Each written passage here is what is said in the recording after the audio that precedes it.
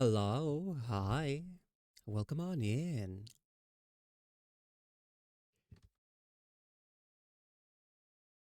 I may be slightly addicted. Ow. Hi, Goldie, welcome on in. I'm just adjusting the volume. I have done nothing for the past 2 days except play Minecraft. This is my base. It is Giant Tower. That's about it. I've been experimenting with the Create mod. Are you on your Minecraft phase? Let us hope not. I'm just very tired today, and I was like, I don't feel like doing art. I immediately pulled up Minecraft. I have realized that if I were rich, I would probably definitely be evil. I was experimenting with the Create mod. I created this giant monstrosity to help me farm kelp. You just push a button, it harvests everything. Is the game volume okay? I forgot to capture the audio. Hold on.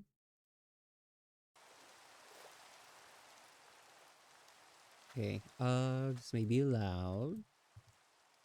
What game volume? Exactly. Sorry, it's usually on. I usually capture them independently. I forgot to set it back. Okay, let's see how loud this is.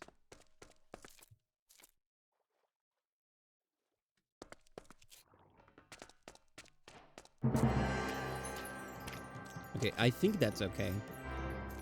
But yeah, automatically harvested. I yoink all of it here. And here is my unpaid intern, whom I sell kelp to.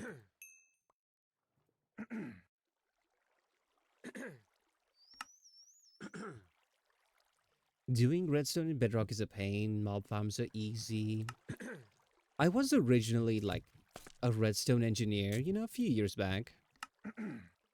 But I've been playing with the create mod and I've been having a great time. Click on space, it autofills the trade lot. What do you mean?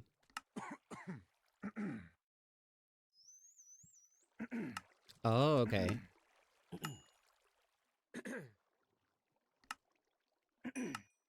I wish there's a button where you could trade just like everything.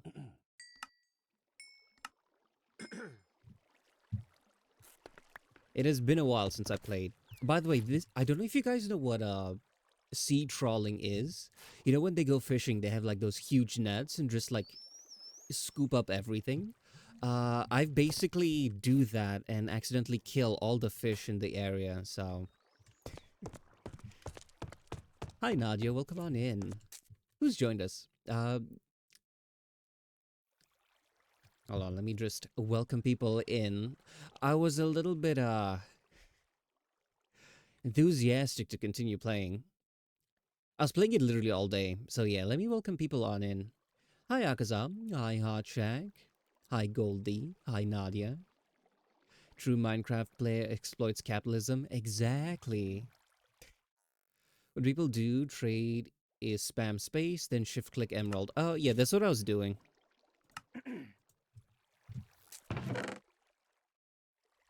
Anyway, the goal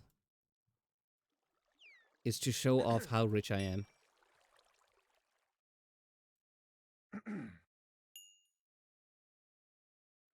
It's not working. Was it space?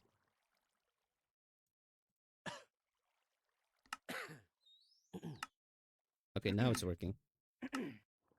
Oh, wait, I don't actually... Okay, sorry.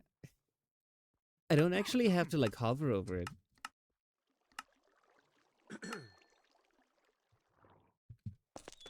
Choose a trade. Oh, okay, okay. Your whole house could be made of emeralds. That is exactly what I want to do. I want to turn all of these into emeralds.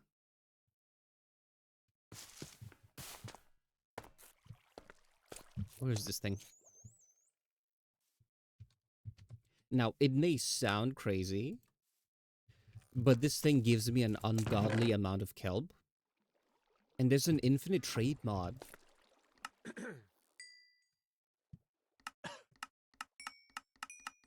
Okay, this is so much better.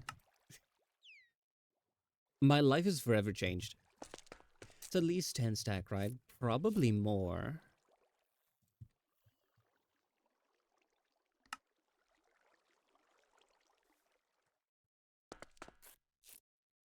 First we mine, then we craft. Odileni, yeah, I am like an OG Minecraft player. I played it super long ago. Ow. Do you guys want to see how much like emerald I've earned so far? This is my emerald chest. When I said that I was busy playing this for like 2 days, I was not kidding. This is my building material chest. I want to turn this entire tower into emeralds. So yeah, this is how my progress is going.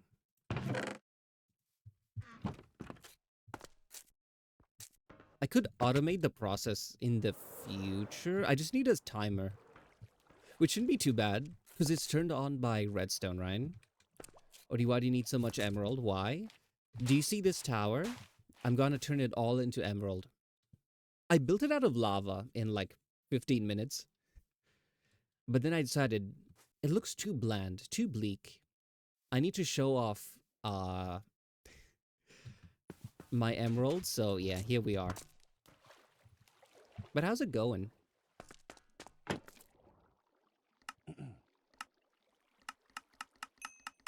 Oh, this is so much better.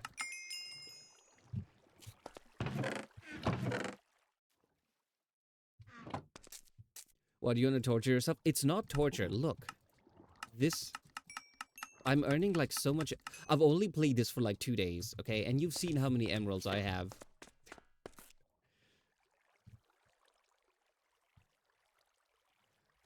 I am going to be a true capitalist. I am going to flaunt all my money while oppressing our unpaid intern here. I just stole him from like the village. I don't need seeds.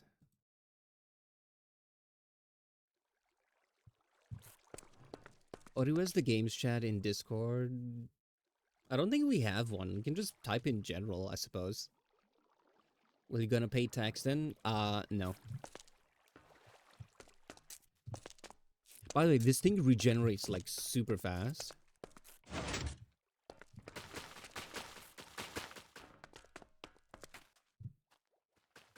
I want to show you dress how fast. Also, all those fish just died. Like I said, this is terrible for the environment. That's almost like 1,000 kelp. And, you know, every like 2 minutes. I may have gone a bit overboard. But there's no such thing as too much money, right? Right?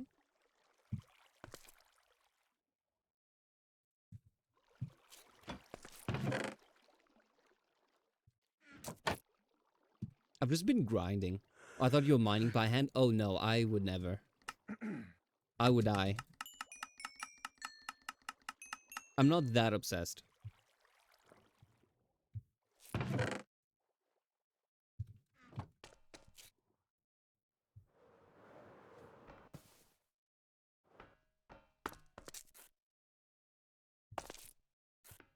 Should we actually start changing it? I think we should. We also have like a ton of diamonds as well. The one thing I'm lacking is iron. I was gonna show you what the farms used in my world look like. Sorry, I jumbled the words, but I know what you meant. Am I playing Bedrock? Or is this Java? I don't know. I don't know what the different versions are.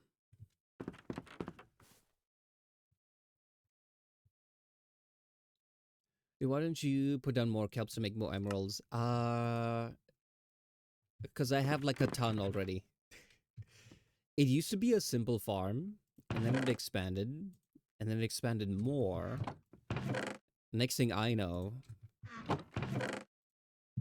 1,000 kelp every couple of minutes. This is Java? Oh, okay, okay. I'm not the biggest Minecraft player, for lack of a better term. I enjoyed it. I loved Redstone. This should be enough. Hopefully. You're gonna become even richer? Yeah, but I just need to wait. To be fair, the thing that'll help me most is just automating it. Order the rich cat? Yeah.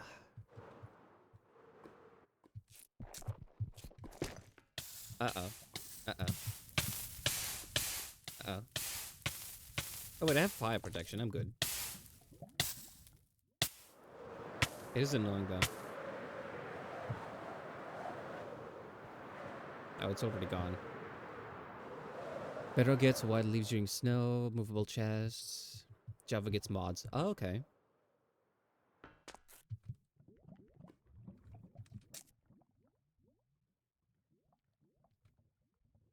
Okay, how do I do this?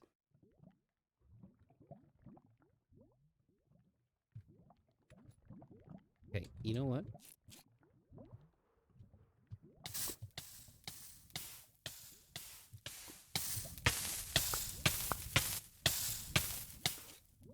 God damn it. Ooh, okay, hold on.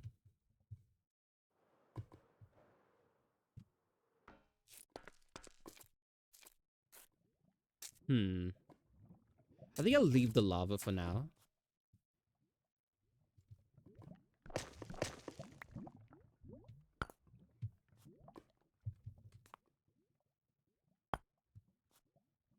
I have an idea. Hold on.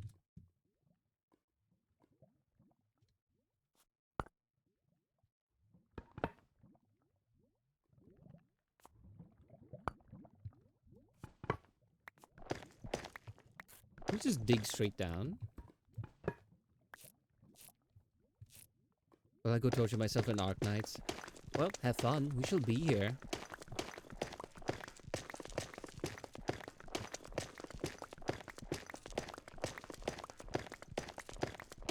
So what have you guys been up to? I thought I'd play Minecraft because it's a bit of a yappy game, you know? Not too exciting. If that makes sense.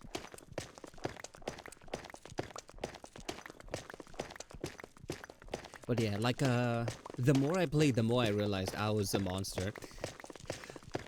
With my whole, kelp farm, it was just destroying all of the fish in the area. But I'm like, it's okay, they're just Minecraft fish. They don't matter.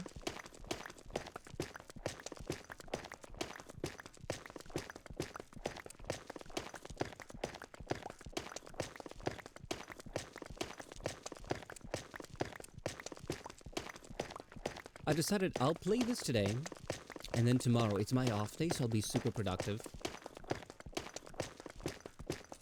Playing too much Arknights and wanting to cosplay. Ooh, cosplay is fun. I've only ever done it once.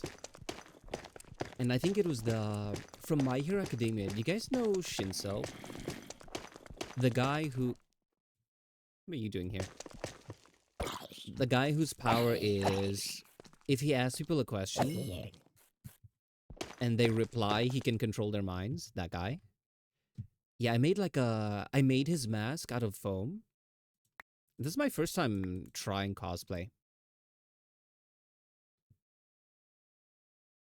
Oh, I misclicked something. It is expensive. Like, I was kind of surprised to see how expensive the foam was. Like, yeah. But building certain farms on Bedrock is a pain because Mojang gives a stay counter. I have no idea what that means. I'm just a cat who plays Minecraft. I play it the way people play it with Legos.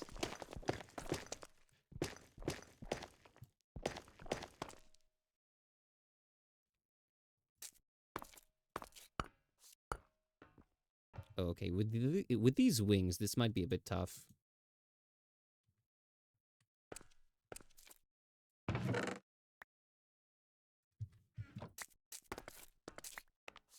Okay, I have a plan.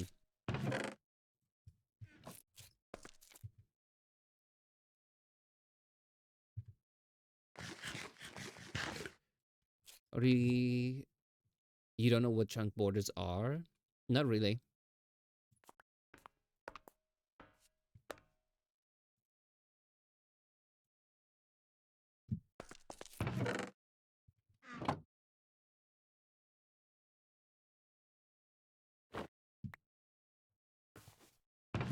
I already have one of these.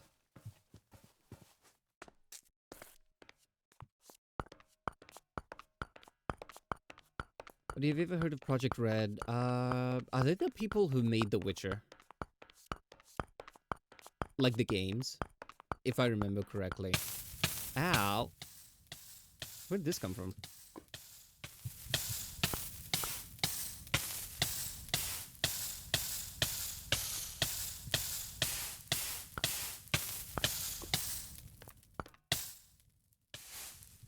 Was weird. How do you not know what chunk borders are? They're the borders to the chunks that make up the Minecraft world. See, I do things that are fun, like play with redstone.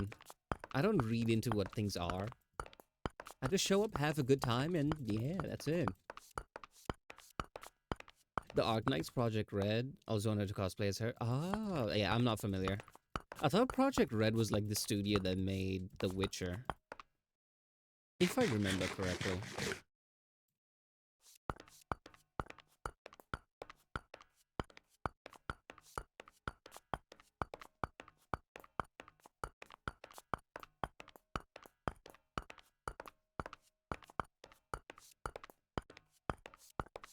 Ooh, I'm really excited about D&D.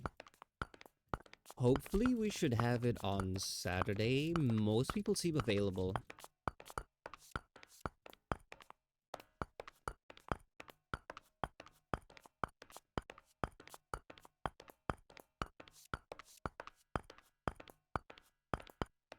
Yeah, if you buy cosplay, it's like crazy expensive. If you make the stuff yourself, it's a lot cheaper. Like when I did my cosplay, I literally just bought sheets of the foam, cut it up, arranged everything in order, painted it, and yeah. The only thing I bought was like the My Hero Academia a uniform. Because I'm not gonna sew that much.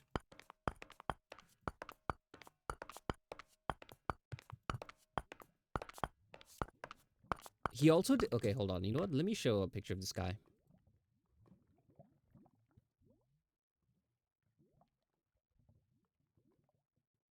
Hold on. Where is he?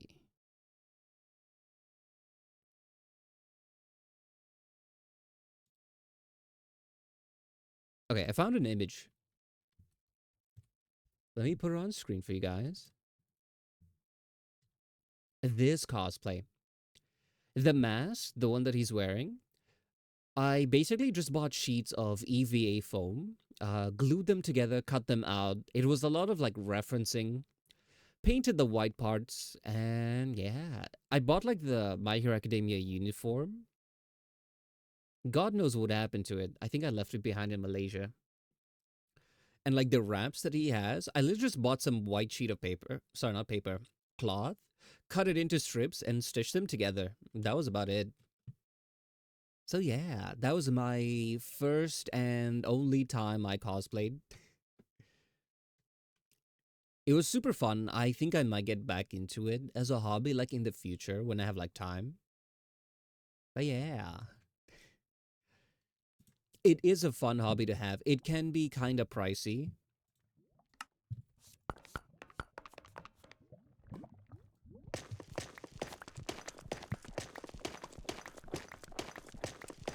Cancel.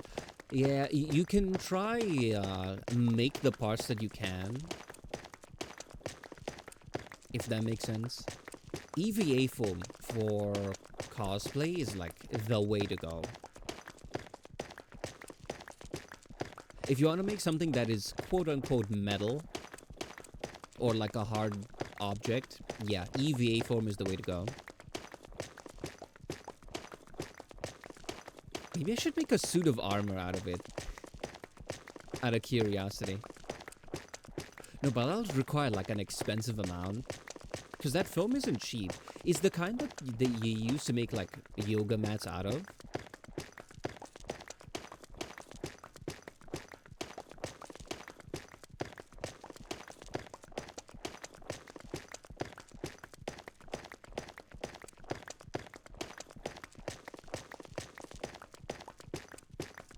But cosplay is super fun.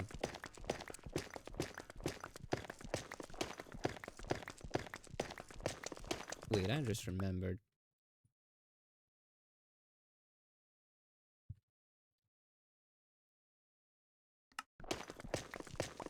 I need to keep that going. I want to make a... I want to get more into the habit of marking like topics we were yapping about on stream. So like if it can be made into a short, that's like super easy.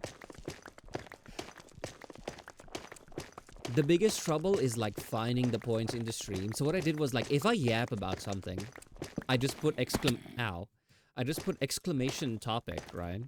So if someone is looking through the VOD, they just notice like the little skeleton dancing and they're like, oh, okay, there is something here. And then they just like check a little bit before or after.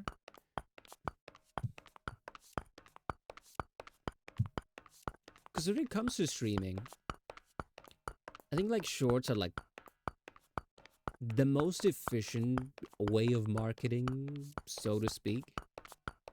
So yeah, for example, I just did that one because we're talking about like cosplay and materials used. Now, I don't know how exactly to make a good short. That's I entrust that to Hot Shack. So if I see like a topic, I just mark it and I'm like, if this can be made into an interesting short, like all well and good. If not, you know, disregard.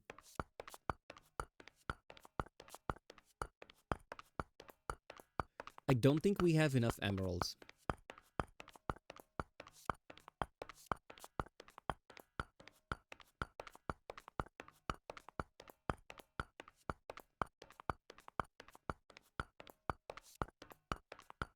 I want to wear a hoodie more often, though, because it looks warm and it's really, really cool.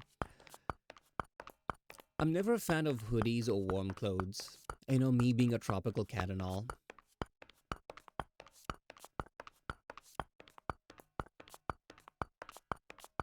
Even here, like, it started to become autumn. Everyone's walking around with, like, very thick jacket and stuff. I still go out in, like, a t-shirt and jeans. Simply because I walk quickly, and if I'm, like, very insulated, that heat builds up and then becomes very uncomfortable.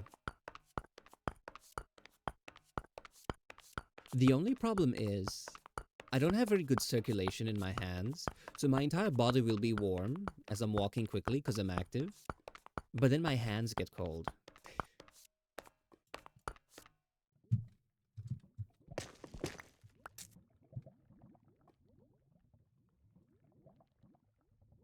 Okay, we need to check on the farm.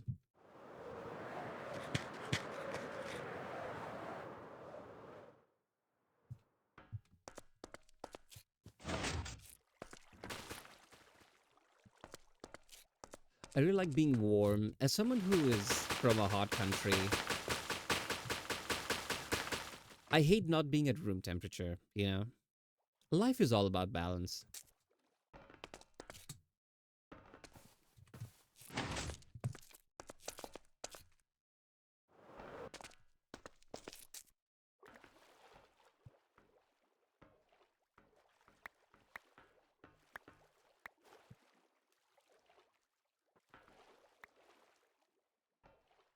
Hi, Voids. In fact, in the summer, I just wrap myself up in some very warm blanket. I could never. Well, come on in. We are establishing capitalism here. Oh crap, I forgot to mix it up. Whoops. Sorry, that's why the headpad thing wasn't working. My bad.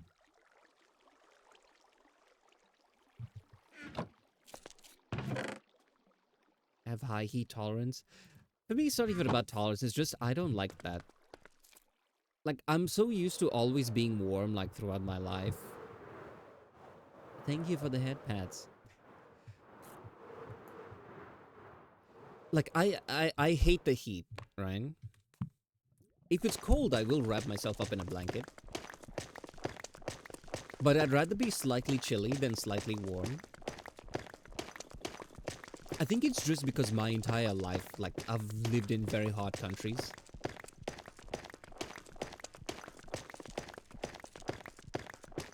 That's about to change because, you know, we're getting into autumn. I'll be experiencing my first winter, so, you know, if I don't survive, you guys will know why. It'll be the middle of winter. I went outside in a t-shirt, froze to death. Stay safe, guys. Don't go outside. Grass is overrated. What is capitalism? It is capitalism, except good, because I'm the only one who gets money. Oh, that's what you meant by cat what now? Because we're like, capitalism is bad. It has its pluses and minuses, right? But we're like, you know what? Things should be more fair. How about everyone has the same amount of money, which is 0, and all of it just goes to me, and we call that capitalism.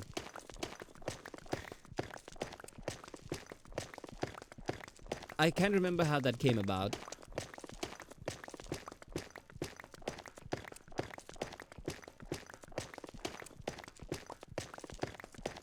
This may take a while. I experienced both winter and summer. Ah, okay. Yeah, I'm not from Europe or like the West. Or literally any place that has seasons. So yeah, it is a strange thing to me. Okay, we need to put this away.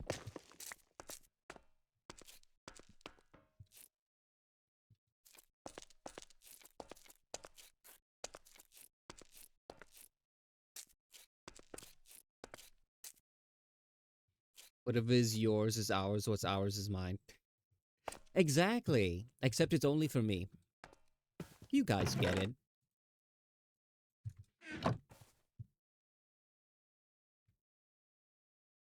We need more chests for cobblestone. I have a feeling we'll need a lot more.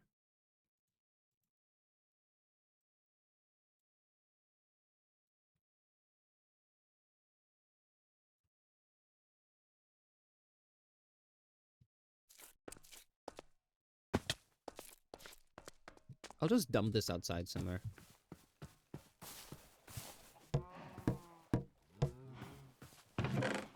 Because I don't want to just throw it away. It could be useful.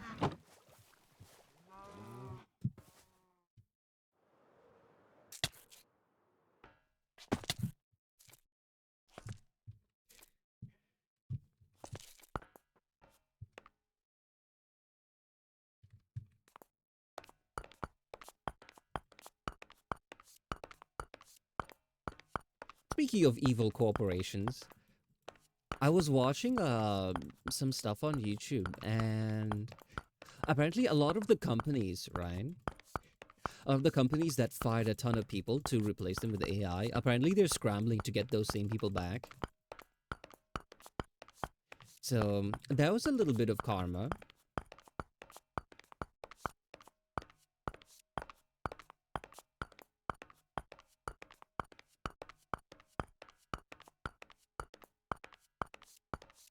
To be fair, I think they were like overhyped on it. They overestimated how good it was. They bought the hype, not the proper product. Bring those blocks down sounds like you're knocking your head over and over.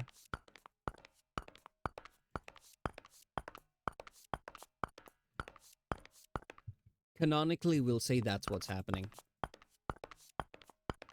Okay, we do not have enough emeralds. We have maybe enough for like half the house.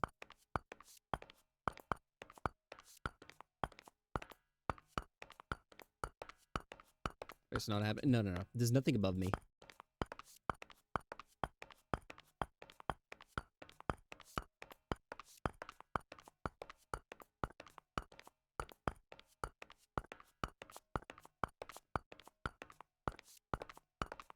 Okay, we need to get more emeralds.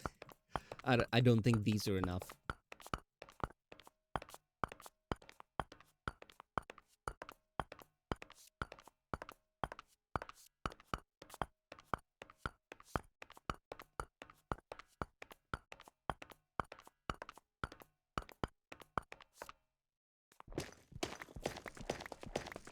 So my Orca is freaky. Guys, no flirting in the chat. I'll bonk you with this stick here.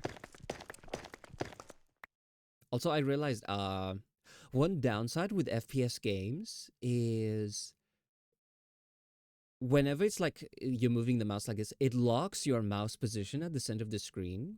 So things like my staff don't move. And if you have like a mascot that follows the mouse, it'll just be forward facing. Unless you like pause it and move the mouse. But yeah, don't make me whack you. Jokes aside, it is an official rule. Don't be lewd to each other in chat.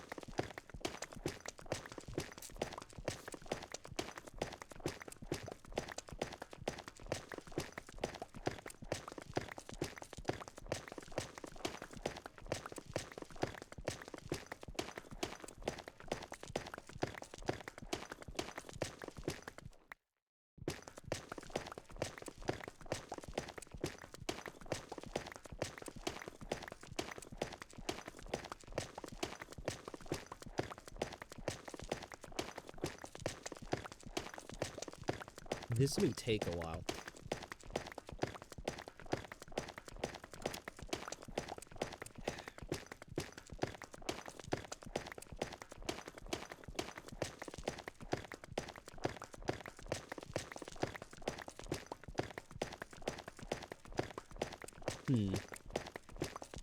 Oh, I should probably go to sleep in Minecraft. Guess who forgot that they took off their wings?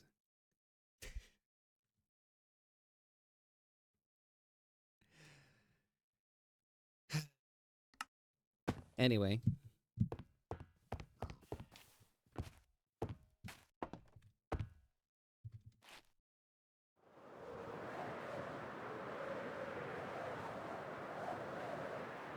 The name Arknight is familiar, but I don't remember where it's from. I remember reading the name, but that's about it.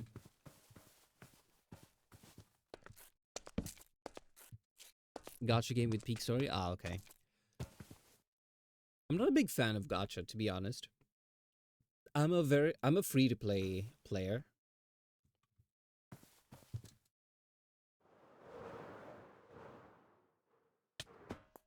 I think Genshin is like one of the only ones.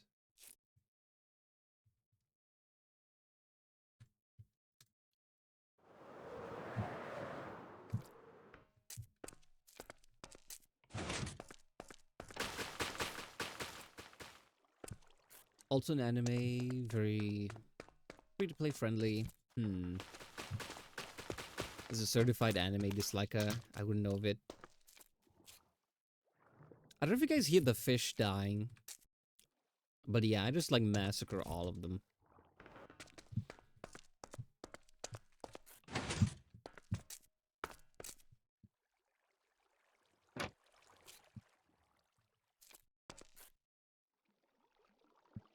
How full are these? It's okay.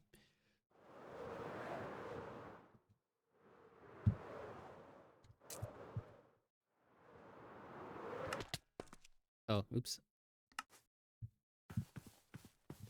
Cat accidentally caught fish. Yeah, I just throw it away because I don't like it. I don't need it for anything. I tried giving it to the villagers. Oh, wait. I'm trying to make like my own village. So I trapped a couple in here. Put some beds, some doors. I gave them food. They're not doing the nasty. I don't know.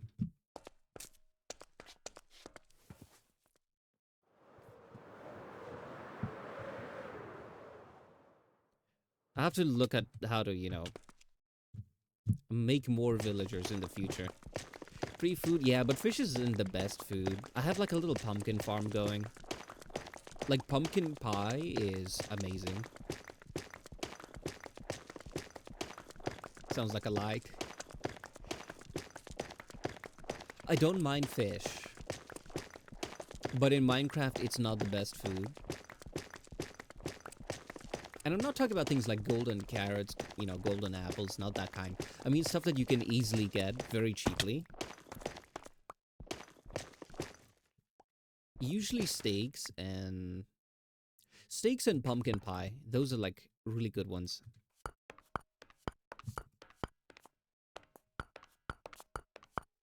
I should probably fix my pickaxe.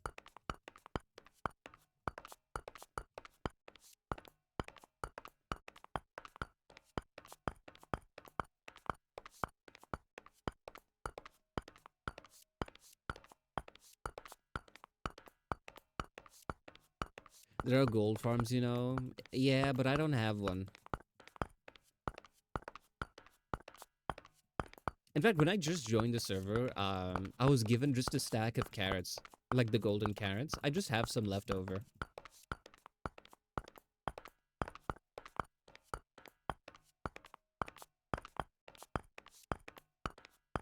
Do y'all think if I try to feed the cat a fish, I'd sustain any damage?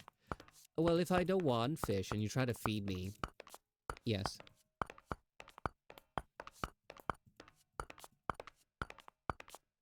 To be fair, it is massive. I've literally just started on this server.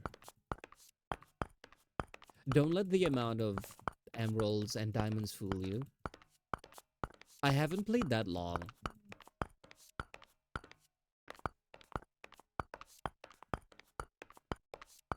Maybe that's just a lie that I'm telling myself. But I've been playing on it for like 2 days. Right? I might have to uninstall it.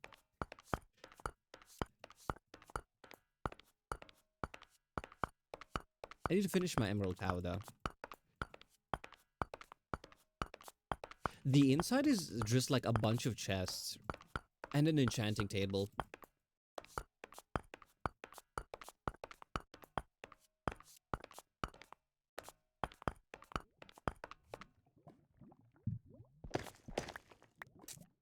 Listen, die stuck in a teacup, I'm safe at a distance. Fireball? You see here, fireball is a ranged spell. Remember that.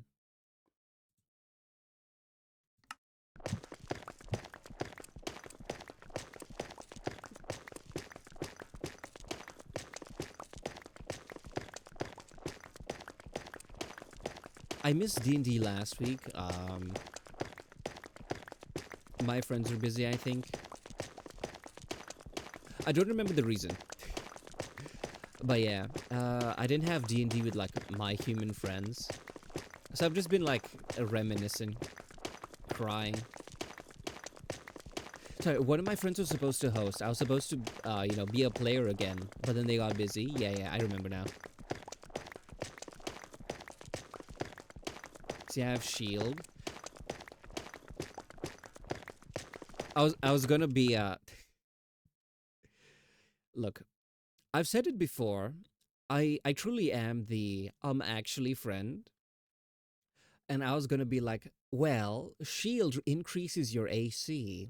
Fireball is a dex save spell, so it wouldn't matter if you have a shield or not. But then I remembered myself and I was like, let me not say that.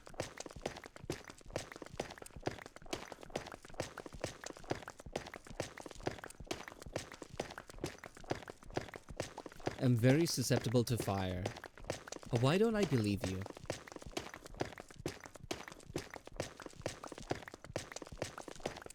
Yeah, in D&D, you either... What the hell is AC? AC stands for armor class. It's basically how strong your armor is or how good you are at dodging something. It's basically, does something hit you, yes or no?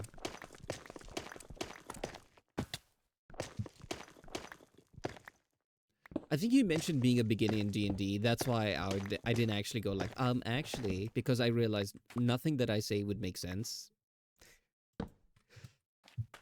So I just didn't. I was just like, But It's in my lore, voice is susceptible to fire. Ah, okay.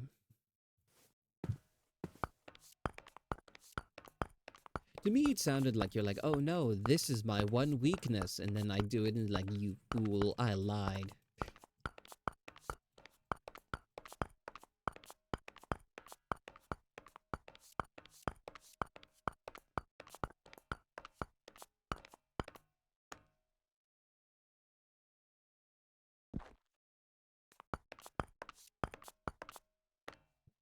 Okay, Hank.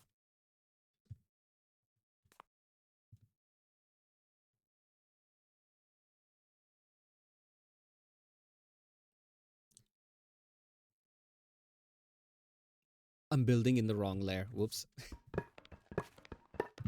Oh, I didn't. I did. Mm, I didn't absolutely no research on D&D. That's a double negative, which means you are well studied. So I expect you to know the entire rulebook, back cover to cover. I get what you mean. I'm just teasing. Uh, don't worry about it. For those who don't know, I am hosting a one-shot for a few of our community members. This was actually planned like ages ago, but I got super busy. And I'm going to introduce people to the world of D&D. So yeah, a lot of them are beginners. And I'm like, hey, it's okay. Bring yourself and your enthusiasm. You don't need to know the rules. We'll learn as we go. I run a very beginner friendly table. So if you don't know things, that's okay. I've been playing D&D for like 4 years, and it's only recently like some of my friends actually understand the rules. Because I have like two kinds of players, right? I have the min-maxers, the sweaty players, the ones who super optimize everything. They are basically the people who read builds and guides and how to combine spells and be like do crazy damage, right? And I have people who don't know how the basic rules of the game work. Both those people have fun at my table. So yeah, you don't necessarily need to be one or the other.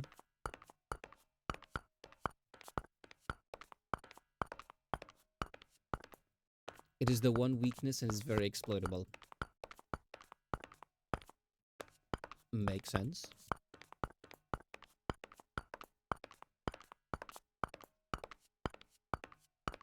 I laugh at the concept of kindness. I run on Mach 5 from fire. If you're fast, you're a lot better at dodging fireballs. Just saying.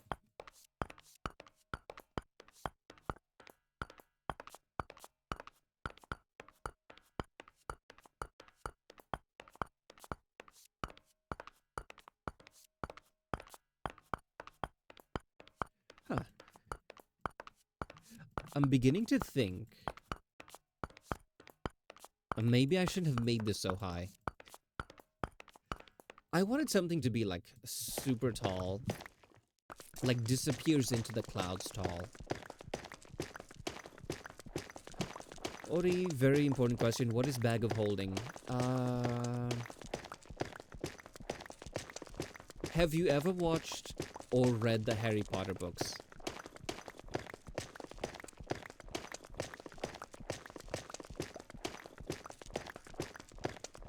Do you know Hermione? I think, what was it? The last book, book 7, / movie 7 and 8. She has a magic handbag, right? Which is a very small purse, but inside it is full of like a lot of things. Like it's bigger on the inside compared to the outside, or the TARDIS if you're a Doctor Who fan. I'm not, I just know what it is. A bag of holding is basically that. It's a small little pouch which when you shove things into, they disappear. Like you can fit 500 pounds worth of stuff in there and it'll be fine. Yeah, that's basically it. It's a magic bag that holds a lot of stuff and doesn't weigh anything, so... I mean, if I just liquefy myself, then a free dodge... I don't know. So can I put the ocean in it? There is a capacity for it, right? I think 500 pounds, if I remember correctly. So you'll get about 500 pounds of water, and if you shove in more, the bag will break.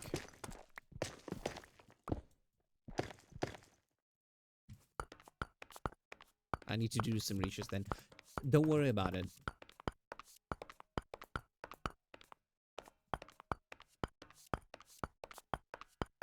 What is that in E units? I don't know. Because D&D, I think, was made by Americans, so all the rules are written in, like, feet and pounds.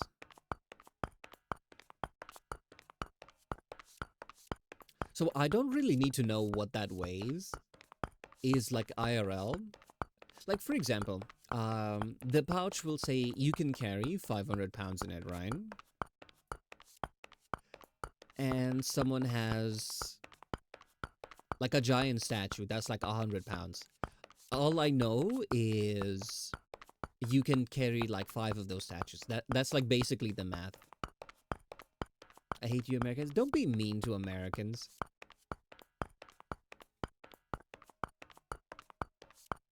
What they ever do to you? They were born into the imperial system. I ready for the next D&D.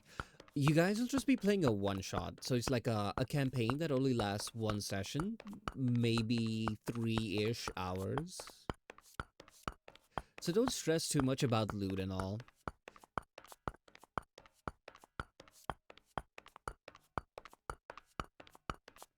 I was considering like a full-time campaign, but I'm not too sure if I'll be able to.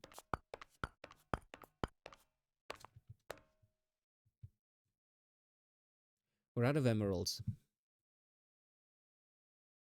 I think I still have some. Whoops. Oh right, I forgot to put the wings on.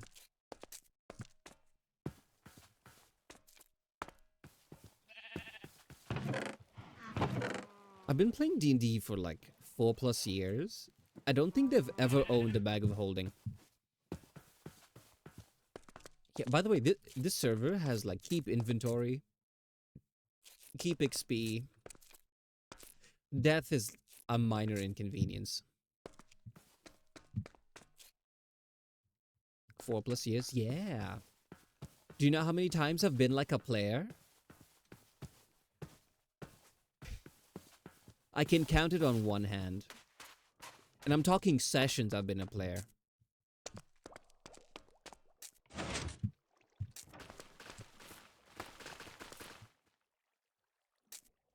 Fun fact, we never played D&D. It's really fun. In fact, I keep yapping about it. Something just died. I keep yapping about it here. And a lot of the people in the community have never played it before. So I was like, okay, I need to show people what it's about. So I offered to do a one-shot. I might do more in the future. I might even make it a collab thing. Not just like for the community, I mean like with other creators. Because it is a super fun thing to do. Okay, Ori, if I can be a necromancer later, like very, very later, can I summon undead army, right? Army, no. A bunch of them, yes. Because I think Terra is a Terra is a necromancer. So they have a raised ed ability.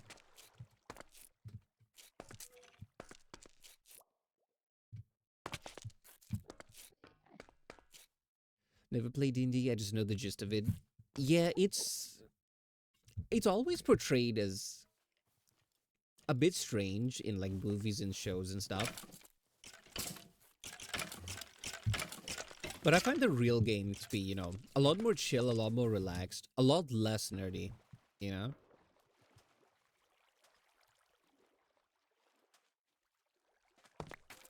If you like roleplay or basic like improv, it's amazing. Oh wait, I forgot to collect it.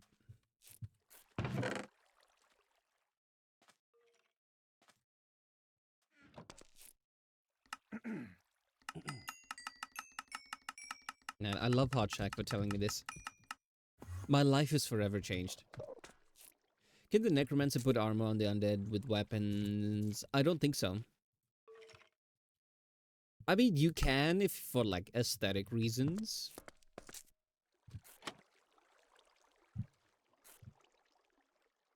I enter a castle, it's dark, you can't see jack shit, what do you do? Kind of. But that's a bit empty, if that makes sense. I'll say you enter a room, what's a good example?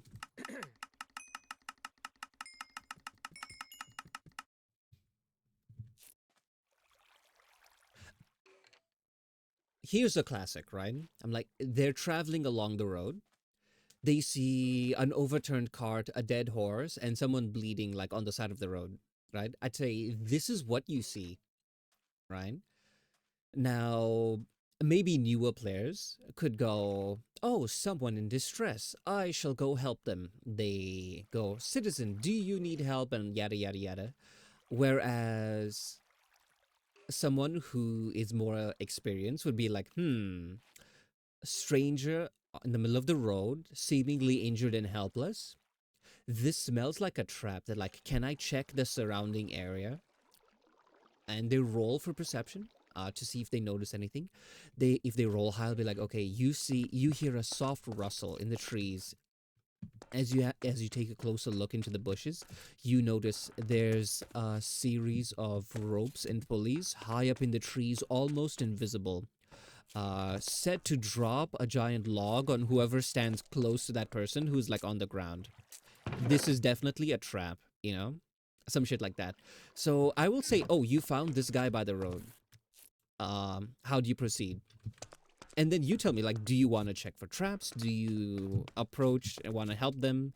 Do you confide in your teammates and be like, hey, we should just rob this guy, you know? Up to you. Pull out the nerd glasses when you speak. True.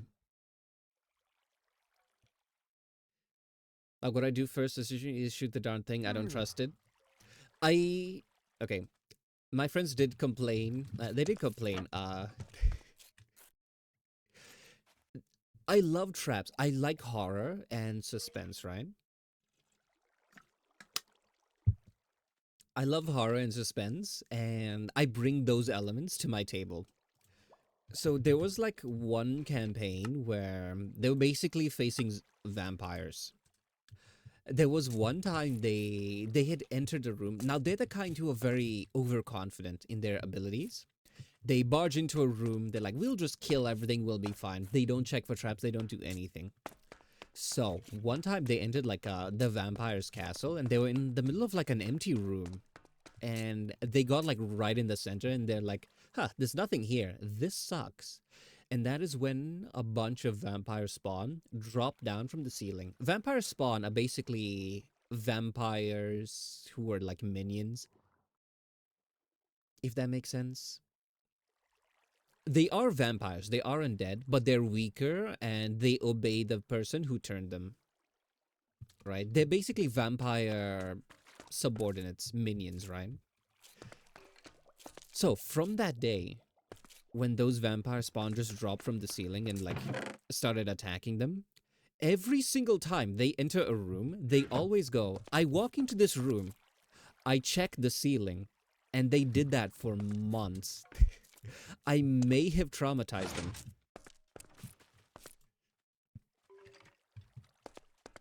Expecting a boulder to fall on them. Traps like that are a little bit cheap. I don't like ones that just do damage. I like things that scare them. Put the fear of God in them. Wait, who's the leader in our D&D one-shot? Did we discuss it yet? You guys can decide then if you want one. If not, you don't really need one. My friends have played with me for like 4+ years. In like almost half a decade, they've never needed a party leader. Man, this environmental damage is truly something.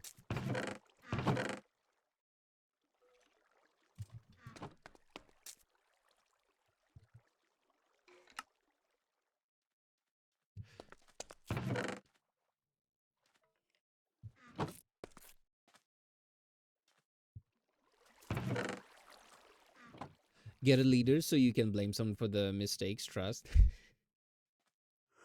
That is the exact reason no one wanted to be the leader, because they don't want to get blamed. But I'm like, hey, you guys, don't worry about it. If you don't create your own problems and mistakes, I will create them for you. What am I doing?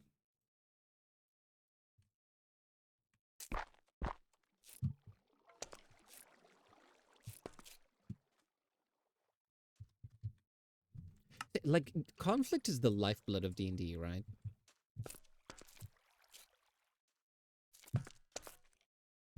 So you can't fully avoid problems, and if you succeeded at avoiding those problems, it'll be a very boring game. Know what I mean? Imagine you watch a TV show where nothing bad ever happens and everyone is just happy. That's boring. So I'm like, hey, feel free to mess up. Oh, we have ads.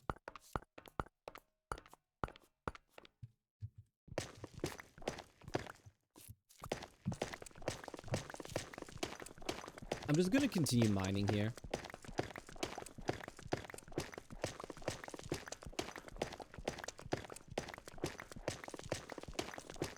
We'll wait for the ads to finish.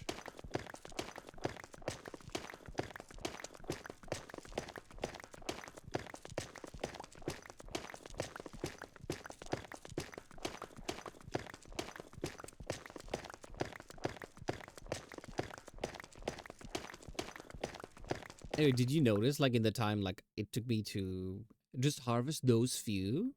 I already have, like, a bunch of stacks of emerald. That's why I decided I should just make this entire building out of emeralds. Because it's very doable.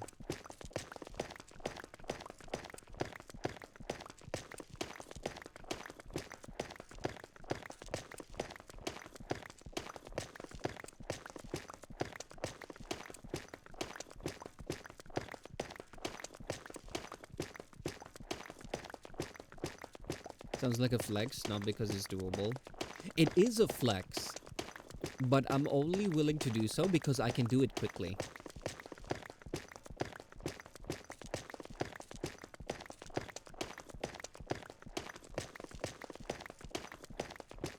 Also, behold my workshop. If I need, like, flattened iron, I just dump it here and let it just starts pounding it. This is from the create mod, which has been super fun. It's it's basically how I made the kelp farm. It is from a mod. It's not vanilla Minecraft.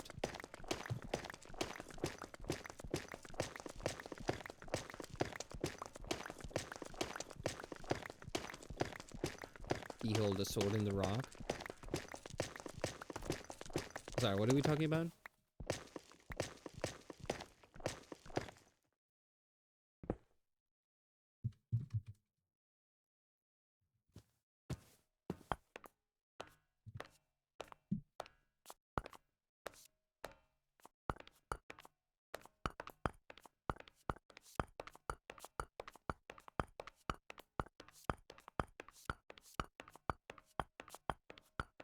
I love D&D.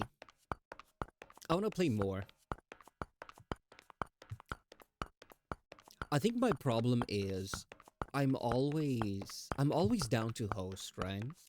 Unfortunately, it does take a lot of time. So there's only realistically a few campaigns that I could run. Like, if I had all the time in the world, I would run campaigns literally every day of the week. Apparently, some people get paid as dungeon masters. I did see, like, when I was in Malaysia, right? I did see some guy who would offer, like, paid sessions, right?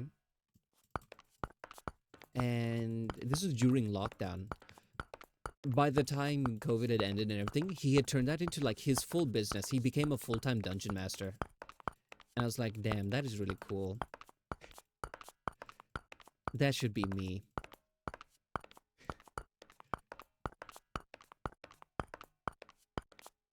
We were talking about something before the ads, and then I thought, okay, hold on, let me wait till the ads are done, and then I forgot what we were discussing.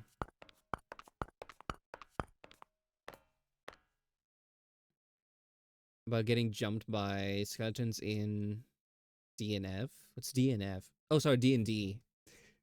There was actually a time, one of my friends kind of just charged in. This is like at the very beginning when they didn't really know how to play. So they just ran in the center of... I forgot the wings. They kind of just ran in the center of a bunch of enemies, and those enemies kind of just shoved them back to the ground, started beating them up. Have you guys seen in...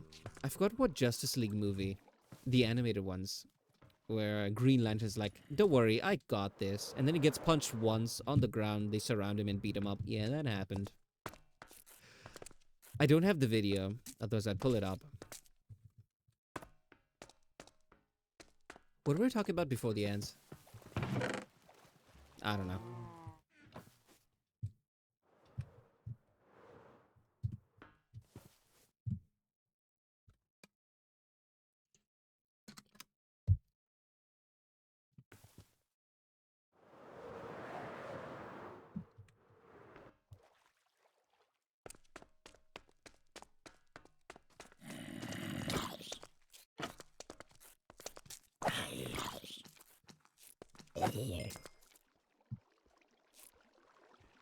Don't worry, guys, I got this. Walks into trap leader, you fool.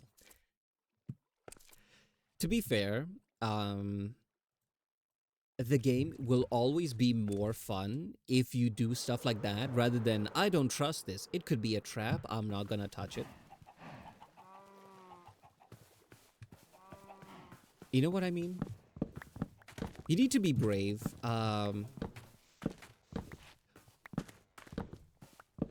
You should actually like talk to the dungeon master. Like if you're playing a game,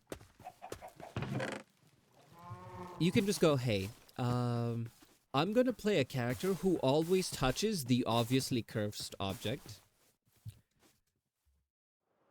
And explain that to them. Oh, I sealed my door. Explain that to them so they don't make a trap where, oh, you touch the thing, you die. That's very boring.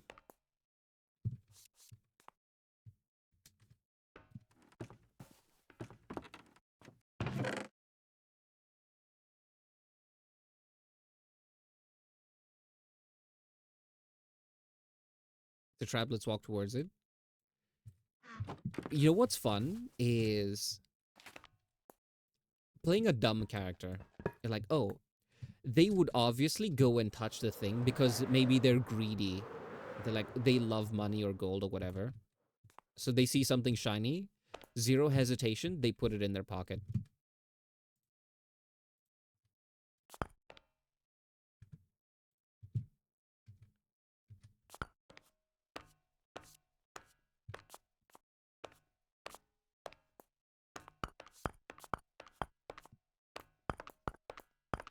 So there's room now when the room is scared of me. Exactly. Like, for example, one of the best things about being a player is I can show my friends through example. They don't always have to choose the quote-unquote correct answer or path.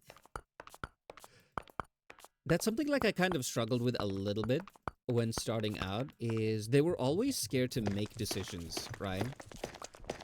Like, I think Voids was the one who said it. Have a leader so you can blame them for the mistakes. So everyone was always afraid of being the one to even suggest ideas, right?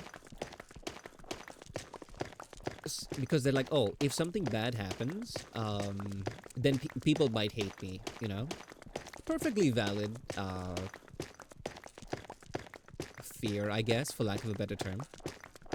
So what I decided to do as a player is I am playing a very horrible elf, right? They are basically ray of sunshine elf, super sweet, super happy, super polite, always preaching love and togetherness and peace and all that.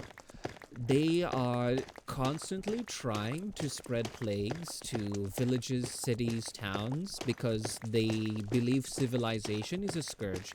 They're a druid, right? So they're basically like nature is the default setting. You guys shouldn't change, right?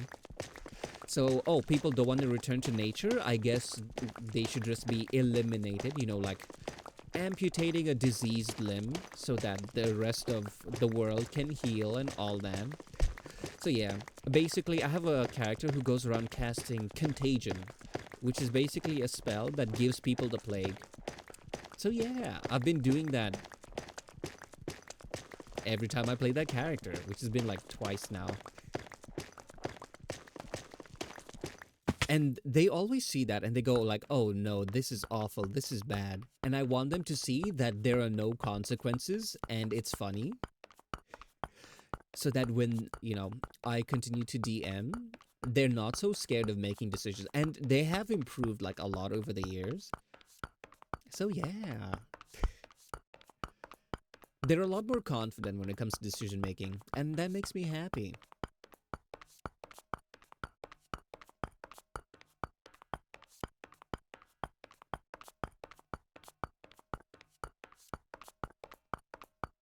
To get the skeleton's leg bone. For example, you can suggest something like that, and yeah, if it doesn't break the game, I don't mind. Do whatever. The only times I'm a little bit hesitant is when people try to like bend the rules just to get more damage, more than anything. That's the only time I might be like, nah. That's not how the spell works. But if it's to be like funny or interesting or cool, I'll be like, oh, that's not how the spell works. But I think what you're trying to do is funny, so I'll allow it this one time. You get a pass. So I bend the rules for whatever is funniest. And I think that's like the best way to play. Rule of cool is what it's called. But if I use fireball on my sword, you can. Do you know what'll happen? Your sword and everything around it will explode in a fireball. I don't know what you were trying to achieve with that, but I'll be like, okay. This is what I'll do, right? If someone is like an intelligent wizard and they say like, oh, I want to cast fireball on this sword, I will explain like, hey, as a wizard, you know this is what will happen if you do that. And then I'll ask again, I'm like, do you want to proceed?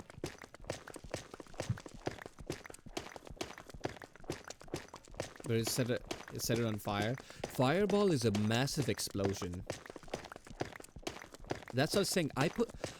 I taped this hand grenade to my sword because I want to give it fire damage. That's basically what you're doing.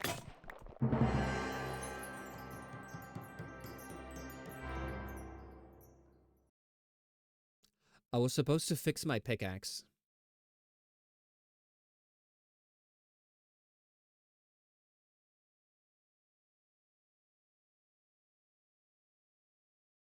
Oh well. I think I have another one.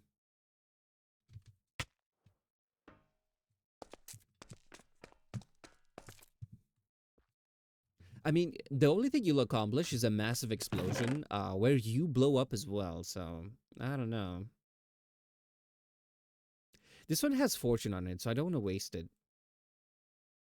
Yeah, I have another one. Let me try not to break this one.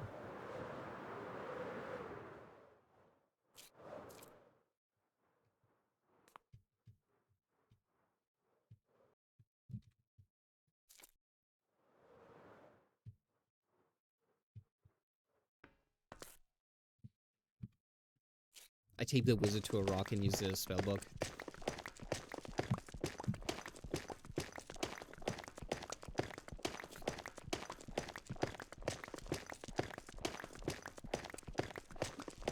Dumb things like that is why I love D&D.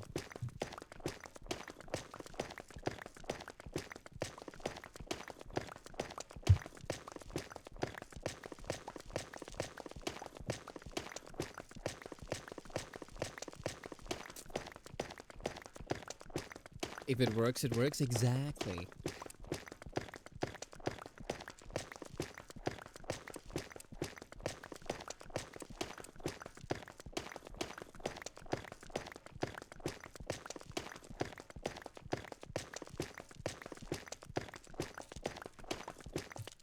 should probably harvest some. Hold on. This is why I need to make a timer.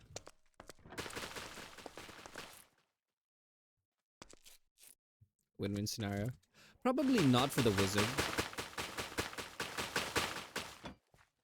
See, I don't have enough harvesters to like fill the whole thing up. So I do have a bunch that just like floats the surface here.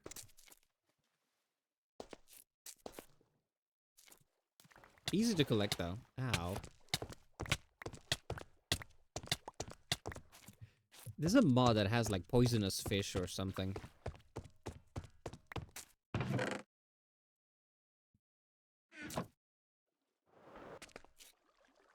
Where'd I get diamonds from? Oh, from this quest. Yeah. Whoops.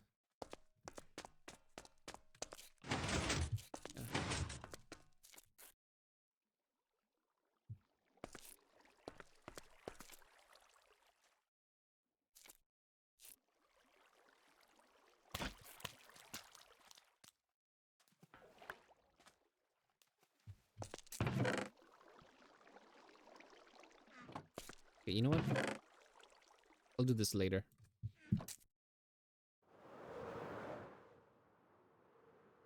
It's called a pufferfish. Is it in vanilla Minecraft?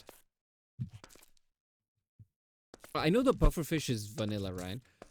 I mean, when you touch them and it poisons you, is that vanilla?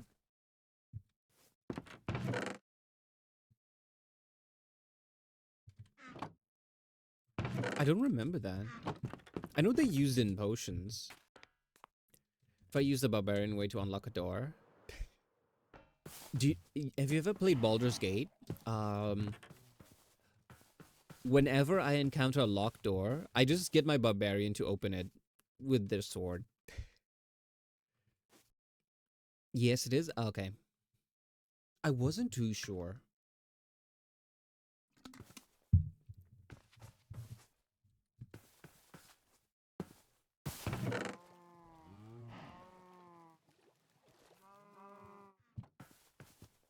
I rammed the door with barbarian. You know what I used to do? If you play Baldur's Gate, right? There's this one place you can get like an adamantine sword. So the thing about it is it's super useful against solid objects. In a fight, it's okay. But like breaking objects, chests, doors, you always do critical damage.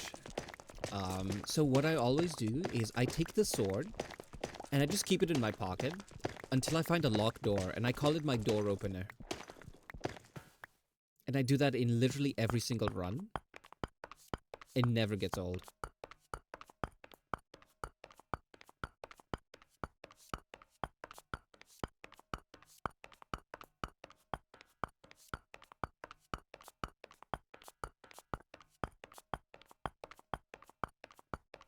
We're supposed to make more food. Hold on.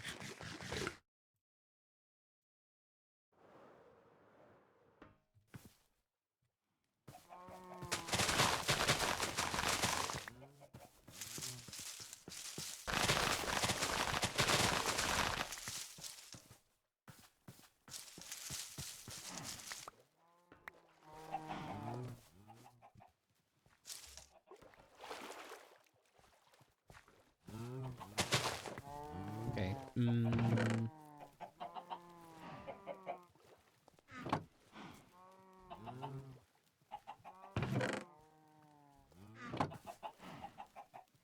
And eggs.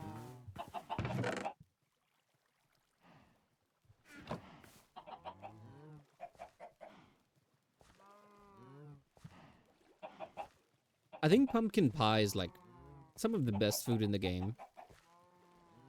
It's like super fast to get and is pretty good.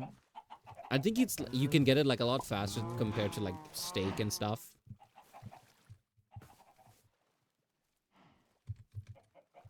So usually when I play, like, it is my go-to option. First thing I do is find pumpkins and sugarcane. Chickens are relatively easy to find, so it's not an issue.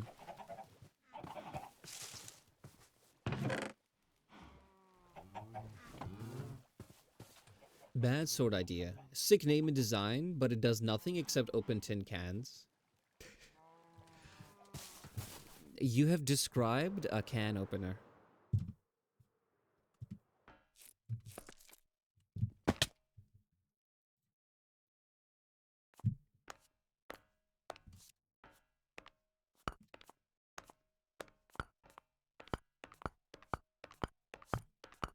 I saw a meme where they called a sword or a knife a people opener, which I thought was funny.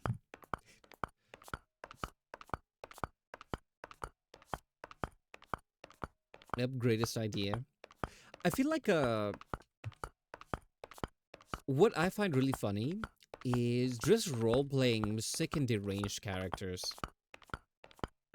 Ones that easily pass for normal and put together until people start to like slowly see the cracks like in their psyche.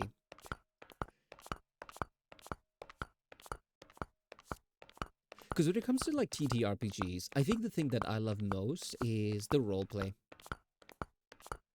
In fact, when I made my character, like at my table, I think I'm the only one who has made a character that is not optimized for combat. Because they're all min-maxers. They're like, dealing damage is the number one thing. I made a character who, they don't deal the highest damage, but they have spells like Contagion, you know, they spread the plague, and they mostly slip away. Like, as a druid, most people will look for what is the strongest monster to transform into so they can deal the most damage. Personally, I just use it to transform into things like crows, ants, insects, and then just fly away. No one can catch me. I may not kill every enemy, but I can easily escape even the most toughest of foes. I did have it's not a one shot, it's more of like just a combat session, right? It's just the characters and practicing like, it's just enemies and our characters in a random battle map and it's just fighting, right? Because it was a day we didn't have D&D planned, but we wanted to do something anyway. I played with my character and everyone died because the person who was hosting, it was their first time doing it was their first time being DM, right? Even for a combat session. So they didn't know balancing too well, and they ended up like killing everyone super easy, and I was the last one alive. So there's no way I could win that fight. I think it was against like 2 dragons or something. Instead, what I did was I turned into some giant mole. I dig underground. I dig away. A dragon can't follow you. It cannot dig underground. It has no burrow speed. That's why I love druids, like the ability to turn into like a little animal, a little insect. You can just sneak into wherever and no one is gonna notice. If you want to know what D&D is like, watch the D&D movie. It has, what's the guy's name again? Chris Pine, I think? It came out in 2020, I think. Is a Void King who killed entire lab out of vengeance and axe somewhat count as a deranged character? Sounds like an edgy character, which I don't think are the most fun.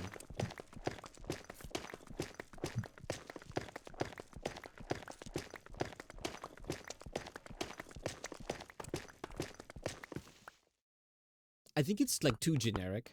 Sorry, not too generic, too common.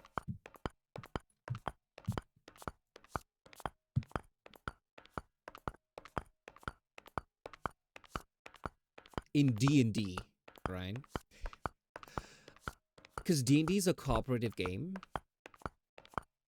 It's quite bearable and normal once you get to know him. Oh, okay, that is a good character to play.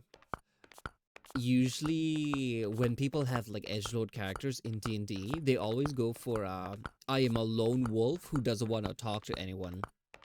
In a game where you have to form a party, if that makes sense. It is usually like very beginner players who, how do you say this?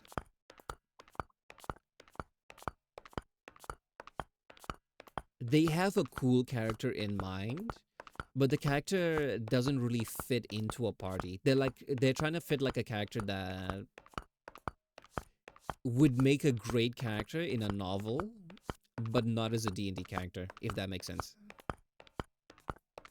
It can work if someone knows what they're doing. Say he's quite social, is an asshole to everyone. Okay, then no problems there.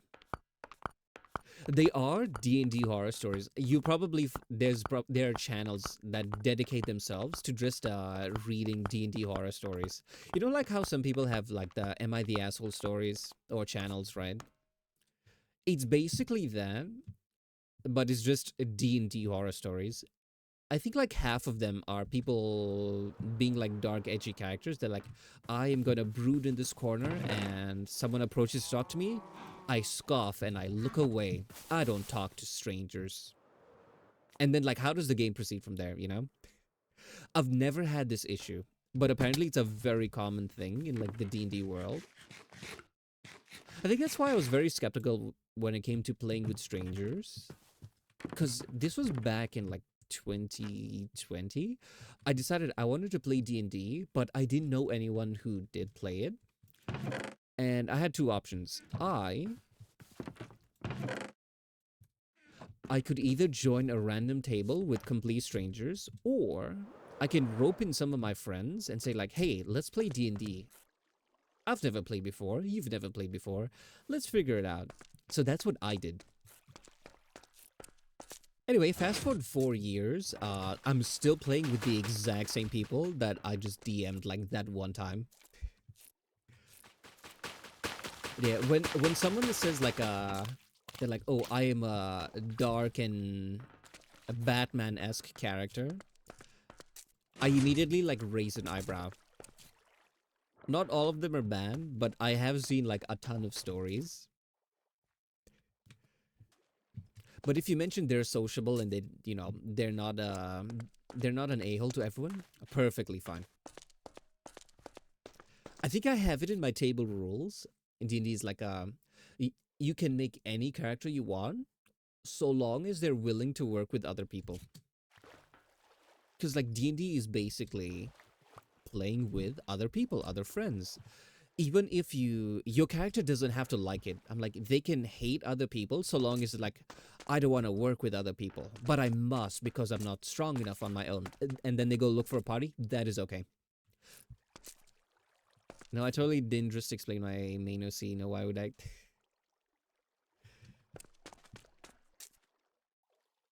This purple-haired cat that you see before you was supposed to be my first ever D&D character. They had no lore. It was just reskin tabaxi, which is like cat people. Like the Khajiit if you've played Skyrim. But I ended up never using them. But when it came to making a model for the first time, maybe like a little artistic persona for Twitter, I just like used it. In fact, it's actually very common. Like a lot of VTubers, their designs are based on old D&D characters. Maybe not one to one, but like heavily inspired. So it's not as strange as you may think.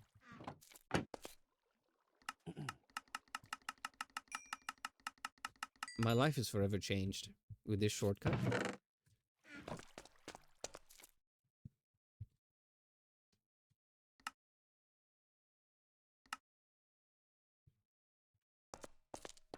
Can I have some kelp? I have thousands. But hi, Maya.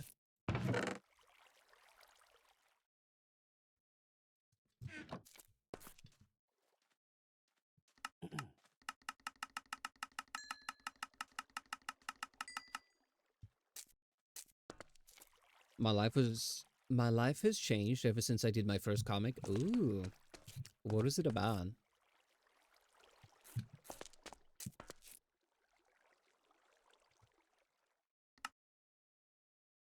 Hey, we have some more blocks.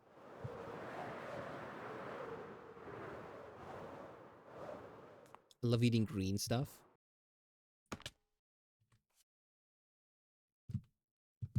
I don't know what that means. It could be as simple as you're just a fan of veggies. I don't think you can eat these emeralds though. They might be bad for your teeth, so.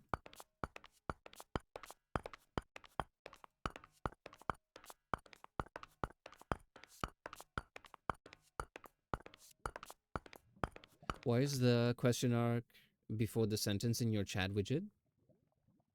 In the one now?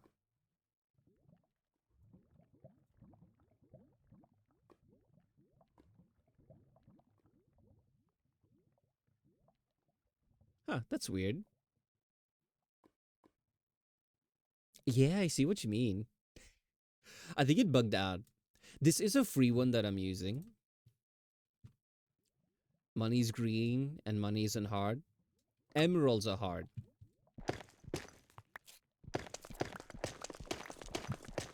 That's so weird. Okay, if I had to guess, I think the question mark went onto the second line, but for some reason got shoved upwards. If I had to guess. I didn't program this one, and I didn't pay like anyone professionally to do the stuff. So I just yoinked like a free one. The one downside is it doesn't have the 7TV emotes in there, which is like a big bummer. Which is kind of the reason I didn't use it like before. But I thought, you know what, it's fine.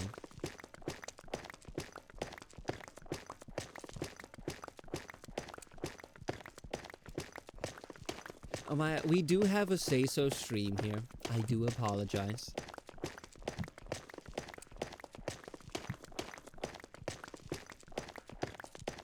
Chances are API call doesn't provide a sort of collection when requesting new chats.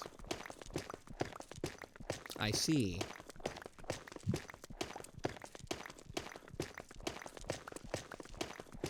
Like hard candies done? Okay. I wish I could like... I looked into programming it myself, but it was like a bit of work. And I was like, nah. I don't know why for some reason the default stream elements chat... I think it's stream element. Is it stream elements or is it Streamlabs? One of them. The default one seems to take the 7TV emotes. But this one, for some reason, doesn't, so I don't get it. Streaming is hard.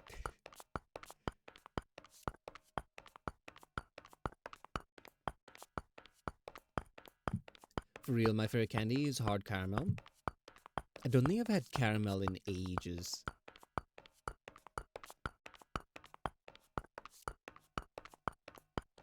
In fact, I think even candy in general, I've kind of shied away from the older I get. There is one exception. Do you know those like gummy cola candies? Those ones will always have the really sour ones, you know, the ones even dusted with like sugar. Those ones will always have like a special place in my heart, you know?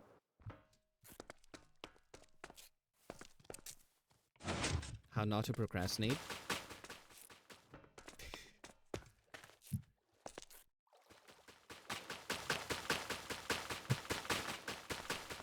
What mod pack is this? I think you know. Yeah, this is the create mod. I'm playing on Gaycraft actually. I think you're in here. If I remember correctly.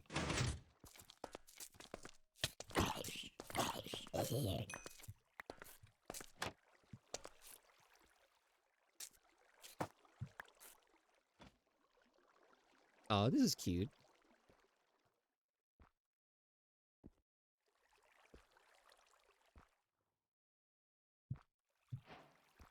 Let me actually hop on. Oh, okay. Hi Melta, welcome on in.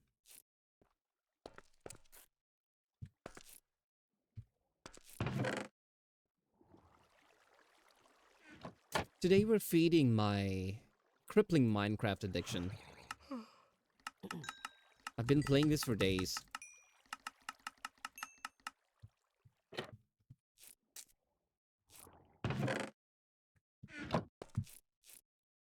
Been holding back from making comic too, because I have to draw a female with normal proportion. I mean, if you're the artist, nothing's really stopping you. Okay, I may have... Don't think I have enough emeralds. Huh.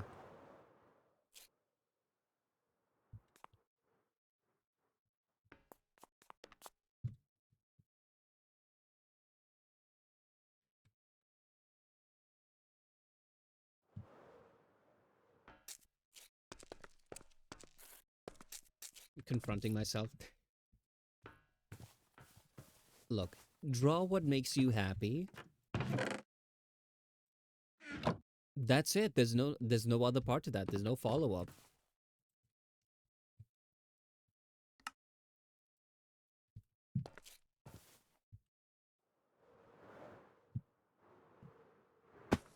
I feel like art should do one of two things. Either make art that fills your heart or fills your wallet. Preferably, preferably both. You know what? This is some sage wisdom. I need to send that to Hot Shack. Maybe he'll make a clip of it. I want to just do this so that I go through my own VODs and then I mark like the little locations. And then I put it in like a spreadsheet. Building with emeralds is a crazy mood. Yeah, I realized that I could get so many of them super quickly because of my kelp farm. So yeah, that's why I'm doing it.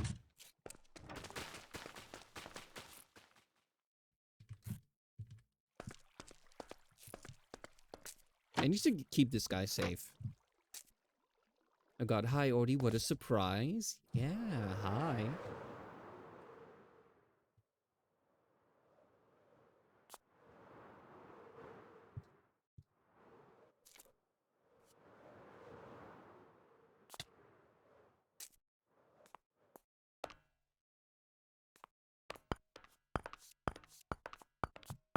Time to dip. Bye-bye, chat. Have a good day slash night. Well, thanks for stopping by, Voids. I'll see you next time. Which is day after tomorrow, I think. So bye-bye.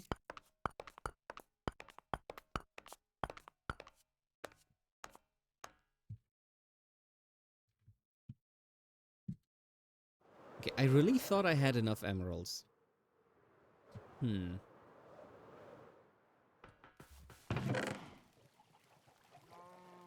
Guess not.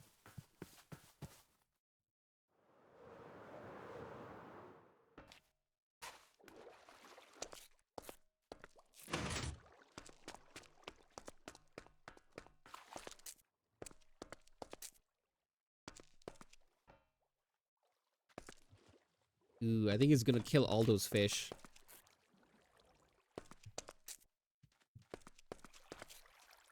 Time to throw someone through 7 floors before sleeping peacefully. Hey, whatever helps you get a good night's rest.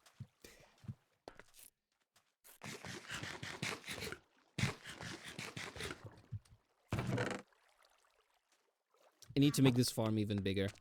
Now, it's expensive to make it wider. But to make it longer is crazy cheap. Because I basically just need to expand this one, this shaft.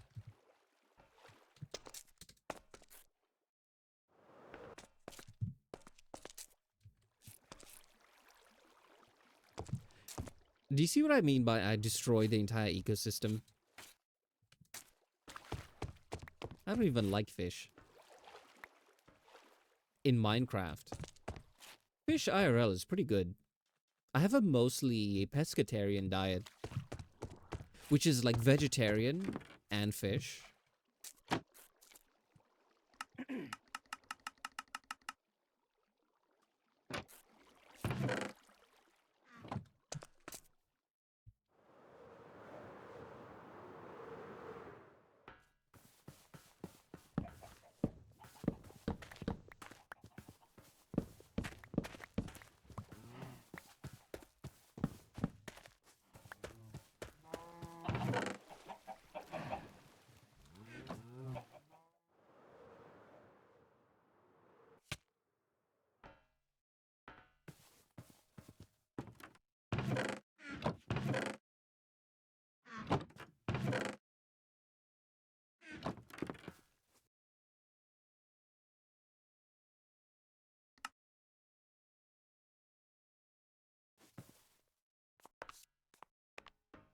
Oh, I saw something interesting today. How do I word this? You know how botting on Twitch is like a huge problem? Or just like botting in general? Apparently, it is so much so that corporations, advertisers, etc., have actually started vetting people. Um, I was watching a video done by, I think, Ludwig, right? And he was talking about like this website which basically sells analytical data of like streamers and all of that stuff to, advertisers, people who want to, sponsor whatever. And they actually made like a presentation of like, hey, this is how to get the most bang for your buck, and this is how to spot like people who are viewbotting, right? Apparently, hold on, do I have my art app open? Apparently it's very easy to tell like who is viewbotting if you check like their streams, right? Oh, I just need a canvas. Usually how it works is this is viewership.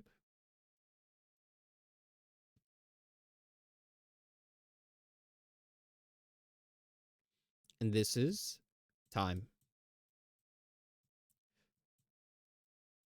What a normal stream looks like. By the way, like a lot of this data is available for free. Like for whatever streamer. Most streams start. Let me get a different color. Most streams are like that. Maybe it goes up, down, whatever. Yeah, that's how normal people who stream. That's what the viewer count based on time looks like. But someone who is viewbotting usually is like it starts like that. You do hear like a lot of streamers talk about it, and I think I've heard a few of them talk, and they said like usually about 1 hour is 1 hour.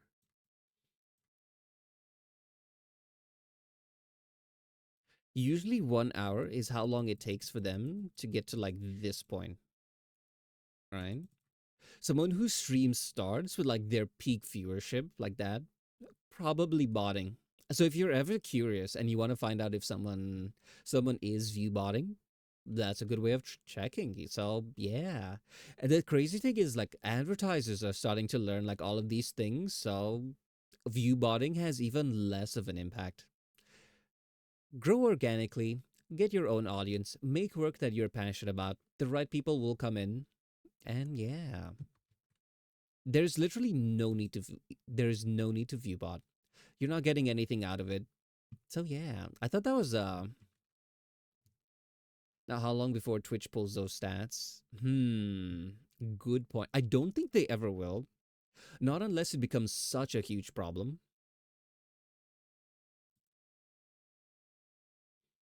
Cuz usually that was you know how like some people like companies they always reach out and they're like, "Hey, we want to sponsor you for this." Now, they don't want to sponsor people who are viewbotting because, they're sponsoring so that human beings can actually see the product. So now they're becoming more and more wary of the botting problem. So they're like, we don't want to sponsor people who are, most of their views are bots. Because, like, why would you? You're just throwing money at them and you're not getting anything back. So that's mostly just a way to check who is worth sponsoring and who is just like trying to game the system. I don't think Twitch will ever pull those stats. Ubisoft allegedly demanded that Steam remove the stats for their games. Hmm. But that's a company demanding a platform to make changes. I don't think Twitch, the platform, would do it unless there was like a big reason. Hi, Kay. Welcome on in.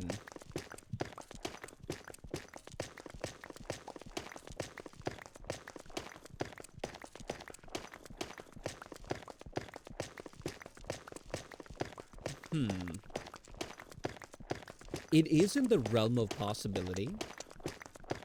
But if it is something like that is directly losing the money, maybe. But I feel like there'll be a bit of outrage because then advertisers will trust them even less. How are you all? I'm doing great. We're having a nice day playing Minecraft.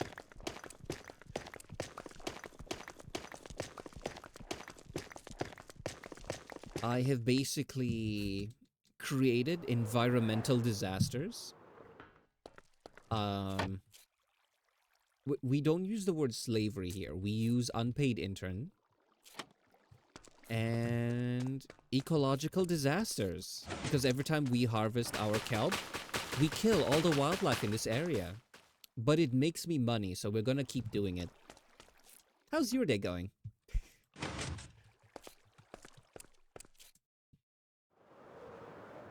I don't think they'll pull it. Simply because, how do you say this? There are enough legit streamers on Twitch which sponsors will gravitate towards,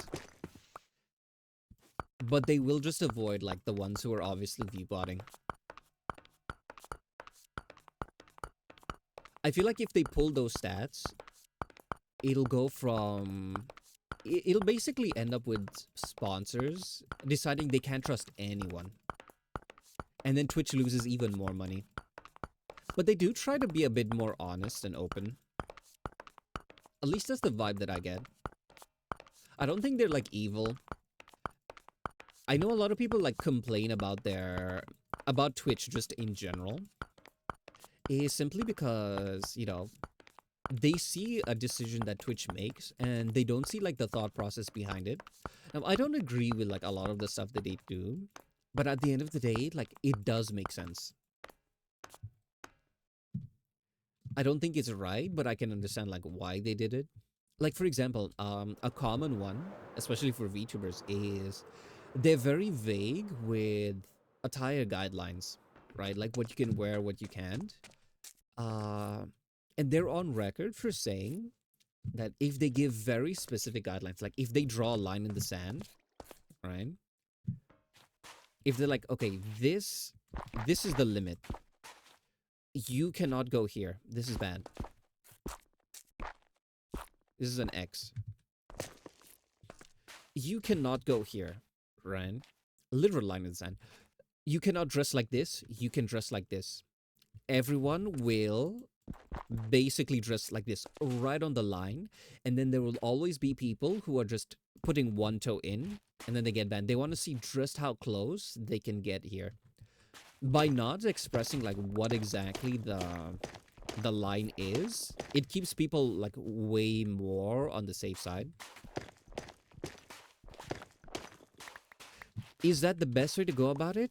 I don't know, but it's what they do, and yeah. Cause them lots of problems from sponsors to other sites that use the sets. Exactly. That's why I don't think they'll ever do it. They might do it. It'll backfire, and then they'll bring it back.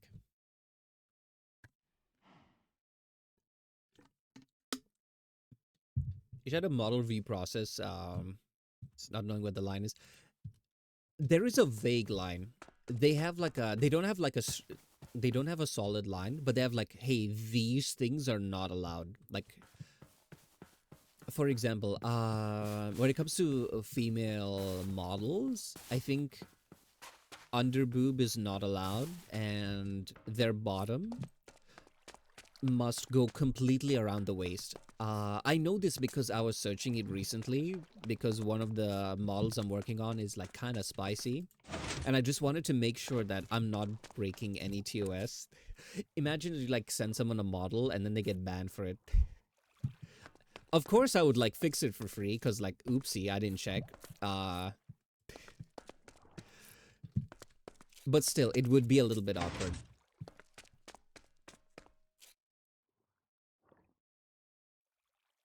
No underboob was for males too, though. Oh, okay. Yeah, I was looking mostly for like a. Actually, I don't think it specified anything like that. Yeah, now that I think about it. Does that mean as a guy you can't go on stream shirtless?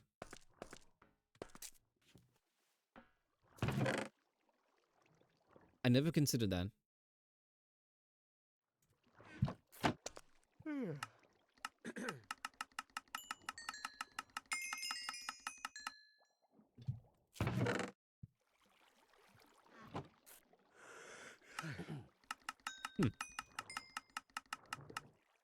But yeah, I always make the model like well within those guidelines. So I'm okay. Again, I mostly make mascots. The only difference between male presenting and female presenting is that female presenting, no underboob and nipples. Areolas have to be covered, otherwise exactly the same. Oh, okay, okay. That makes sense. I think side boob is okay.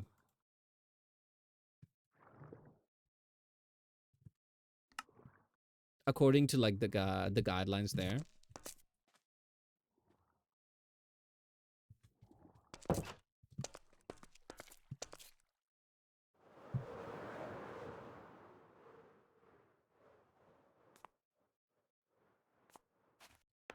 That reminded me of one of my friends. What's it called? She's on like one of her quotes, which she always says like a lot of the times when taking like spicy pictures is a little side boob never hurt anyone. Apparently Twitch agrees. This is completely TOS. Understandable. The only reason I had to look into it is because when working on Eldritch Owl's model, I wanted to make sure like it's not won't get them banned. Because it's showing like a lot of leg. They are wearing a corset. It is shoulderless. So I just wanted to like make extra sure that I'm not accidentally breaching TOS.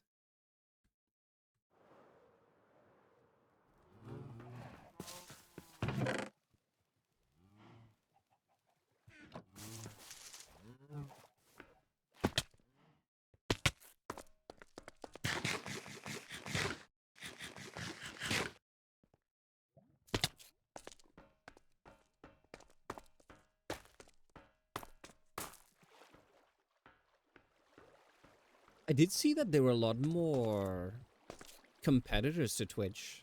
Some that I've never even heard of.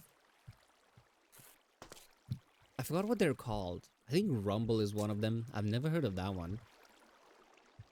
And what is it? Trovo? Trove? Something like that?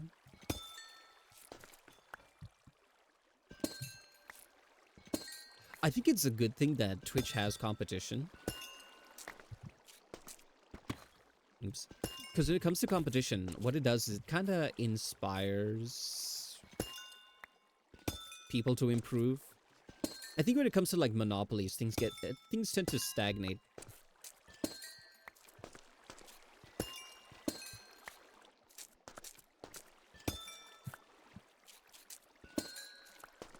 Rumble is more politically leaning, that is now trying to branch out. Ah, okay.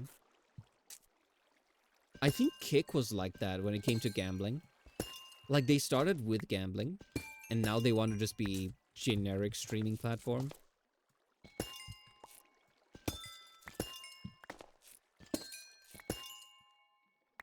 Which I think is great, because some people seem to be profiting from it. Not the gambling, just Kick in general. We talked about this last time. I think it was GTA RP players. They're given, like, pretty good contracts. So they moved from Twitch. And even though, like, the viewership there is not the same, they are probably making more money. Which, you know, good for them. I just need to clean up their image. Give it time. Usually a lot of companies like this, they start off bad, everyone hates on them. And then they kind of get their act together. And then after enough time, people kind of forget about the stuff. And then it just becomes a normal platform. Don't really agree with Kick's stance on some of the rules, though. I'm not even sure what the rules are. I haven't looked into it. I've never considered streaming there. Like, if I was to multi-stream, I think it'll just be Twitch and YouTube. Maybe TikTok. Because I'm thinking of, I actually don't have, like, an official clips channel. I do have one that a seller made. Which is, whenever any clip is made, I kind of just give it to him and be like, hey, you can post this if you want. But I feel like I should have, like, an official one. So if I do, maybe, Like if I get any traction there on TikTok, maybe then I'll consider dual streaming. I know Lamb does it, Sacrificial Lamb. I did see some people who are like a little against it.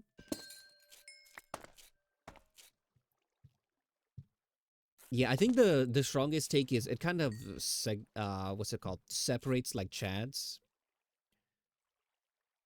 But at the same time, I feel like it gives you more eyes who would have otherwise never seen you.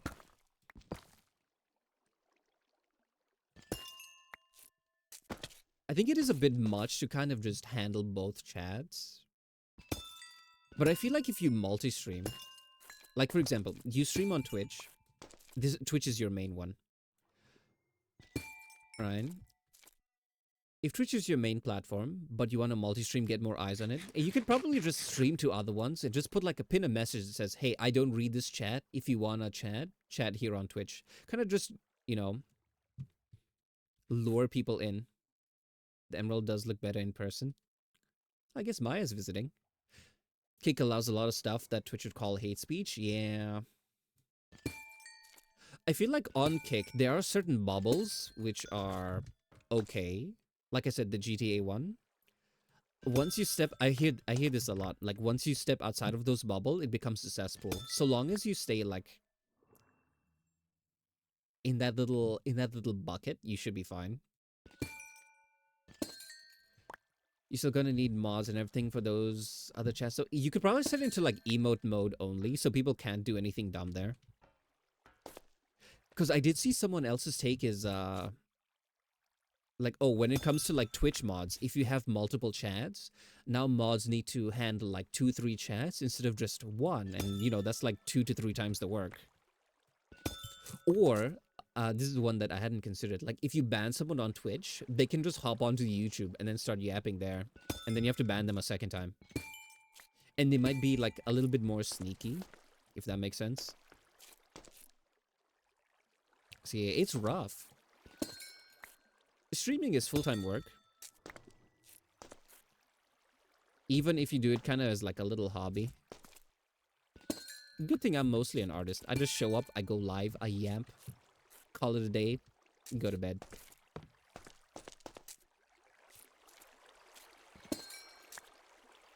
Oh crap, I was breaking them with the wrong pickaxe. See, this one has fortune, so it gives me more diamonds. Crap, I was distracted. Yeah, like, on your point for needing mods on the other chats, I would just set it to emote mode only, so no one can type there. And then just put like, hey, if you want to chat, go to Twitch. And then you pin your link to it. I did see something like this, because I was watching Lamb stream, and there was someone who was on their TikTok chat.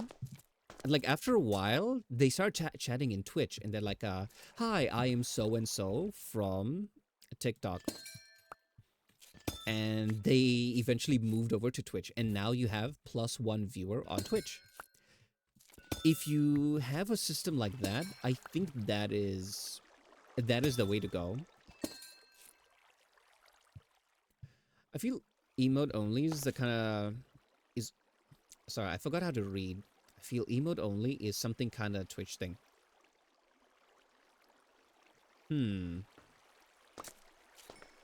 I hadn't considered that. I'm miles away from like considering like multi-streaming. In fact, like I got so usually I upload the VODs like when I have time, I put a funny thumbnail, I put a description, that kind of stuff. I think they built up so much to the point where today I just mass uploaded like a ton of them.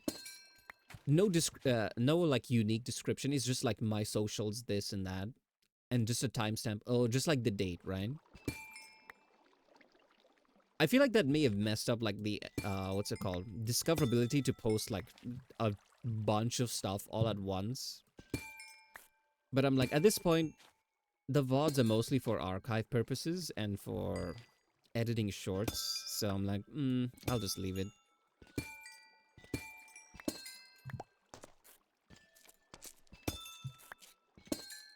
part of me is like, hey, I should try expand a bit more on Twitch. But that's a lot of work. And I'm kind of just happy being out in our little bubble here. If that makes sense.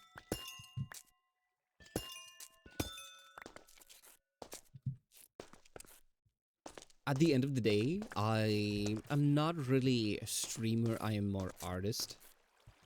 I am artist who goes live rather than I'm a cat who streams, if that makes sense.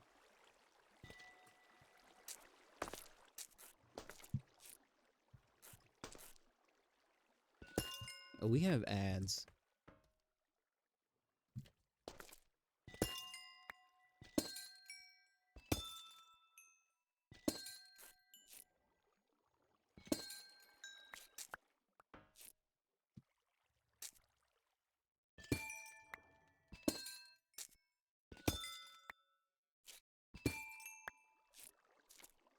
If you have a bubble you compete in, that's a great thing. Yeah, I like it. A part of me is also a part of me is also like, if Twitch grows, then art grows as well. So that's like incentive to do it. But I just put it like on the back burner, you know? I'm like, I'll do it later.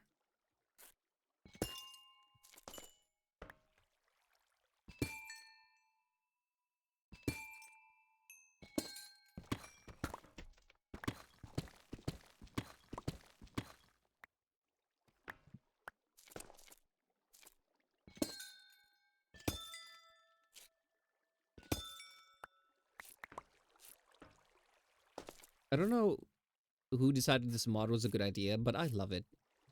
I am so rich.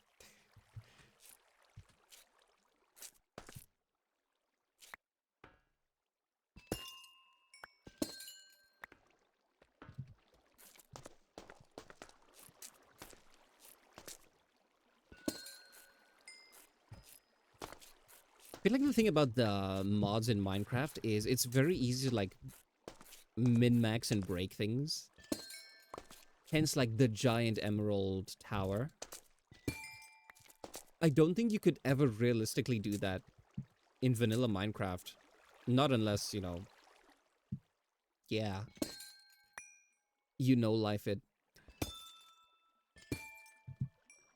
But I feel like if you have just vanilla Minecraft, it has gotten a bit stale because there are people who have played it for many, many years. I am not one of those people. Like, I could probably boot up vanilla Minecraft and still have a great time.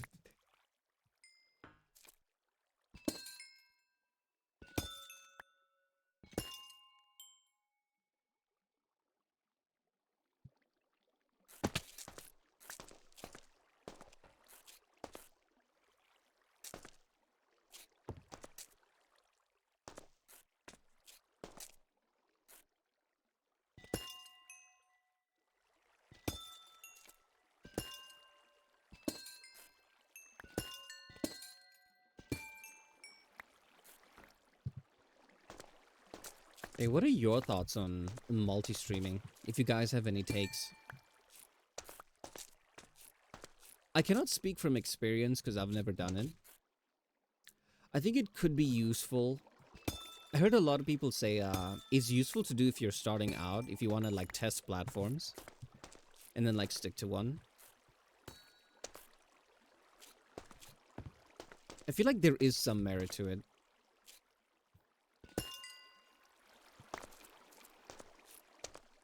I mean, if your setup can handle it.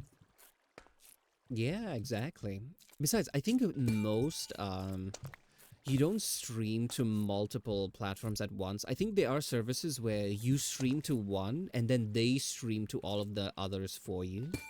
So it's not like crazy intensive on your PC. But hi, Salah, welcome on in.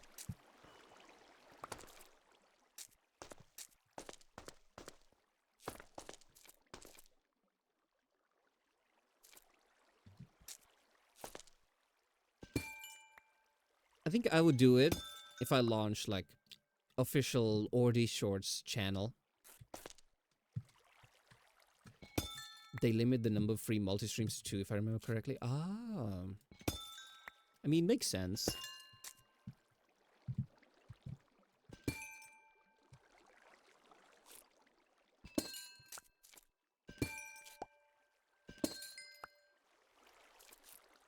At least it's free for those two.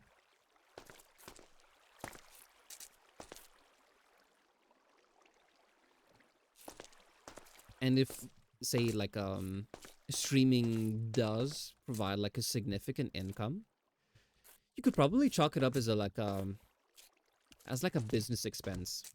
Yeah, they have to make money somehow. I know it's frustrating to see something and be like, oh, wow, they paywall this thing, they have a premium version. But for all the free users, they lose money. And the hope is they make it back in, premiums. Premium subscriptions. The free one is basically just marketing.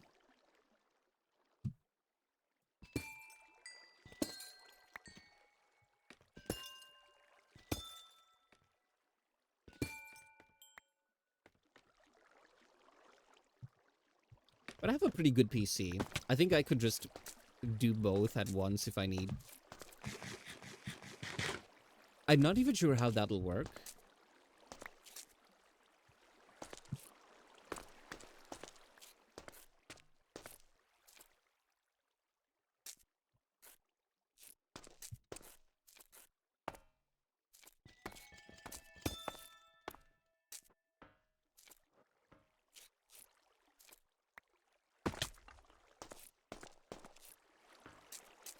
Okay, I think I've gotten most of the ones here.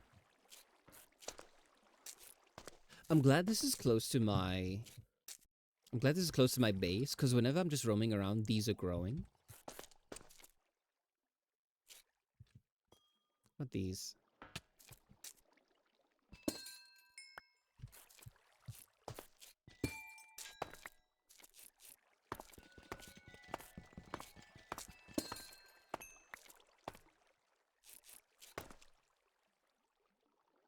I would have expected money from the start. Oh yeah, true. Like, sometimes they just give like the free version simply so that people can try out the platform, see they like it, and then give money.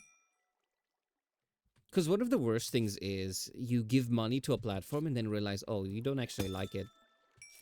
So to avoid that, there's usually free versions. There's usually free versions. Or in some other cases, they go, hey, you first month is free, and if you don't like it, you can cancel at any time.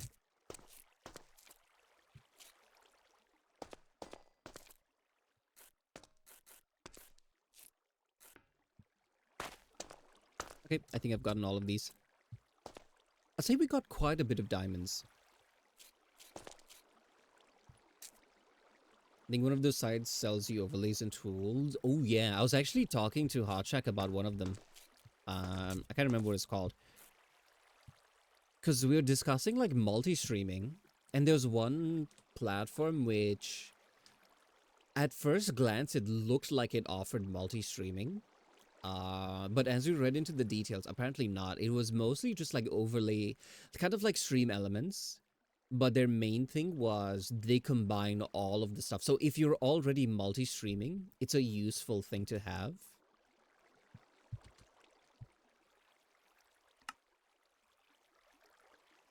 But I thought it was something like a replacement for OBS that just multi-streams to like other stuff as well. I don't think it's too intensive. Hold on. Let me check my... Okay, I'm running VTuber model, OBS, and Minecraft. And I'm at like 50% CPU. I think I'm good. Yeah, I could probably just host it. I wouldn't need any platform like that. The one I saw, you just have to set up a special RTMP connection. Ah. Yeah, there are some that are very like you just stream to their one platform and then they rebroadcast it everywhere.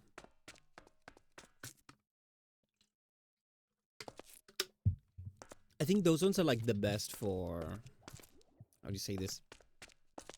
In terms of resources, if you want to run like a tight ship, for lack of a better term, that's the way to go.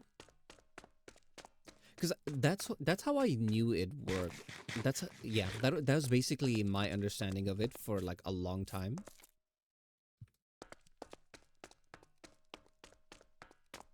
But I think like in OBS, there are like plugins that allow you to directly broadcast to multiple things. So,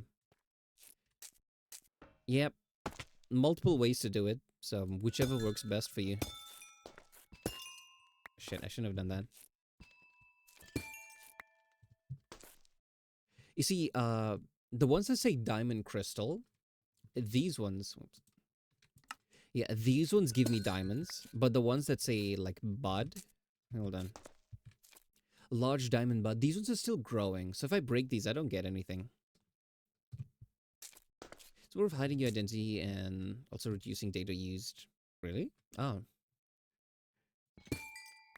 I don't know too much about the technology behind it.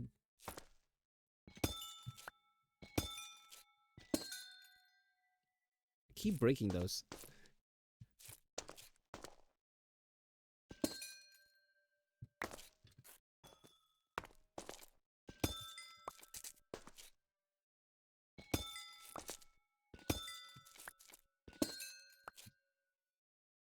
Data used is something I hadn't considered.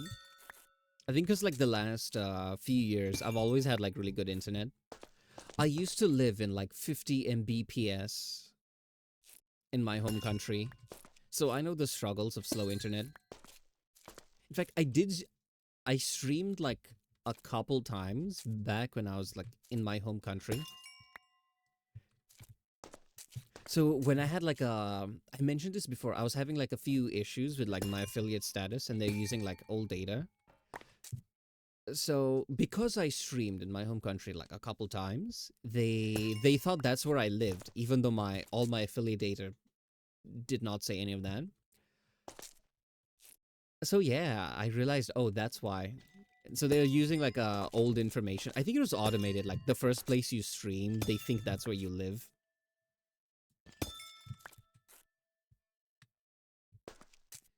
The IP goes to restream platform and does get passed to the actual service like Twitch. Ah, okay.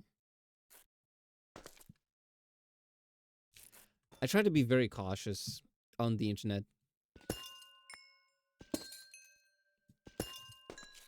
I'd say the one benefit of encountering weirdos IRL is once you leave the area, assuming they don't know who you are beforehand, like that's it, end of story. Like you probably never see them again. But like on the internet, they can like just follow you and hound you, which is kind of scary.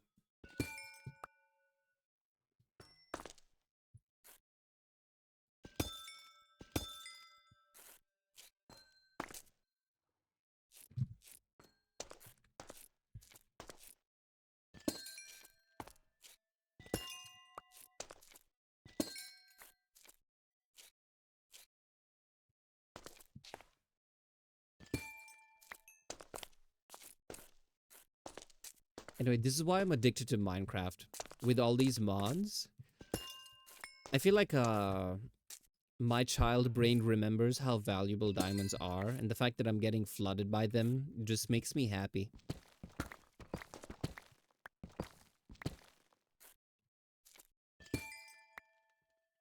Maybe I should build my streets pavements out of diamonds.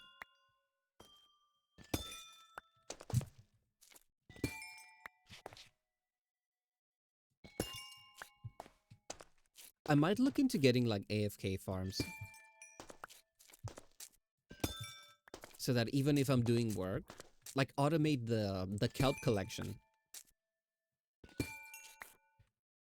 So I'm always like getting stuff, even if I'm not actively farming them.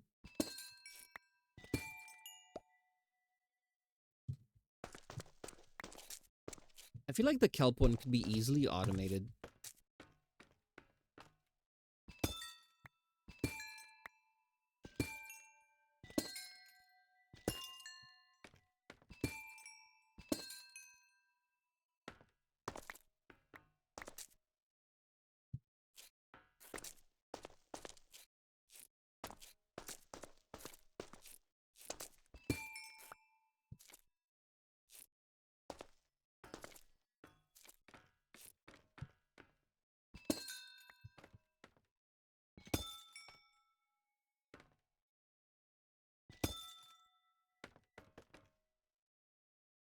I think I mentioned this last time.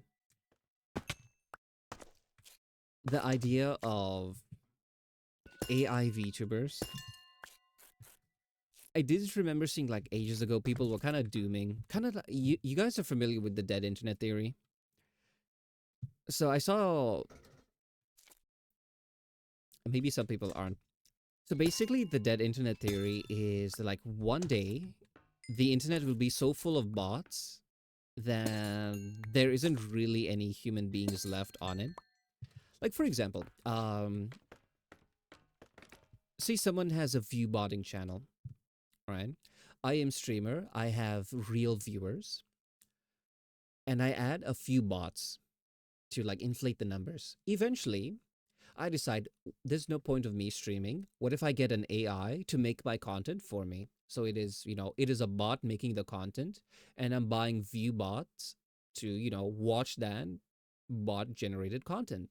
Eventually, people leave, and now it's just a weird system of it is a bot creating content to be watched by other bots. There's no humans left in like that system. So that's basically the dead internet theory. The reason I bring this up is there are already cases of basically AI VTubers. I think one of the most famous ones is Neurosama. Now, that is like a one channel doing one thing, but like if it becomes super, super common and like very easy to implement, there is a chance that Twitch will just be flooded simply with channels that are just AI bots, just playing Minecraft or something. Now, you may see that and, feel all doom and gloom, but I'm just thinking one of the good things that could come out of something like that existing is, sorry, I hate the thunder. A good thing out of something like that existing is if you have one of those bots like on your channel, you can co-stream with them, yap with them, chat. They'll ask you questions. It'll be like a roping in one of your friends, right? So that you have like someone to bounce off of, have conversation with on stream. So I think that'll be super useful for people who are just starting out. If it's a tool to help like a human streamer, that would be great. But I feel like if you're replacing the human streamer completely, then you're kind of in the wrong direction. There's a saying that tools aren't good or bad, it's just how we use them. I feel like that's one example. If I had to choose, I'd be like, I don't think they should ever exist because for one person who uses it for good, there'll probably be like 100 who don't. So I'm like, I think that technology is best left out of everyone's hands. But I don't think you can realistically gatekeep stuff like that.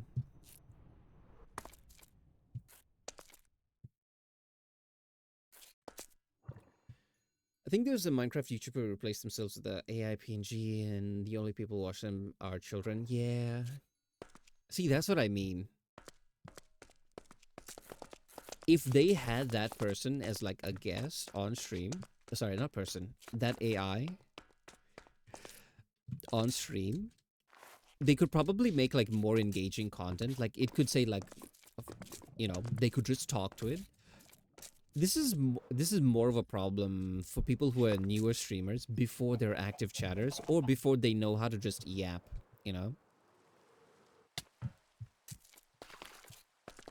They were trying to be lazy and just cash in. That's exactly the point. For one person who wants to use the tool, to enhance the stream, there'll be 100 who want to just cash in, you know? That's why I feel like it wouldn't, if I had to choose, snap of my fingers, this technology vanishes forever, it never existed, I think I would do that. Hold on, I'm refilling my water.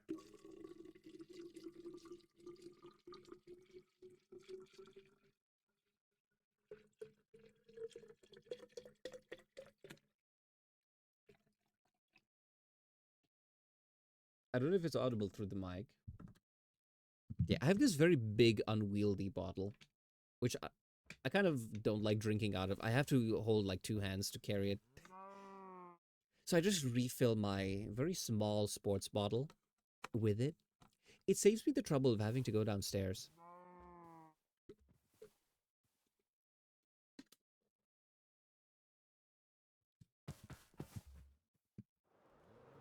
But yeah, I feel like the people who try to just cash in, they make it lose, they make streaming kind of lose its soul. Because personally for me, the thing that's fun is hanging out and chatting with people, right? Whether I have 10 viewers, 1,000, a million, whatever, it makes no difference if people aren't like yapping, you know? It's all the same to me. Like, I have the number off. I don't even know how many people are in here. Could be 1, could be 10, doesn't matter, right? I do get some idea because I get like the analytics and stuff, but during streams, I never know. Because at the end of the day, it doesn't really matter. It's just a number that doesn't mean anything. And with the whole like view botting thing, I think even like sponsors are starting to realize, oh, they can't really trust number of viewers. And in fact, I believe viewers aren't like the same. For example, like I saw someone's take on this when it comes to like average age of audience members. If you make like content for like a younger audience, you tend to get like maybe like a lot more viewers and people who are very huge fans of you. But if your income is based on things like subs and gifted subs, they tend not to have as much disposable income. So even if you have like high viewership, income is a bit lower, if that makes sense.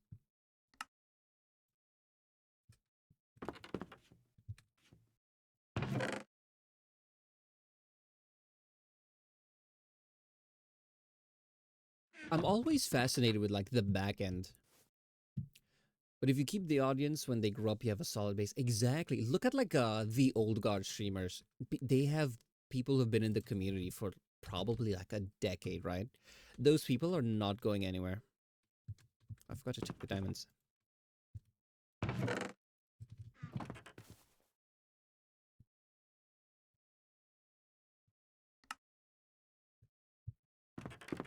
Who's a good example of that? I think like PewDiePie, right? I feel like when I first started watching his videos, like I was basically baby, right? Even though like I was a fan of the YouTube videos and stuff like that, there's no way I didn't even have access to like a credit card or debit card or whatever. I could not make any internet purchases. But like today, if I was like, I want to support my one of my favorite creators, like I can very easily do that. I just push a couple buttons, I have subbed. You know, I'm broke, so I don't really do that often. But the moral is I could. So yeah, you do have a really good point. But that is the assumption that you intend to stream like that long. Game theory was like that, but it was built as a creative outlet rather than to make money at first. Oh yeah. That's what I always say. Like if you want to get into something like streaming or the arts, do it because you love the thing. It's not gonna make you money. And if it does, you are a one in a million case, right?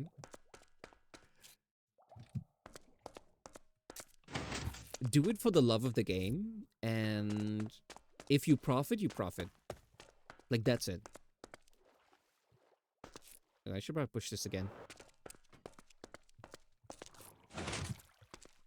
Like for example, look at me. I am a live 2D artist. I do it full time for the foreseeable future. When I started doing this, I did it simply because I saw a VTuber one day and I was like, how do they do that? And then I went on a little Google rabbit hole. I started exploring live 2D, how it worked. I took a few tutorials, and next thing I know, I started making models. I started making them for free, for fun.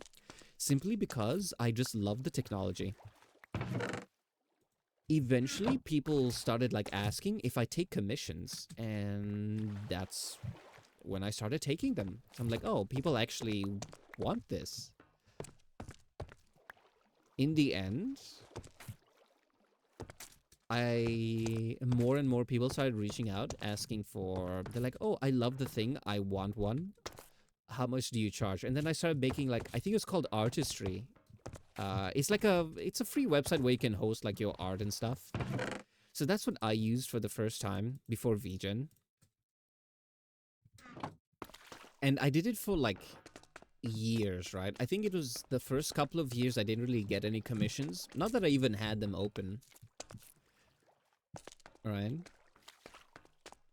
And then once I was doing it because I had like a lot of fun doing it. Eventually, I slowly shifted to commissions, started making a little bit of pocket money, right? I was a student at the time, so like I didn't really need money, right? So after that, when I was like, I want to move with my cats. Cats are expensive to ship globally. I started leaning in a lot more heavily into advertising my commissions. I started posting more in different places. I started streaming to advertise that, you know, I'm not a scammer. And yeah, eventually more and more people started showing up. And now I do it full time. If I started from day one, hey, I want to make money off of this thing, I don't think I would have ever succeeded.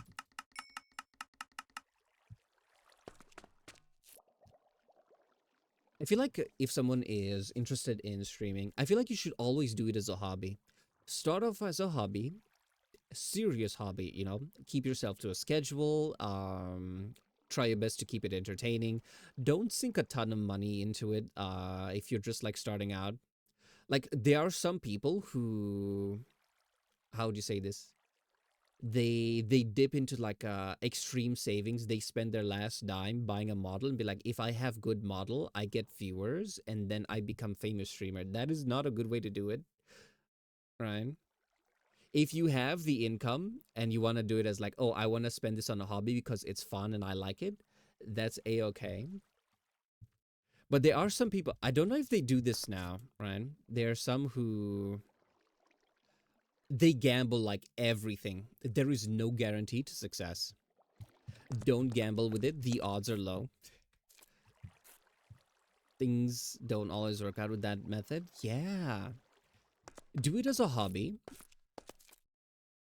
If it works out, it works out. And here's the best part. If you do it as a hobby, pure passion project, people are drawn to that passion, right? If you do it like for money, you're always thinking about like the cash and everything, and people feel it. They feel like something is off, you know? If that makes sense. It's a gut feeling. Like you can always tell like if someone is trying to do something for the cash rather than because they're passionate about it. You can be both. But I feel like if you're starting out, it's a lot easier to get caught up on like the numbers and stuff if you are trying your best to make it work.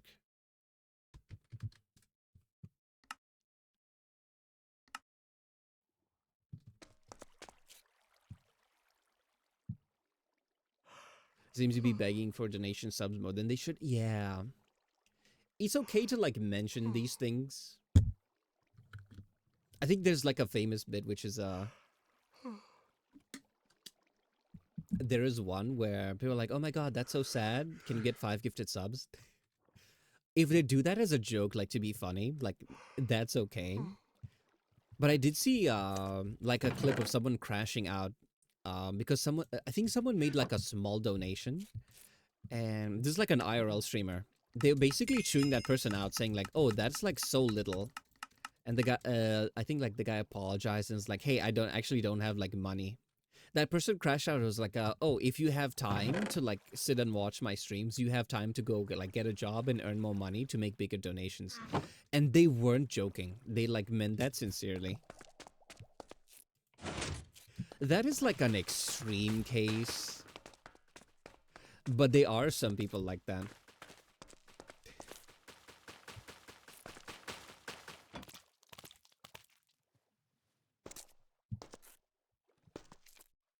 was really bad. Yeah.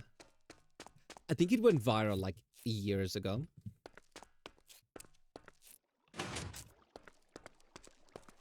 I feel like if I had money, like if I wasn't a student and I saw VTubers for the first time, like I had disposable income to spend on hobbies, I don't think I would have like learned to do the art. I probably would have just paid someone for a model. But I saw it and I saw they were expensive and I'm like, I can't pay someone to do that. Why don't I like look into it, right? Because I thought the concept was cool. I would have bought one just like to have and then maybe experimented with like the art side of it.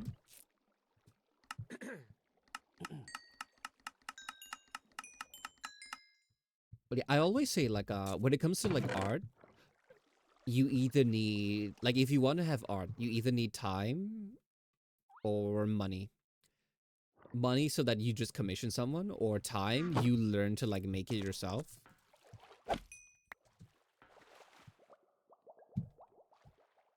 So yeah. I feel like that's why there's not too many excuses for someone not being able to do something. You can always talk yourself out of it like, oh, I'm busy, I don't have time, I don't have this, I don't have that, you know? At the end of the day, I mentioned this not yesterday, last stream. If you have an okay mic, that's all you need.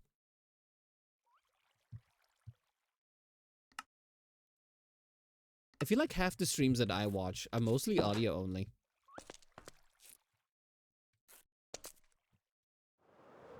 So I think audio is like one of the most important parts. Visual is, if you have it, that's good.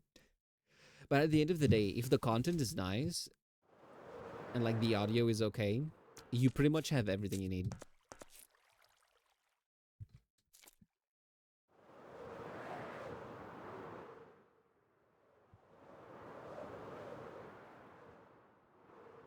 Same here, since my PC is on the lower level and I work in my upper level room.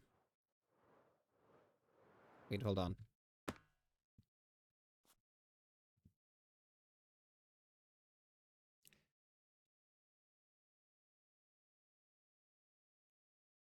Does that mean you use your PC but just have like a long cable stretching up to your office?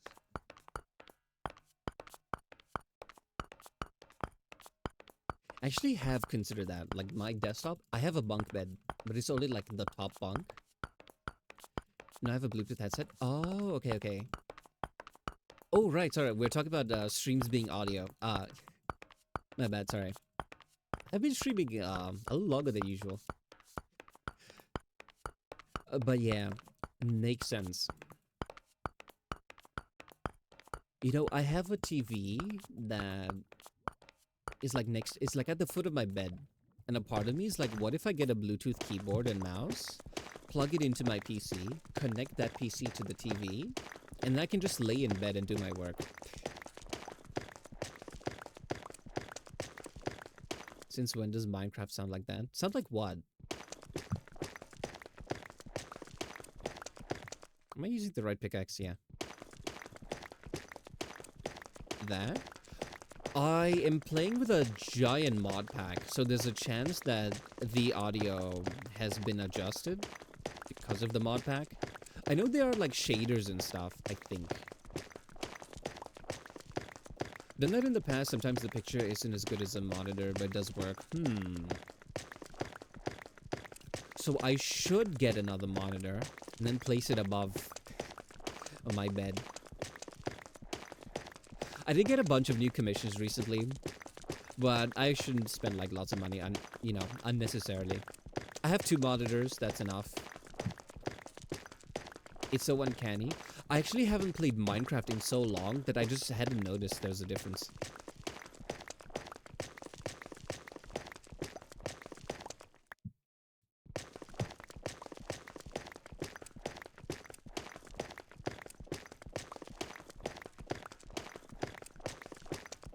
While it wasn't a TV, back when I was a student, I had a projector which I would use as a TV, and I would connect my PC to it.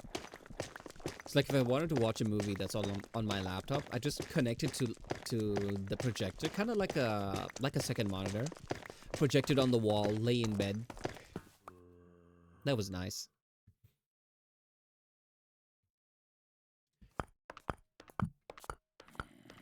I also haven't played since like Xbox 360. I'm surprised you remembered the sound then. I could have played this like a week ago and would not have recognized if there's a new audio file.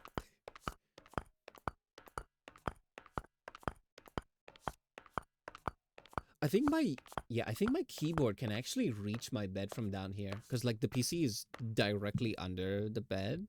I would even need a Bluetooth one. Realistically, I just need a long HDMI cable. Plug it into the TV and done. Play so much Minecraft back then. Oh, okay. Yeah, that makes sense.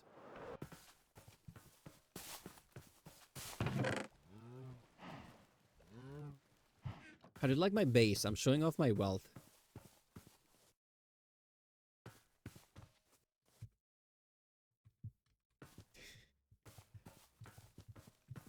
It may take a lot longer to finish than I thought. Because I thought like I had enough emerald to just like do the whole thing today.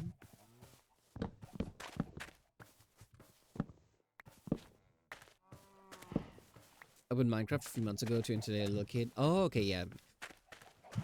That makes sense.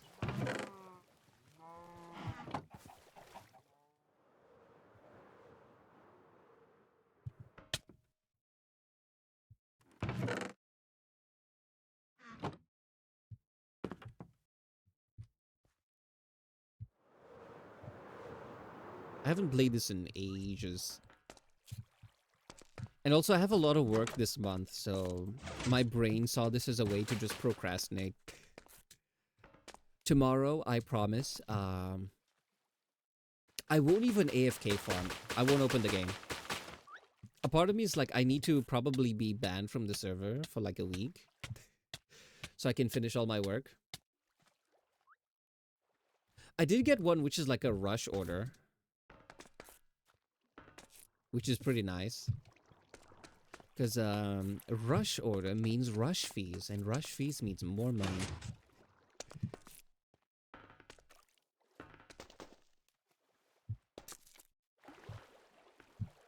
Well, did you still remember when the nether was...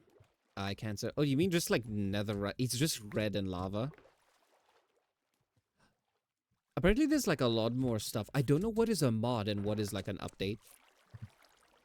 That's like the... That's a strange thing for me.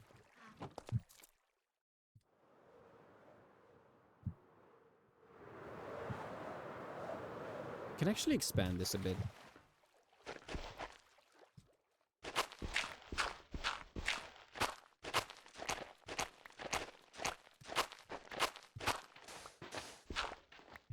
It's actually because the texture hurts your eyes. Oh, okay. I wasn't aware. I thought you just meant it was ugly.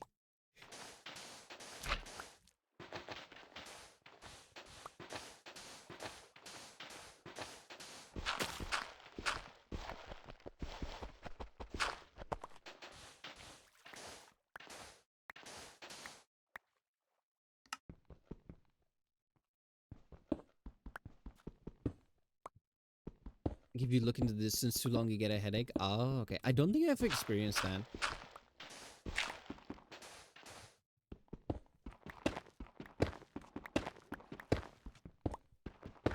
Maybe I didn't play Minecraft that long ago. Yeah, I probably only saw it like after the... Oh, I'm drowning.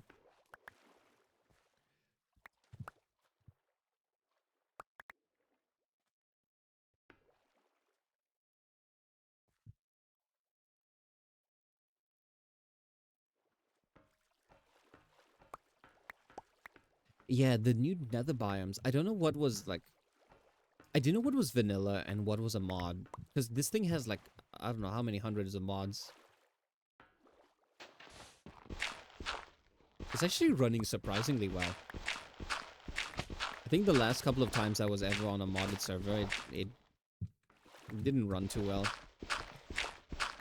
To say it politely.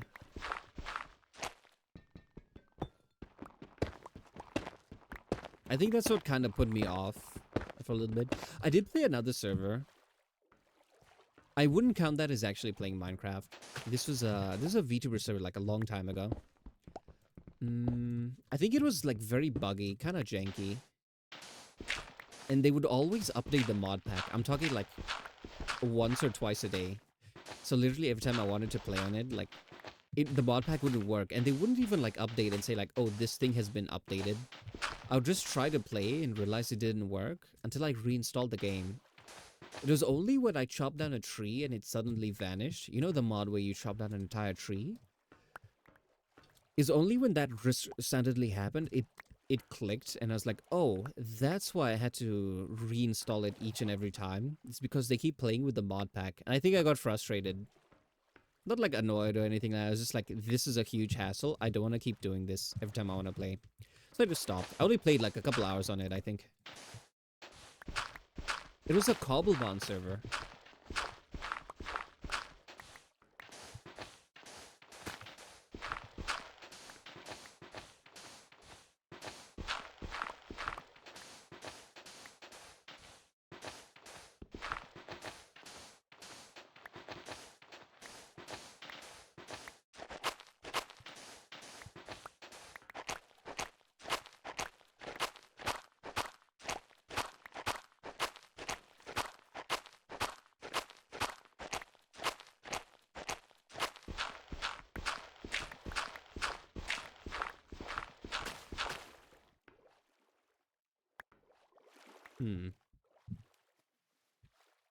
I feel like if I expand too far, some of them might not load.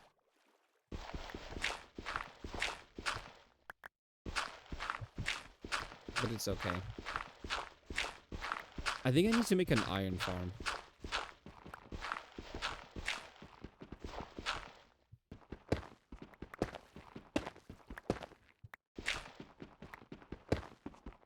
Right now I am limited.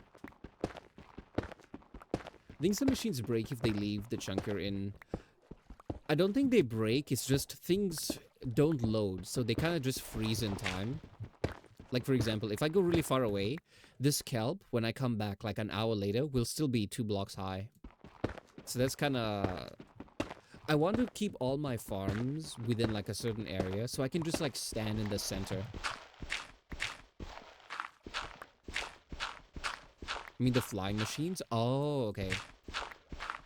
I have wings, so I don't really need one. I think with this create mod, they should be easy to make. Grab all of this. I did see some, and I think they were like... Okay, I remember seeing them like ages ago. There's probably updated ones, but I remember them being like kind of slow. They're more just an interesting gimmick rather than anything practical. I don't know if there's any faster ones.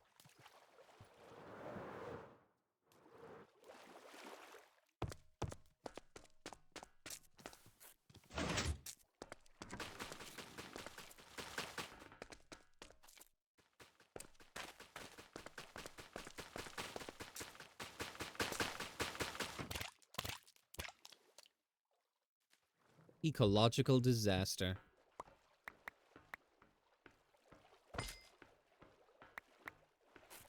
I did this purely accidentally. I didn't realize it would be killing all the fish.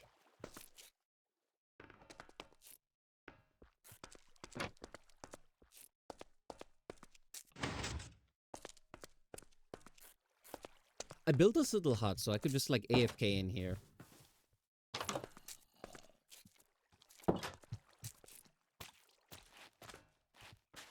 What on earth? Oh, that's pretty cool.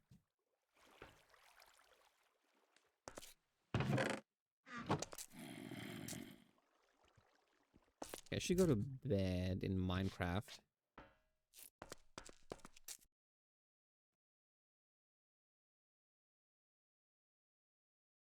I'm trying to make them reproduce. I've given them food. I've put a bunch of beds. I've put a bunch of doors.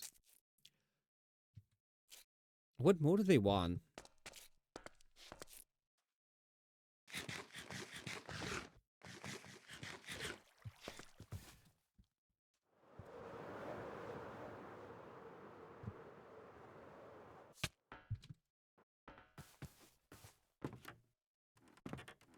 You have to censor sleep in Minecraft now? I meant I wasn't ending stream.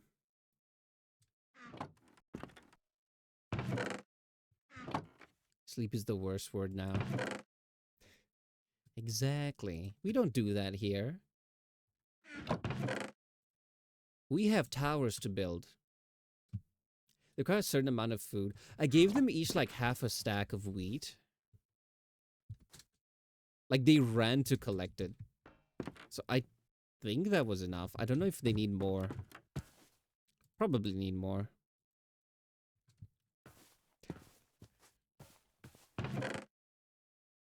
It's okay. Halloween is coming up.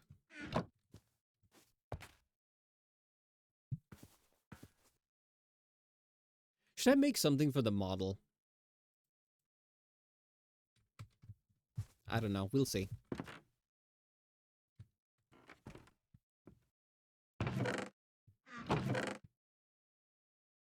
Wheat doesn't work? Oh, okay. That's probably why. What food do they eat?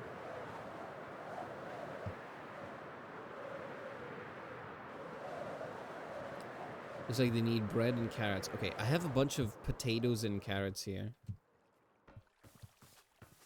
But this is far from my base, so... There's nothing here. I don't have a farm yet. So if I needed anything, I kind of just rob these people.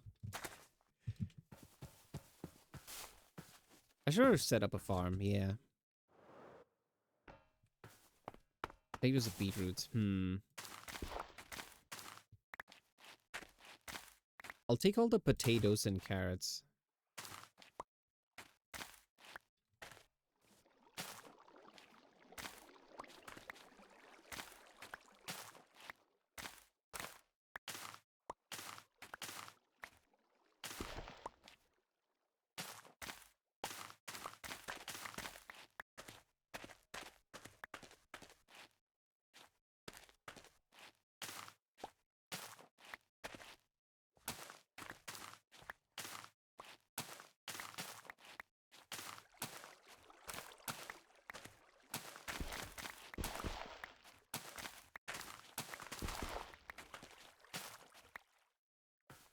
I think the rest of these are wheat, yeah.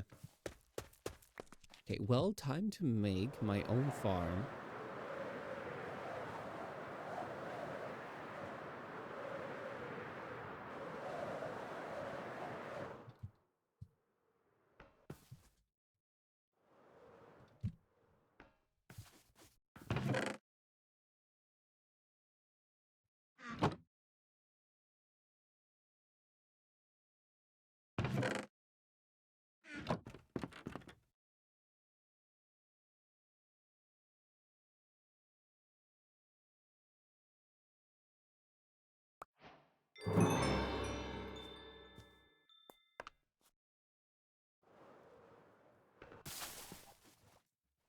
Where do we put this?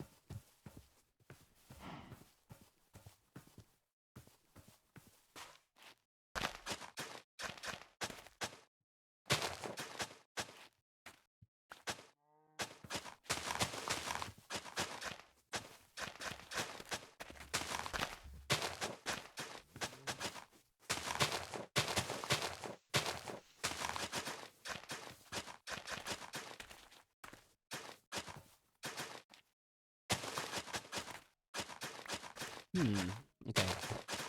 We will...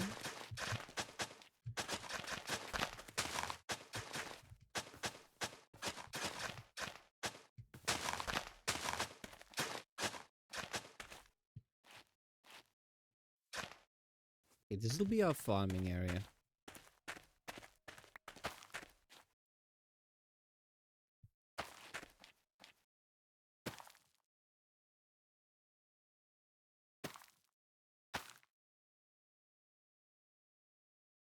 That's weird.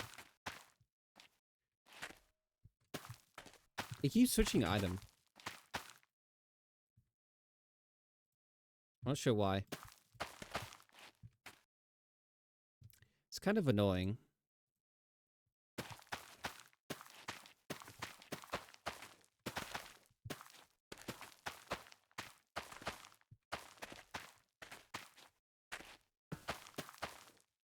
Wait, do these break if I jump on them? That's a feature, not a bug. I forgot to turn it off. Oh, it's okay. If I hold the torch like this, it's not a problem. I don't need weed. Hi, Maxine. Do you like my tower? I've decided I don't like cobblestone. I'm gonna turn it into emeralds. This is what I have so far.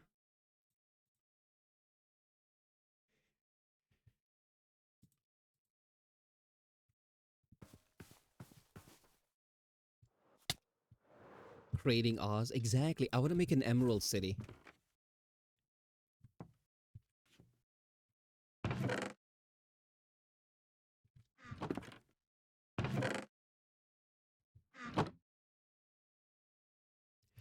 Average 10-year-olds building. I built this out of lava, right? The way I built it was I basically built scaffolding. I built scaffolding up. I built this ring. I put lava in it. And as it sank down, I poured water on the outside. And yeah, the building basically built itself. Just need some yellow brick. I should make them out of gold. No, gold is expensive. I'll just get wool. And then say it's yellow brick. You know what? That's a great idea. I'm good organizing a small party later. Ooh, that sounds like fun. Any special occasion?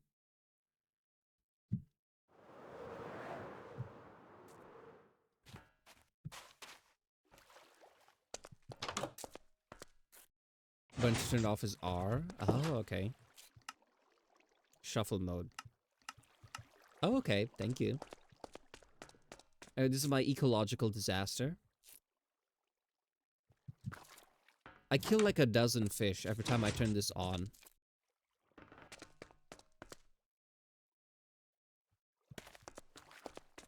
But it makes me money, so it's okay.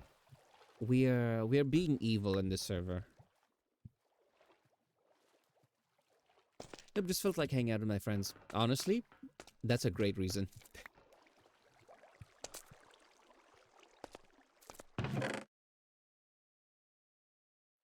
I think the sad thing about moving here is I moved away from all my friends.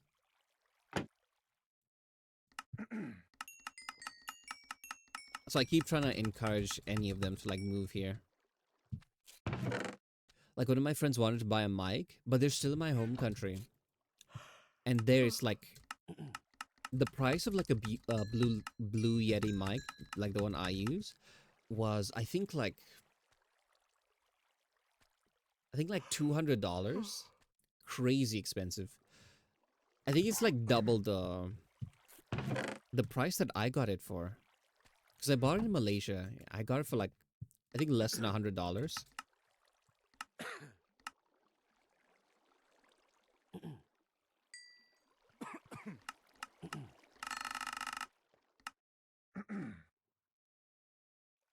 So yeah, after I saw it like in a secondhand store for like I think like £40, I texted that to him like, hey, if you just moved here, I could have just bought this for you. But no.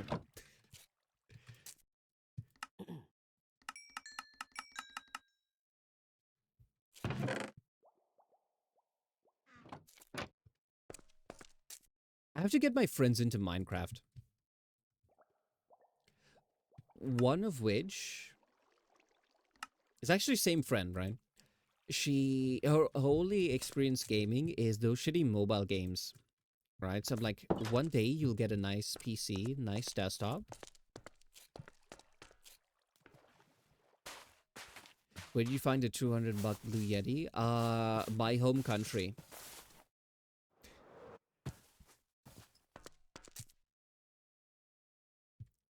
You know when I say third world country and things are terrible? Yeah, that's one of the reasons. Anything that is a luxury that's imported is like taxed beyond belief. right? I feel like if I bought a gaming computer in my home country, I would have gotten a computer that is half as good for twice the price. So yeah, I really, really held off buying it until I finished visiting my parents. Because I visited them for like a while, almost a year, I think. So yeah, I really wanted to buy the PC. I saved up enough for it. But I told myself patience.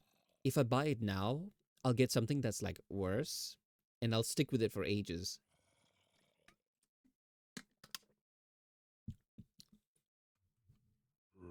You know, it's actually cheaper to just buy a computer off of Amazon, ship it from the US, than it is to buy it in my home country. Like, that's how messed up it is. Anything good over here is expensive as F. Being a gamer in New Zealand sucks. Yeah.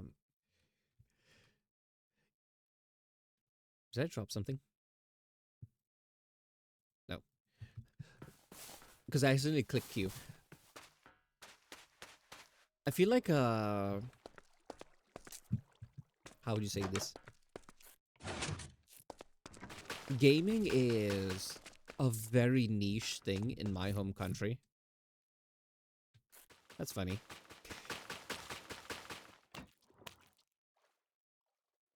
Yeah, it's such a niche thing in like my home country because it's like crazy expensive.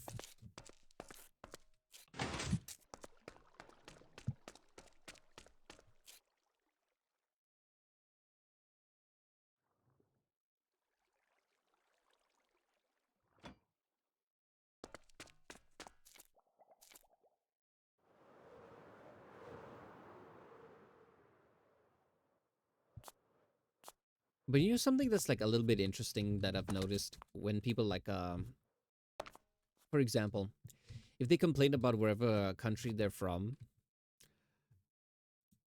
while life is not oh, I must have accidentally pressed R. That's why it started happening. Yeah. Like for example, when people talk about I noticed this, right, from a lot of my friends who are like from abroad. Whenever they like complain about like being broke and stuff, I'd always be like a little bit concerned, like whenever they mention that. But like over the years, I realized that there is such a thing as being like broke and being like first world broke. They're not the same.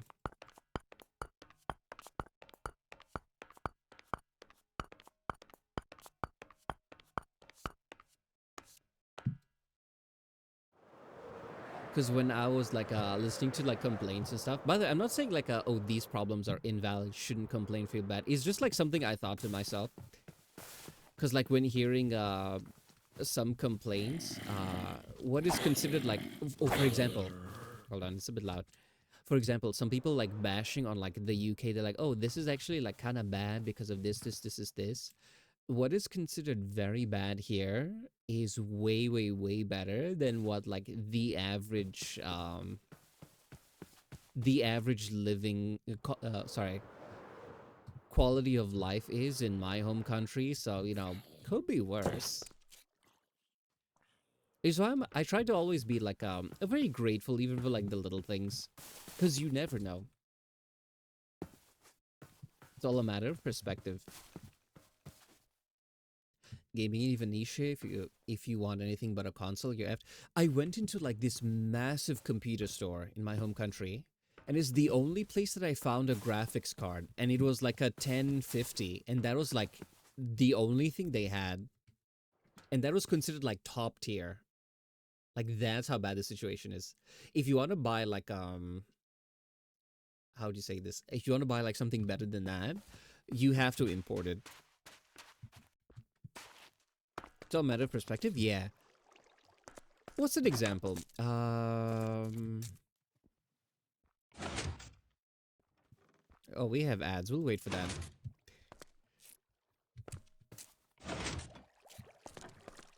I'll try to remember the topic because we talk about. Yeah, it's all a matter of perspective. I'll remember that, so I don't have to like type something. My bad habit is I pause a conversation because like the ads come, and then by the time the ads finish, I forget what we're talking about.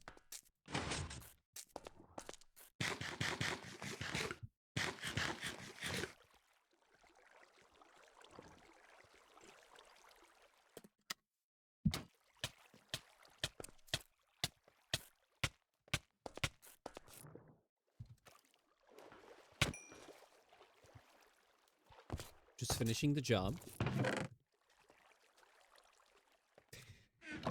I thought it was a jellyfish. I wanted the slime.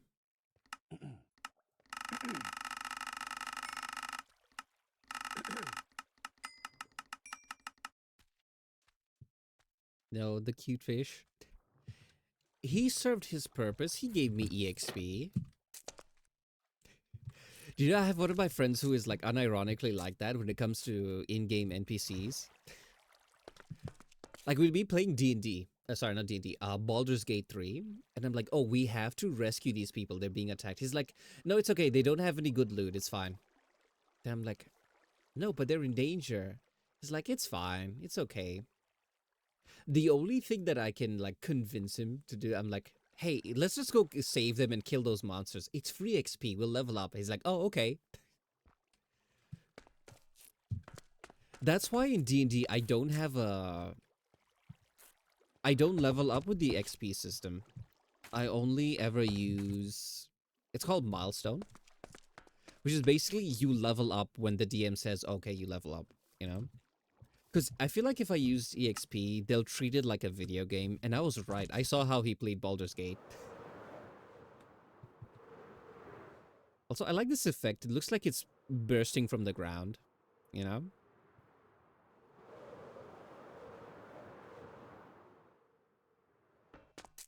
Wait, I was expanding this. Hold on, let me get the stuff.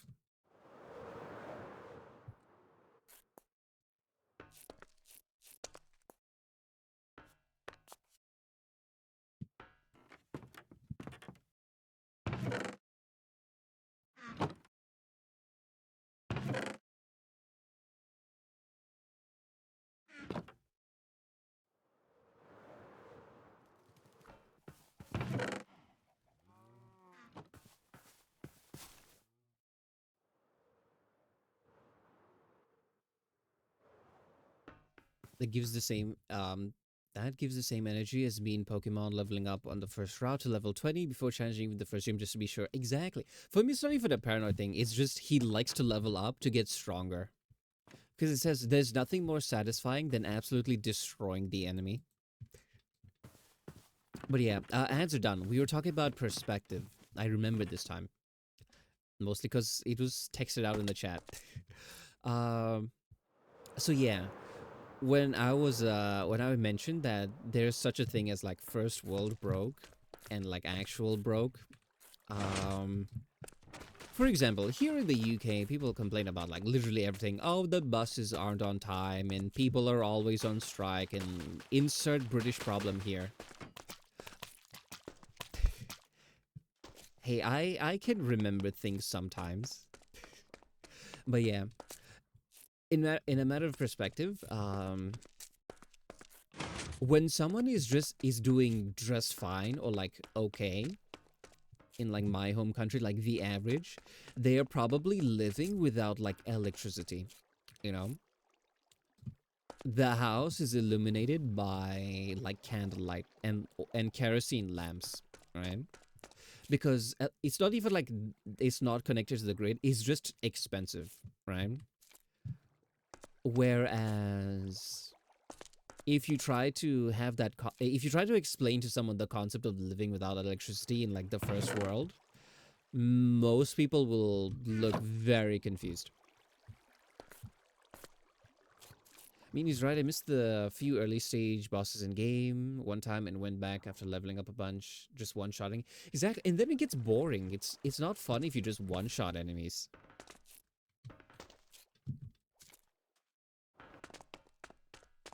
But yeah, perspective. What is considered bad here is like a life of luxury beyond belief in my home country.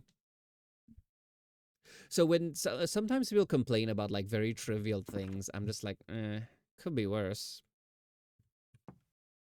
I don't tell them that. I just think that. Forgot to sell.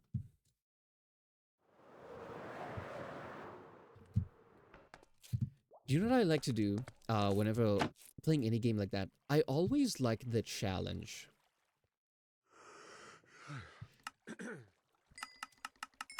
Losing horribly is not fun,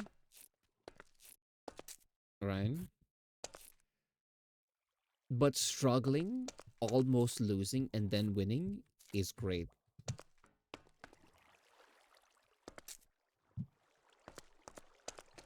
I can say I've been poor and didn't even have water heating for like 3 years. True, understandable.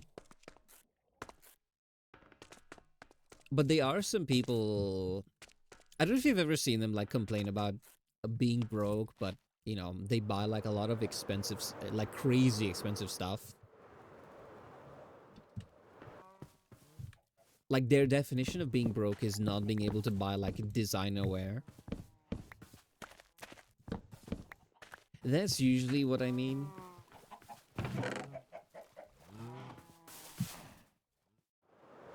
So like if you ever see like my frugal nature, I hope that helps. Like, you know, explain a little bit. Because I've seen like horribly broke. And having something like not no warm water heating in like a place like Europe, that is like awful.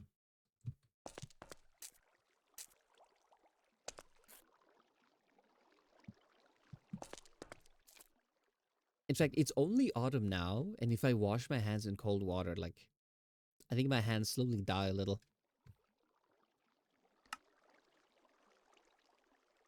Oh crap. I feel like the last time I accidentally clicked this view recipes for crafting button, the entire game crashed.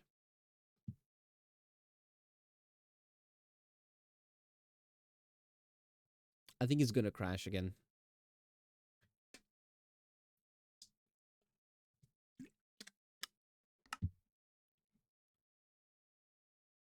Yep, there we go.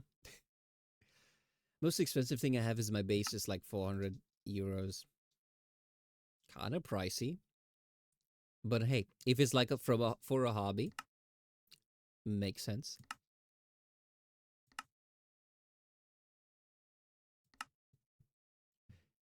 I usually say this how would you say it? Not to like bash on anyone or anything like that. It's just it could always be worse, you know? So instead of like kind of dooming a little bit, you could always look on the bright side. I mean, not toxic positive or anything, right? Everyone is always welcome to complain, but at the same time, we should also learn to appreciate things as they come. Okay, sometimes with this server, you have to like constantly spam join. I think like I mentioned it and I was told, oh, you have to like start it kind of like a faulty lawnmower.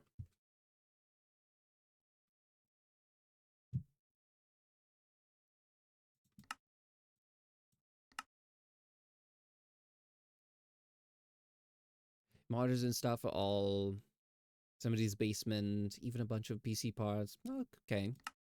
I guess if they weren't using it and they're happy to give it away. Okay, I think I bugged the game.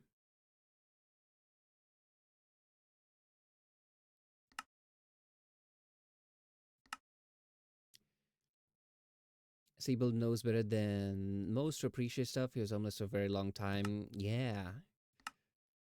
That's like that's like crazy bad, right?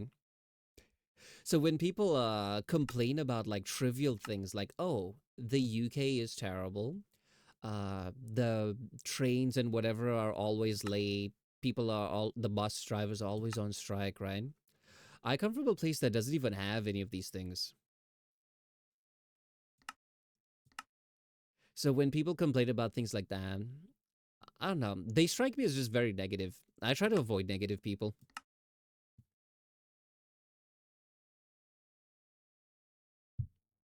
Yeah, I'm glad things are working out for Sable at least. Because it is like tough. One of my friends, he went homeless for like 3 months. And you know, the crazy thing is he didn't tell anyone, right? I have to reset Minecraft. Maybe. You know what? I'm gonna do it. Hold on. While I do that,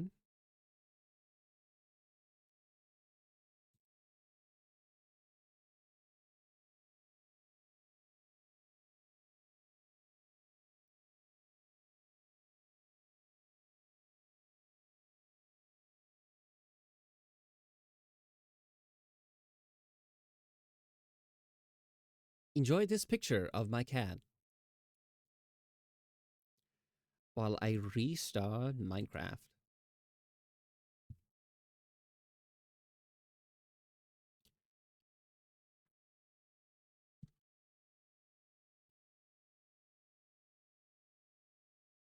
Yeah, so my friends and I, like my human friends as I call them, especially from like my home country, what we do is we we have we have frequent like calls, maybe like once a week or so. But the one true catch up is end of year. We call it our end of year presentation. So everyone has to make a PowerPoint presentation of basically summing up the entire year. Like, what were you up to? What you did, what you accomplished, what you achieved, what went right, what went wrong, etc. I say cross-eyed. She's just like that. In fact, when I got her, I didn't notice she was cross-eyed for so long until someone pointed it out. Because she's cross-eyed if she's focusing on something close by to her, but if she's staring at something in the distance, or if you're far away and she's looking at you, you don't notice. You get spotted exactly. I'm raising my child to appreciate my Oshis as well. She's so silly. Yeah, she recently has become like super cuddly. I think because it's the weather and she's looking for warmth. She's basically surgically attached to my hip at this point. I think it was wait, hold on. Let me see if I can find that picture. Because I texted it to a friend. I hope this doesn't dox me. You want to see more silly pictures?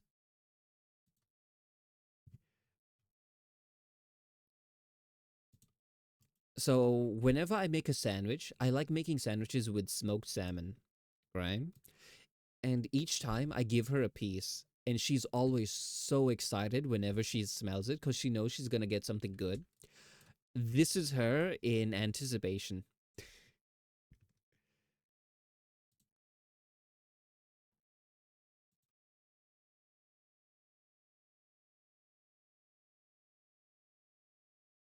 Okay, here is the message. This doesn't dox me, right? There's nothing here. This is the kind of conversations I have with my friends. Basically, I go to bed, she sleeps on top of me, and I don't turn, I don't move, so she's there all night. I wake up, I move downstairs to my desk, she follows me, she sits here. I might as well be glued to me. Might as well be glued to me. This is a good problem to have. My cat Pixie is just always attached to me. She never leaves my side because she loves me too much. Ah, it's adorable. I love clingy cats. Apparently, some people don't, right? There sometimes like I would see posts, someone's like, oh, this cat was returned to the shelter because the owner felt they were too clingy and always cuddly, right?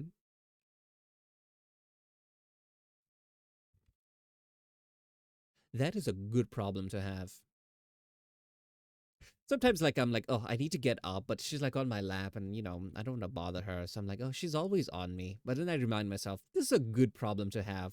Because when I moved to visit my parents for like a year, she had to be taken care of by my brother, and I didn't see her for a full year. And I was just laying in bed at night, in the dark, staring at the ceiling, thinking, I remember when my cat used to lay on me.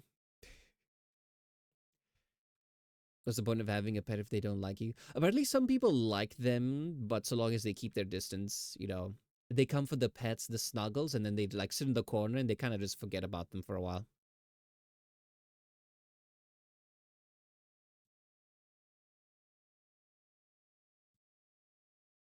Ow. Hi, Melta. We're all witnessing my cat while I try to log into Minecraft again because it crashed.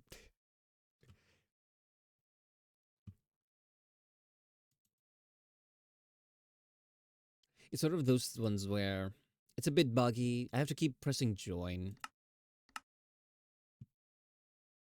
We're almost at 10,000 bricks.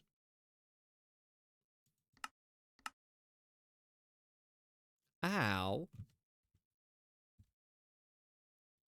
I can dodge this. I accidentally turned off the eye bags. Whoops. We also have a team server now for Minecraft, by the way. Oh yeah, I saw it. I hadn't put my name in to be whitelisted, but I might give it a try. I feel like whenever a server is first launched, there's always like a couple bugs here and there. I usually give it like a week. Gets settled and sorted out. Everything gets settled and sorted out, and then I hop in. Ow. But how's it going so far? Have you had a chance to play with the server? We're gonna get there today. We don't have to. Anyway, this is how I sometimes just I sit here for like 5 minutes, and then one time it works. Good dedicated support, so that is good. Ah, okay. Yeah, if I remember correctly, it was a. I could just throw one at a time.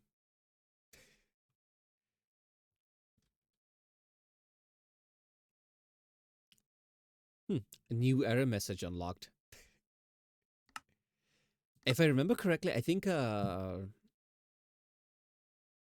team was sponsored by people. That's why we have the server, if I remember correctly. Or I may be thinking of something else. Correct me if I'm wrong. Ow. A part of me is grateful. Okay, there we go. A part of me wanted to just go like, whatever, we'll call it a night. Then I remembered, oh, all my emeralds are out there. Wanted a clean 10k. Well, you have been robbed of that. It's okay. There's always 20k.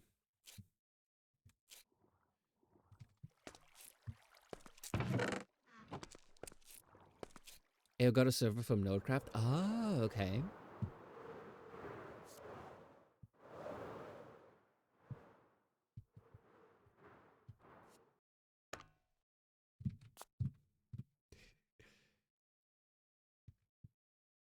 Maxine is evil.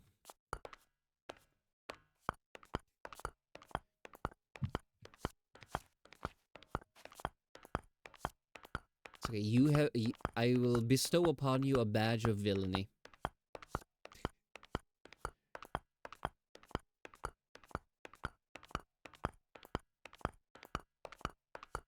I am Chaos Incarnate. Do you know what my kingdom is gonna be called?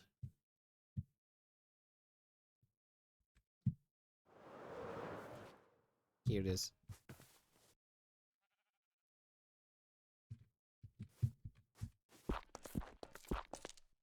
Say So Land, coming soon. This is the one place you're not allowed to be a lewd degenerate. And then I'm gonna expand my kingdom. I wanna have like streets and signboards that say almost like dystopian propaganda. It'd be like remember, no hand holding and all of that other stuff. I'll be more creative. It is late at night. But yeah, imagine that. You ever see like in like movies and stuff, they have like a dystopian propaganda that's like super oppressive. I want to have like that all around like my city, and then just watch as people witness the horror.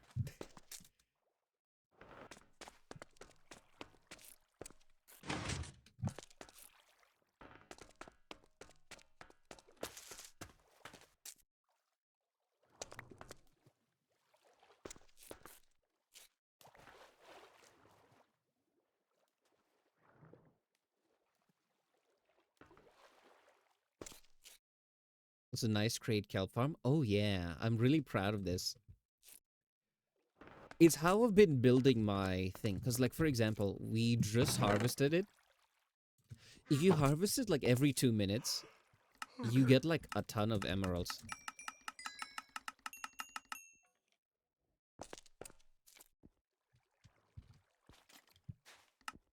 So I've never really used create mod before. So I was mostly just experimenting with like the linear motion, and I realized, oh, we have this harvester thing. And they were a lot more expensive. I don't have iron. I have diamonds, I have emeralds, I have everything. I do not have iron. And you need a lot of iron to build these harvesters. So if I want to expand, instead of building further away, I realize it's a lot cheaper to just expand the gantry shaft, so it just goes further this way. The thing about Create is how easy it is to expand farms. Yeah, I've been really enjoying the mod. And a lot of things are pretty intuitive. Like, for example, the wheel that spins this thing is basically just some cogs in here. Oops.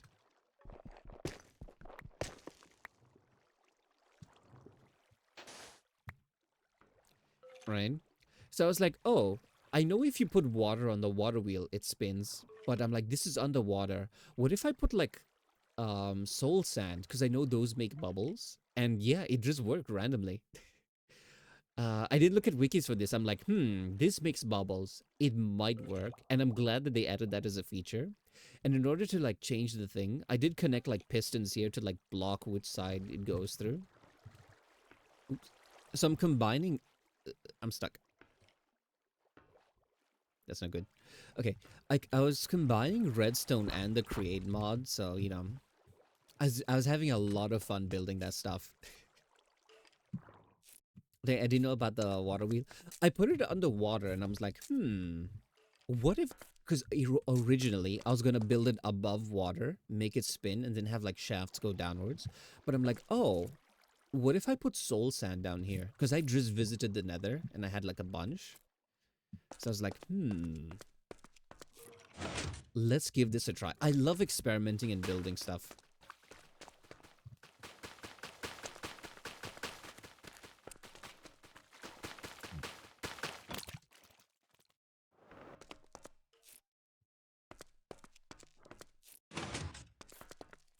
So anyway, you'll notice that every time I run this, like a ton of sea life gets killed.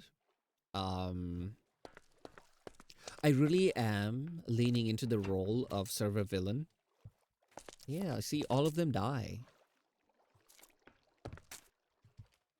But it makes me money and I profit, so it's okay.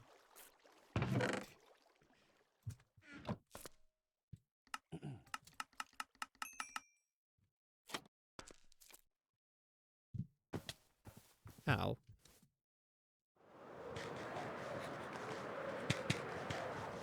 I really thought I had enough emeralds for this entire tower. I was horribly wrong.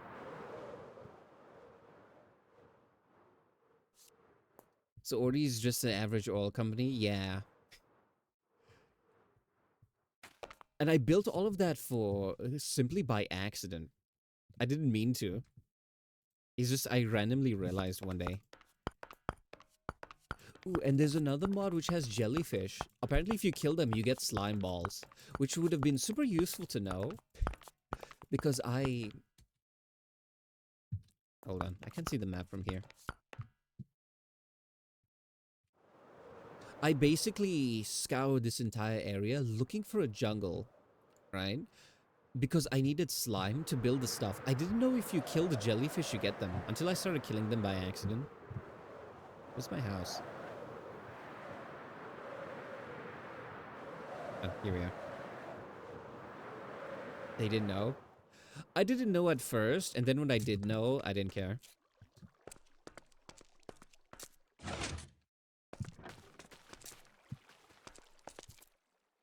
So this is my addiction. This is what I've been doing for like the past 2 days. I have done zero work. I feel bad, which is why tomorrow, not touching the game. In fact, if you see me online on Minecraft, ban me from the server.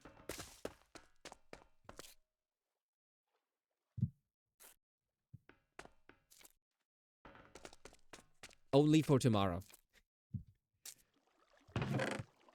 Okay, I'll leave this to grow a little bit. And I need some.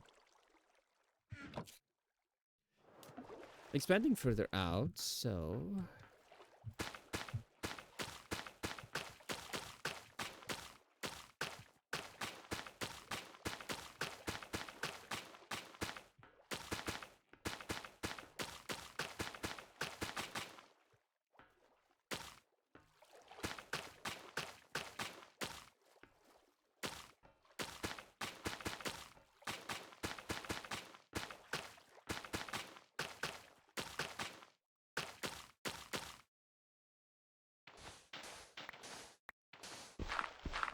I'll be sure to get you banned as soon as... thank you for that.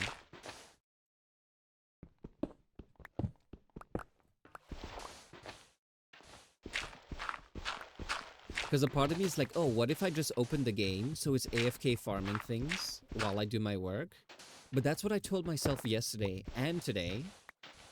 I have not touched work, so I'm like, obviously I'm lying to myself. Odin getting work done. First of all, I get work done. I have a VOD that is titled one cat, one stream, one model. Right? We had a throwback to the productive days.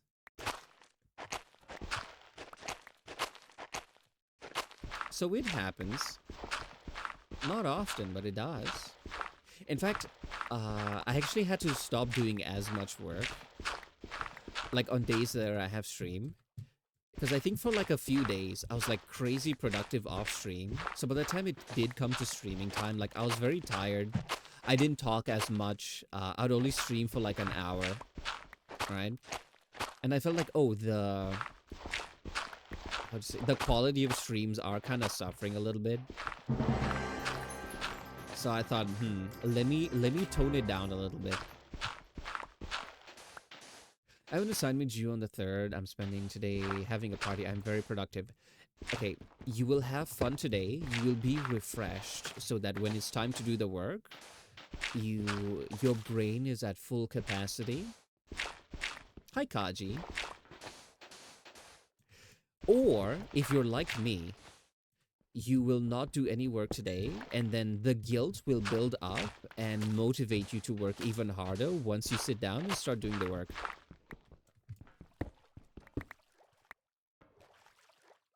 I've been meaning to paperwork for the past month. I'm super productive.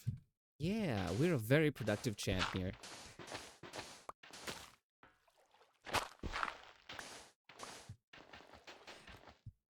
What's going on? We were talking about me being productive and how people don't believe that I can be.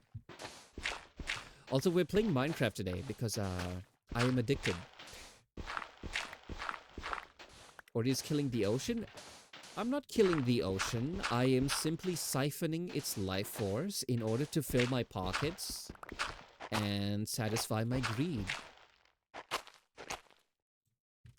Do you see all of this kelp? I have built a giant machine to farm all of this kelp for me. So I just push a button. All of this gets harvested. You hear that? That is the sweet sound of profits being made. Right? Unfortunately, it kills all of the fish. Right? So it's an ecological disaster. It's bad for the environment. but it's good for my profit margin, so that's why I keep doing it. Welcome to today's stream. I am the villain of this server. That's so good. I live in the ocean. Have you tried not doing so? Because I have bills to pay. Do you think this giant emerald tower is gonna pay for itself? I don't think so. See, I get a ton of kelp. I go to our unpaid intern.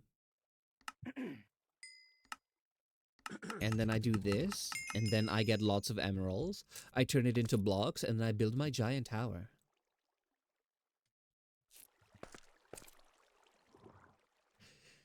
There are Minecraft mods that literally add pollution and it's wild. Why? Why?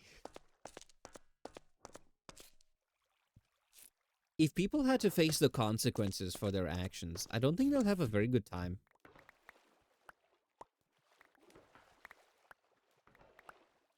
We just collect all this.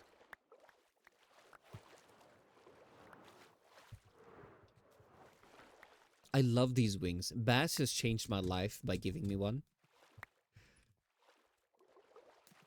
Imagine walking everywhere. Couldn't be me. You try living on land with adaptations for water. Okay, I am a tropical cat. I am built for the heat. I have moved to Europe. It is only autumn. I'm already dying. Come December, I don't think I will survive.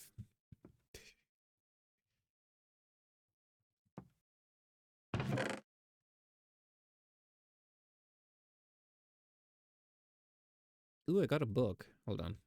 Let me throw away the trash.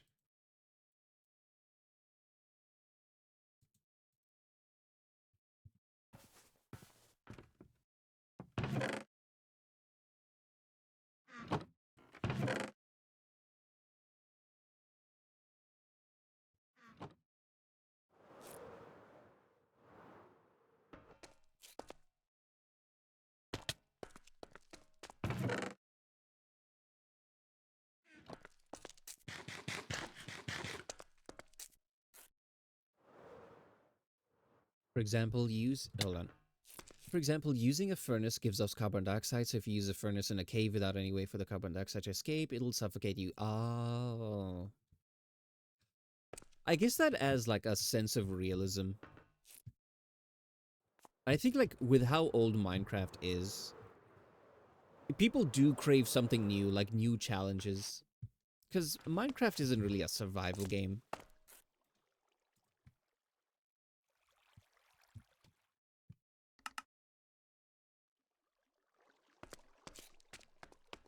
You know, it is like 10% survival and 90% crafting.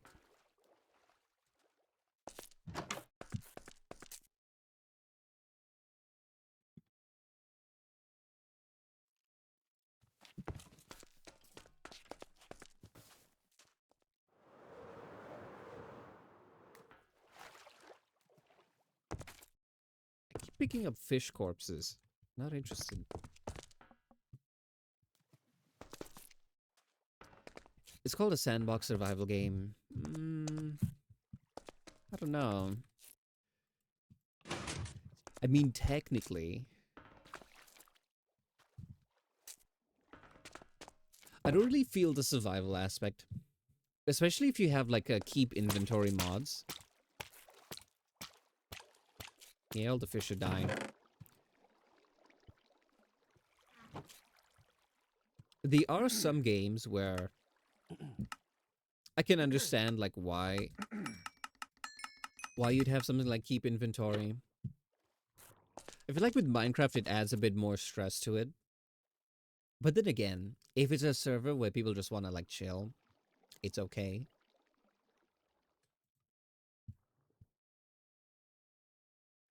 I feel like people should mod responsibly. So far, no problems with this mod pack that I've seen. There are a few things that are kind of broken, like, you know, the infinite trade one and my giant emerald tower. But this is like a good, ow. This is like a good type of breaking, if that makes sense.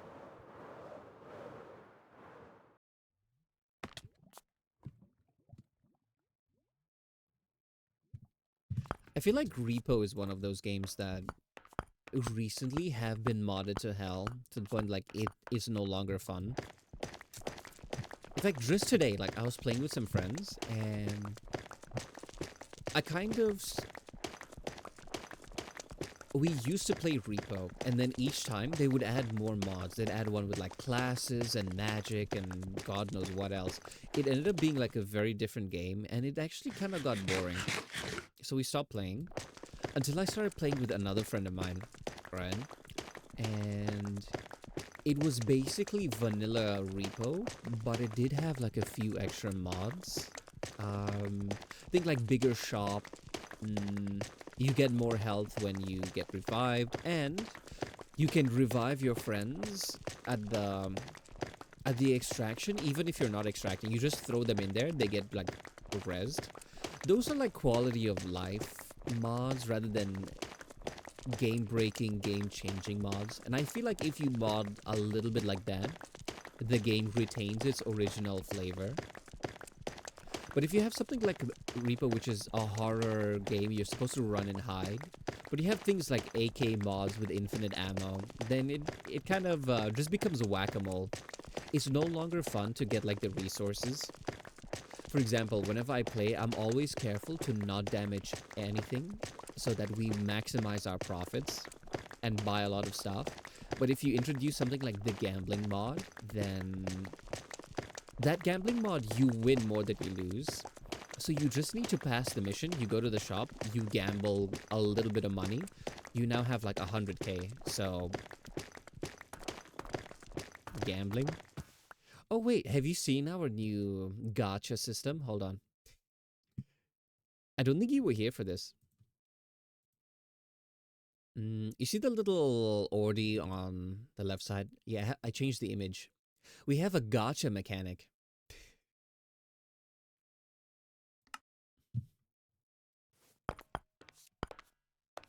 It's just a little something that I have where if someone wants to donate bits, they have like a chance of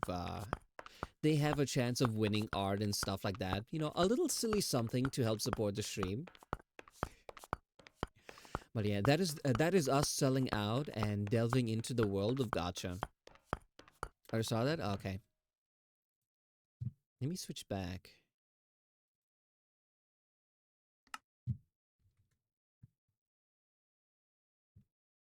May not always chat, but I see a lot. Ah, okay.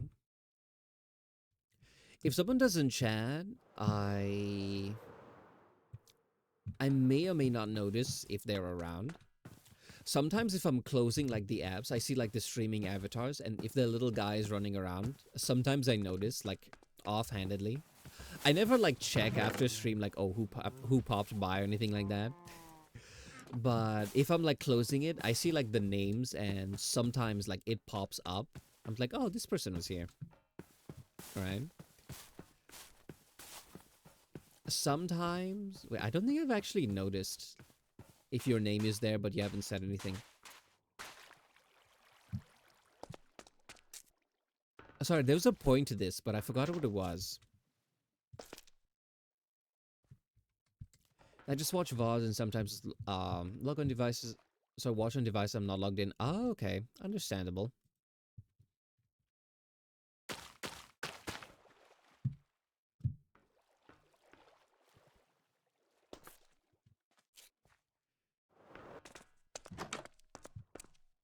We did have like a huge backlog of VODs.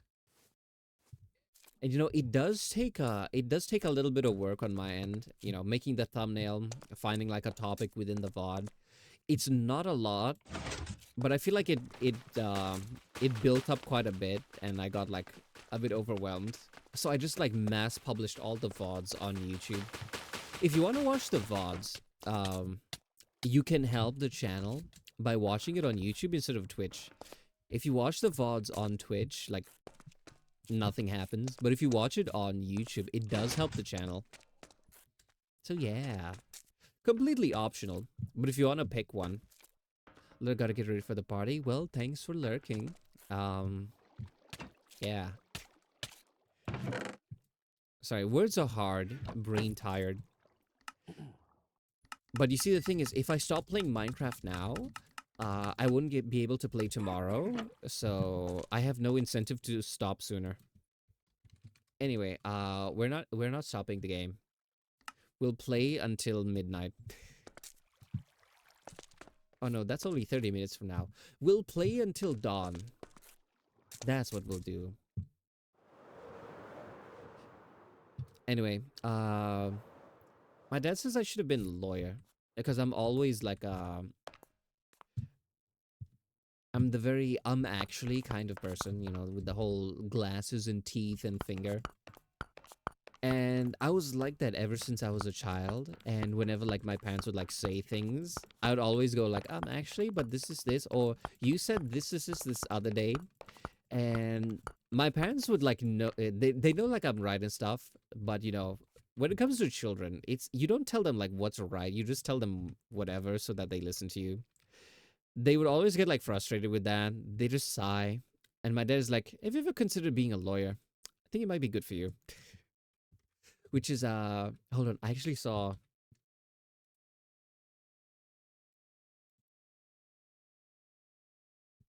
what is that meme again?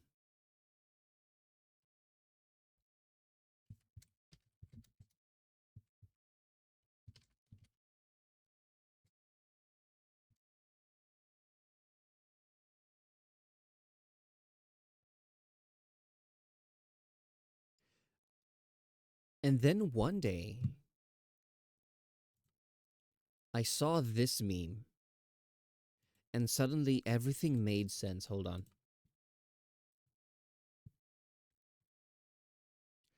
My dad would always say I'd make a great lawyer when I was like a kid, like between the ages of like 5 to 12. And then I randomly saw this meme one day and I lost it. I laughed. Like, how would you say this? Do you ever have like moments where you have like the information in your head and it only clicks like way, way, way later?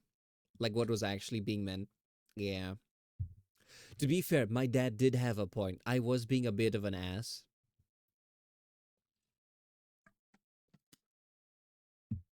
So yeah. It's nice to know how my parents feel about me. That's a joke. I have a loving relationship with my parents. This is my baby. She's been sleeping. She hasn't bothered me the whole time, which is strange. I think she's cold and she's cuddled up in my blankets. So when is Ordi getting banned? According to my clock, it's our next day. Well, we're going by my clock.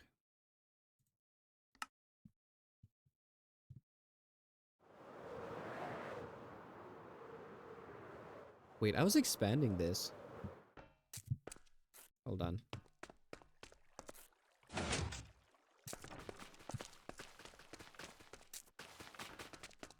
How far does this go?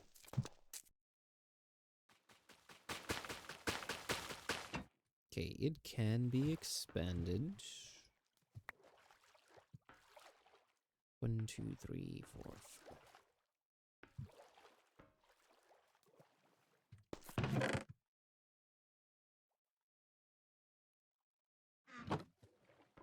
Okay, let me plant these so that they grow in the meantime.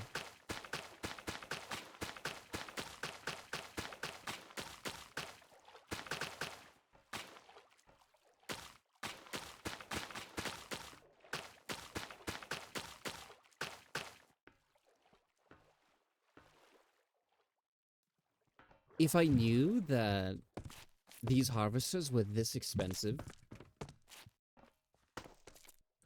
we have the times. We have the same time zone. No, we don't. I'm in the British UK time zone. It is 11:34.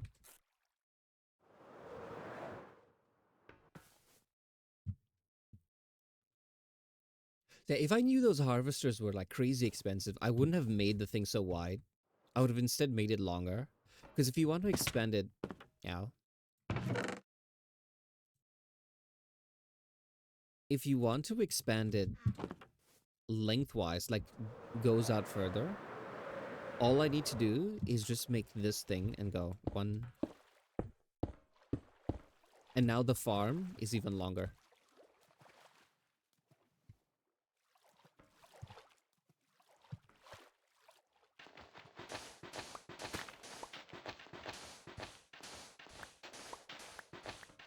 Getting rid of this just in case.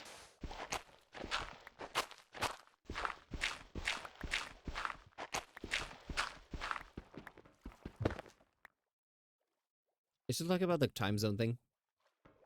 Because yeah, it is 11:35 for me. I have 25 minutes before I get banned. Actually, don't ban me.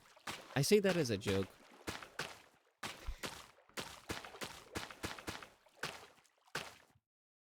Or is the British a different time zone? I don't know. I just got here. Don't ask me about the British.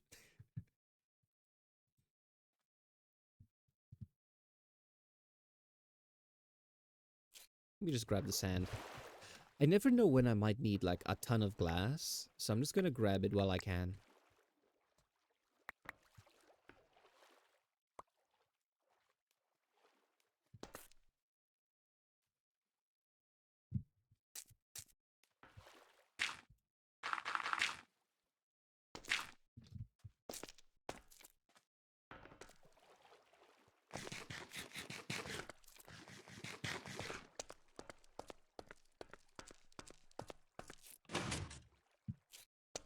Maybe it has to do with like the curvature of the earth. Because even though they are like close by, they are further north. Maybe that has like a factor to play.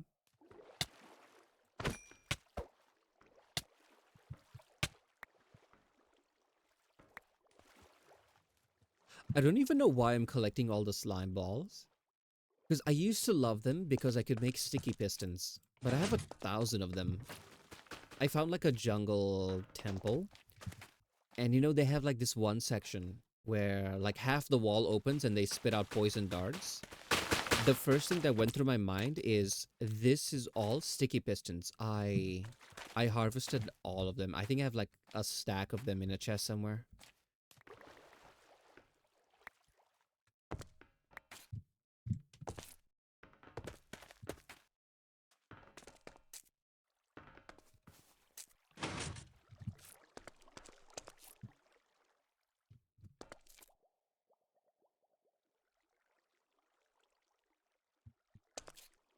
The French is... Oh, sorry, I read that already. The Swedes don't have different time zone.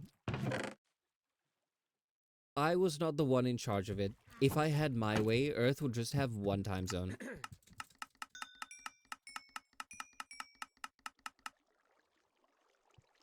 I'm tired of all the... Oh, this day for me. What time would that be for you? Nope. All one time zone. And it may be a bit awkward because, you know, different parts of the world, because it's a globe, will have like different amounts of like...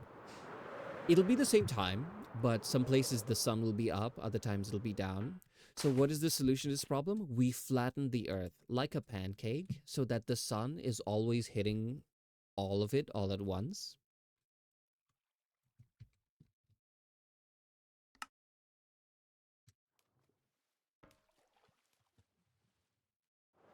Vote Ordi as president of Earth. I will make sure this is a reality. I'm just kidding. You don't get to vote. This isn't a democracy, it's a catocracy, where there's only one vote and it is mine.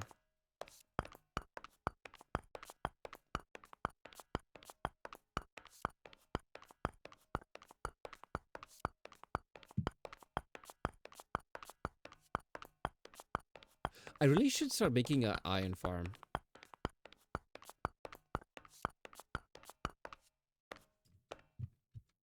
Apparently with the create mod, you can... I watched a video on it. you can make a cobblestone farm, turn the cobblestone to gravel, and then the gravel, to iron nuggets, and then the iron nuggets into iron ingots. Infinite iron farm. Good morning, audience chat. How's everyone's day going? It has been going great so far. I am feeling rich in this server. I have learned to exploit the I'm stuck. I have learned to exploit the local wildlife, and this is the fruits of my labor. I want to turn my entire tower into solid emerald. I may have been destroying the ocean in the process, but it makes me rich, so it's okay. Definitely not evil. No, I sold him everything. How's your day going?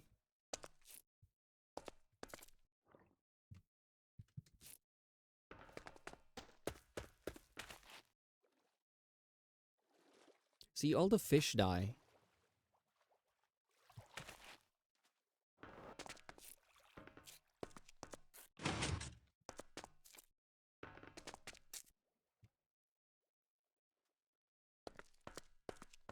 Kind of base is coming from an environmentalist, by the way.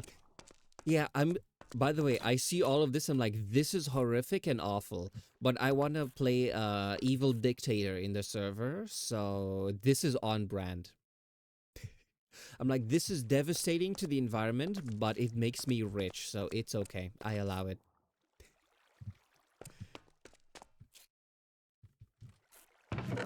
Look, just one harvest every like couple of minutes. I get a bunch of emeralds. I wish it wasn't a reality. Ooh, I actually did see, I forgot what the word is called. Sea trawling. They have the giant nest drags across the ground, catches all the fish. Apparently, a way people can combat that, I think it is governments. What they do is they just basically drop a bunch of large rocks at the bottom of the ocean. So when people try to do that, it like destroys the nets and becomes like crazy expensive for them.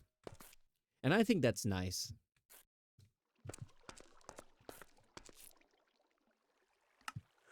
Wait, I already did this.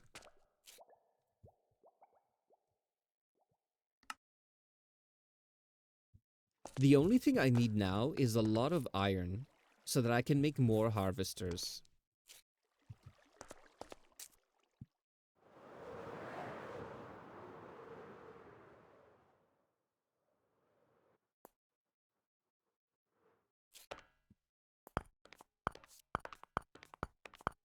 Anyway, this is what I've spent like the last 2 days doing in Minecraft. Server will be restarting in 30 minutes. Maybe it's a sign. If I played too much. Is there such a thing?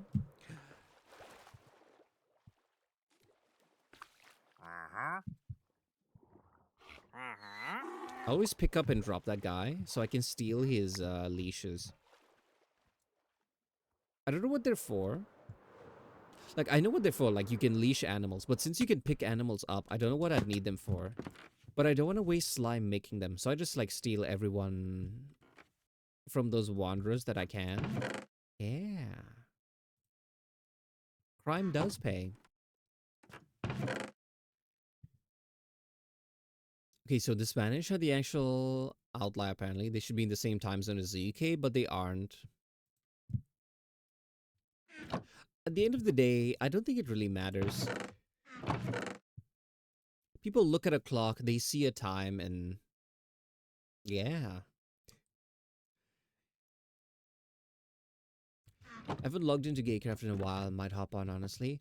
Yeah, I haven't played Minecraft in like ages, so it's like very fresh for me. And I'm like, I think this server is in a bit of like a slow period. Like people have, I did see a poll, right? Where people would be interested in coming back if there's like events or new stuff. Or maybe, you know, like later on. So I'm like, in this time when like it's a bit quiet, I'm just gonna build a giant base. This is what I want to call it. It's called Say So Land. This kingdom, it is out everything from being lewd and even just PDA and hand holding without a license, illegal. The The sentence is execution.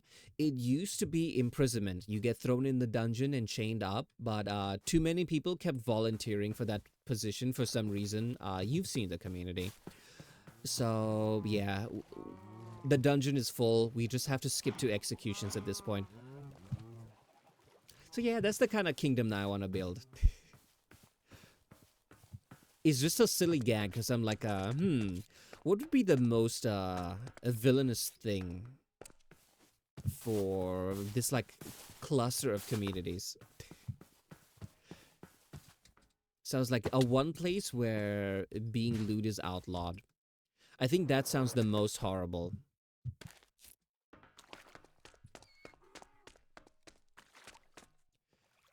I think people not getting on is because Crate is lagging the F out of everyone's game and people just went on. Oh yeah.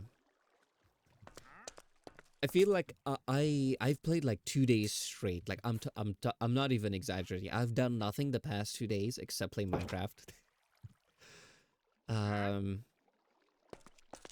And I know that's not good because I'll end up overdoing it, and then it kind of loses its charm.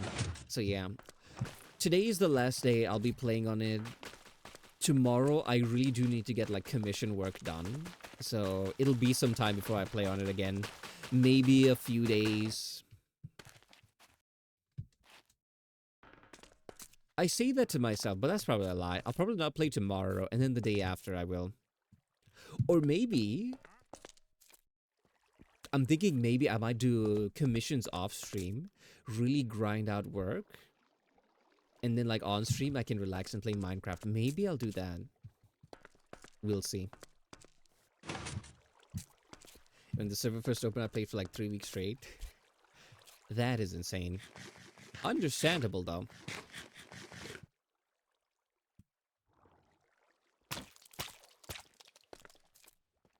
Yeah, this thing just killed stuff. I can just hear animals dying because of it every time it runs. I love the create mod. I don't have much experience with it. But as someone who was a redstone engineer back in the day, it is super fun.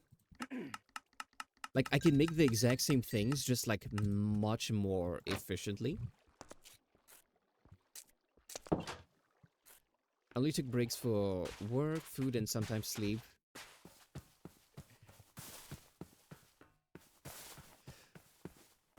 The tragic thing about being a full-time artist is I choose my work hours, and it's very easy to procrastinate. What server is this? This is Sable's Gaycraft. It's a little bit confusing, the create mod, but I am slowly learning the ropes. Like, for example, to build the harvesters, I need the, what do you call it? Iron sheets. So I'm like, oh, okay.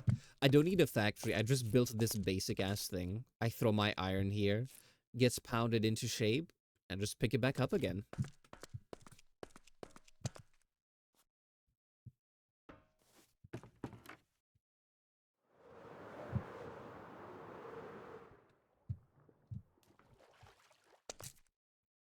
I have some crazy stuff in my house if you ever need to use them. Oh, that's nice of you.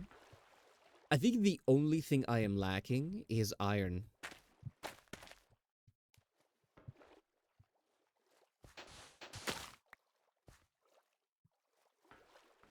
I have anemic friends who'd be like, oh my god, same. Because that's like their kind of humor.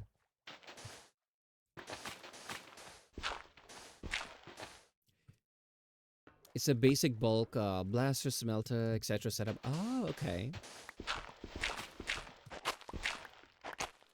So far, I am good. I don't know what I would need them for. I haven't gotten that far. The only processed materials that I need really have been just iron sheets. So same, I got a prescription for iron deficiency literally yesterday. Ah, well, I hope it's not too bad.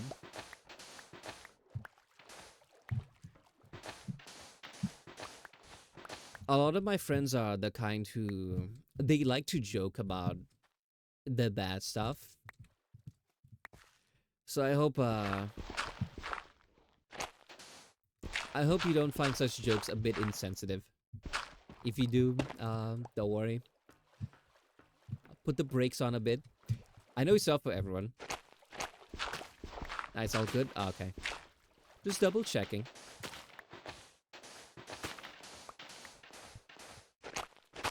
There are some people who... Forgot to fix my shovel. There are some people who, when it comes to like things like that, making jokes about it is like the way they cope. Uh, one of my friends, they basically have the life story of, imagine like like a 5-star soap opera, like 5 out of 10 star soap opera. That is just like outlandish, weird BS that is constantly happening to the MC. That is basically one of my friend's lives. You know, orphaned, a lot of other problems, and each and every day is like a major issue, right? This person is probably the most optimistic friend that I have IRL, because like things will be set on fire. She'll just like pat it down and be like, okay, I can't deal with this fire right now. I have work to do. And then she goes and like girl bosses everything. They make like horrifyingly dark jokes, but I've just gotten so used to it, if that makes sense. So sometimes I forget that sometimes people may not be too comfortable with it. I'm glad that you are. It's okay if that some people aren't. It's not like a bad thing. But yeah, it's just friend group A personality may not fit in with like a group B or C. So I try to always remember that. It's very easy to forget. The shovel is nice. I want to save it for later.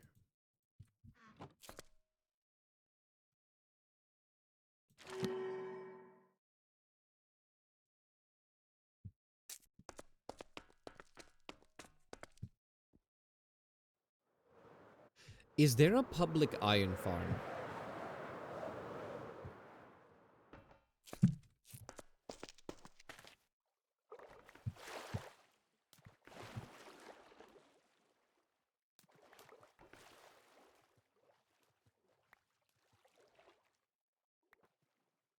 Got a bit sidetracked with other topics.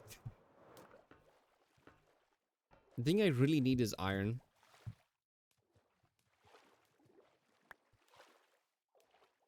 I know, but I can give you some iron if you want. That would be nice of you. I don't want to impose, because like, if it's your, you know, if you're using it for other stuff, like it's okay. Like I can find my own later. It's just if I want to expand my base quickly, iron is the way to go.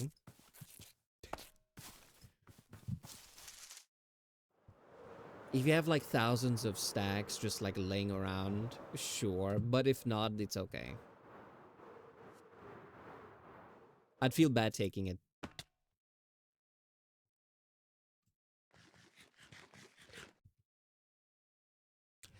I've got to... I forgot to merge these. It's been a struggle for me too. Apparently with the create mod, you can make an iron farm. But you didn't mention that create mod had been slowing down the server, so I don't know if I want to do it. I have no use for iron. How much do you need? An ungodly amount. So literally as much as you're willing to give me. Whatever you give me, I'll be happy with. If it's 2 ingots, 2 blocks, even 2 nuggets, I'll be happy.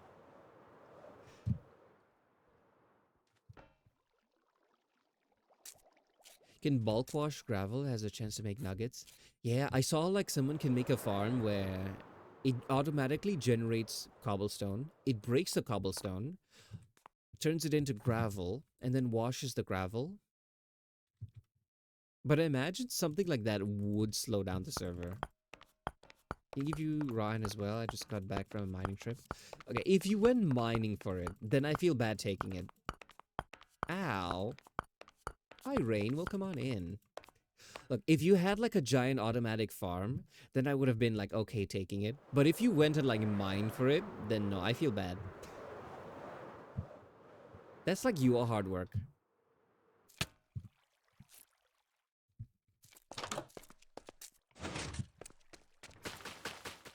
Hello, hi. We are destroying the environment for profit. You see this? It kills all of the fish. Look, that shark is probably a goner. So we're creating man-made horrors to the environment because I want to build a giant emerald tower. I made it out of cobblestone with lava and water, but I'm like, this is too bland. It must be made of emeralds.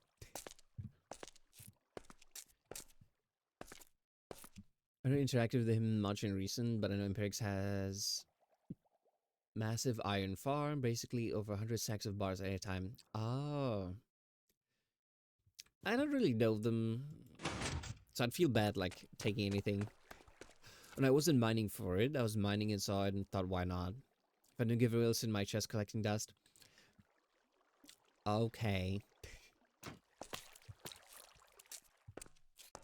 See, it's constantly killing all the jellyfish and everything. This is a ecological disaster, but it makes me money. It collects the kelp, I sell it, turn it to emeralds, and turn that into my base.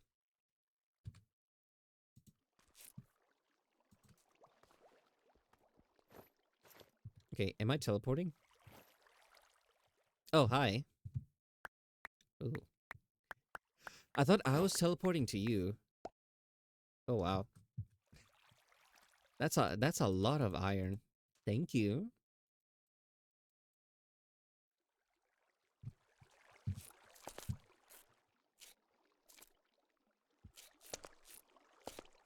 It's been over 2 months since I played Gaycraft. Seeing you play it makes me want to open. Yeah, apparently, I guess people seeing someone play on the server has that effect. It's not just a me thing. I feel like if you saw like anyone, not even this server, just like playing Minecraft in general. Thanks a lot. When I establish my Iron Fist over the server and rule as its official dictator, I will remember your generosity. The Minecraft brainworms. I feel like that's how the 2 week Minecraft phase starts. It's always like a few people start playing it, and then a couple other people see them, and then they start playing it, and then next thing you know, everyone and their uncle is playing Minecraft for 2 weeks, and then they stop until it starts up all over again.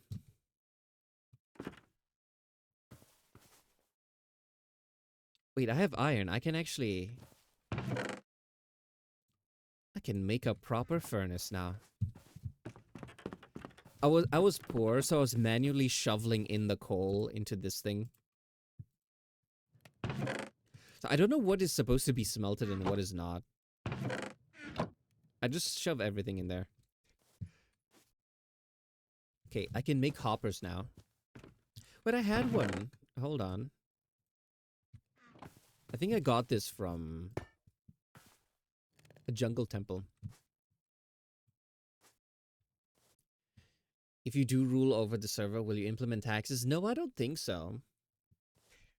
I'll be the kind who's like, have you guys ever watched Megamind? I feel like that's how I'd establish my role. I'm like, I am now the leader of everyone. So what do you want? I don't know. You know? When I say I want to be evil dictator and despot and ruler and whatever, I mean it in a Doofenshmirtz level of villainy. Villainy that doesn't actually affect anyone. What was I doing? Chests.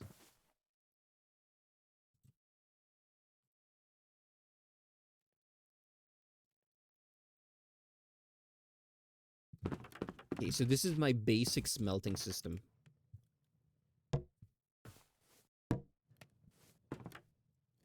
We take the fuel, we put it here.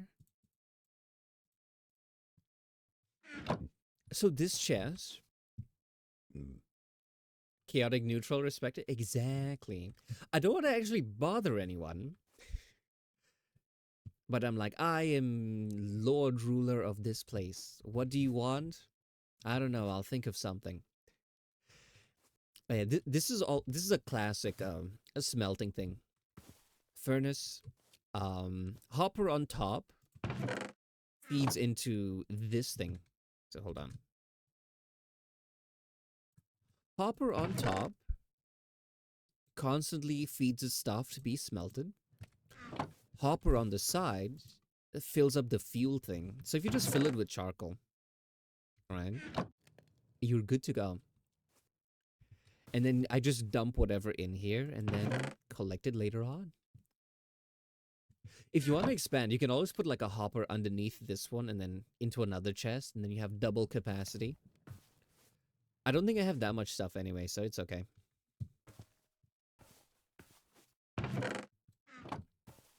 Do you have a waystone to your base? No. Wait, I do have one that's close by. This one.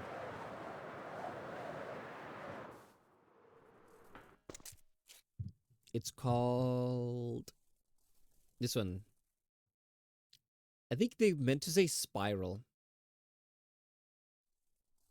Spiral? Spirale? I don't know. This one.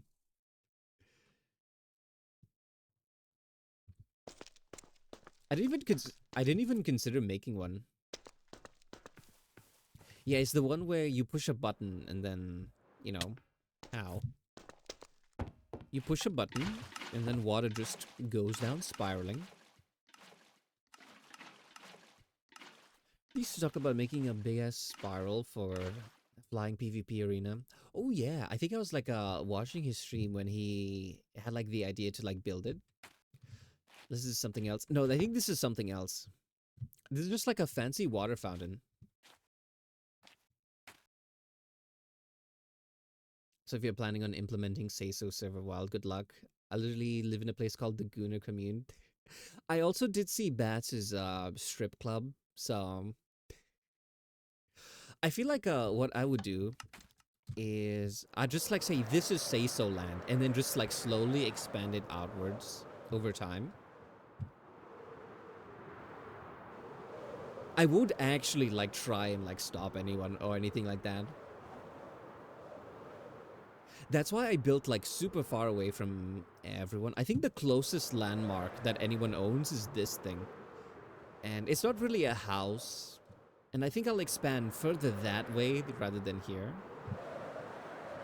The Gunnar community is trying to expand as well. Yeah, see, it'll be a war.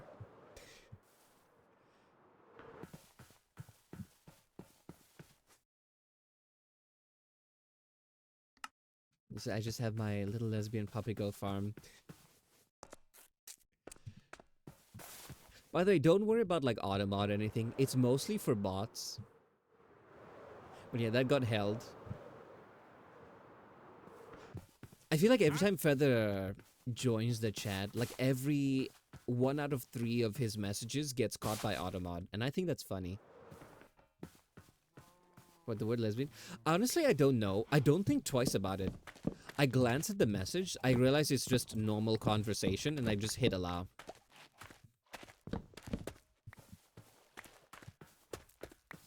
I don't even read like why it was stopped. I just look at it and be like, oh, this message is okay. I joke that my mods were replaced by AI. They're one of the people who got canned because now I only have Automod.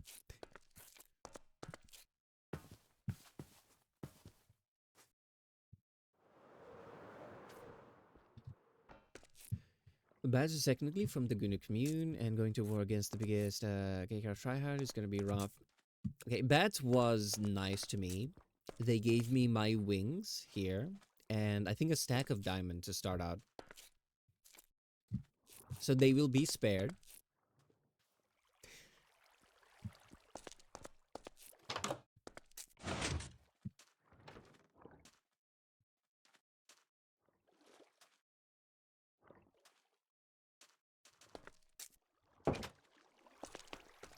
As a sweetheart? Yeah.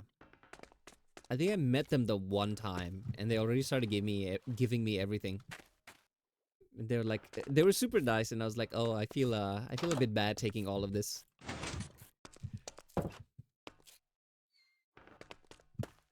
I'm just a polite cat. When people offer things, I'm like, oh, no, no, that's so nice of you, but no, thank you.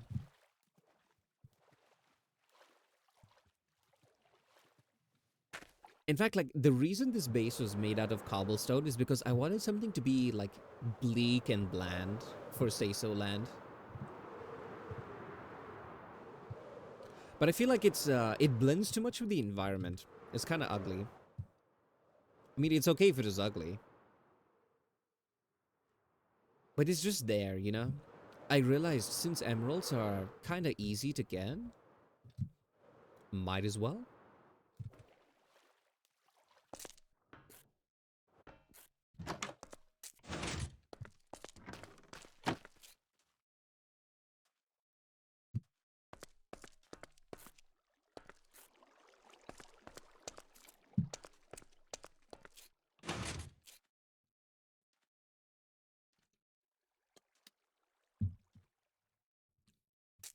If you ever want any more diamonds, let me know, because I have no use for these things.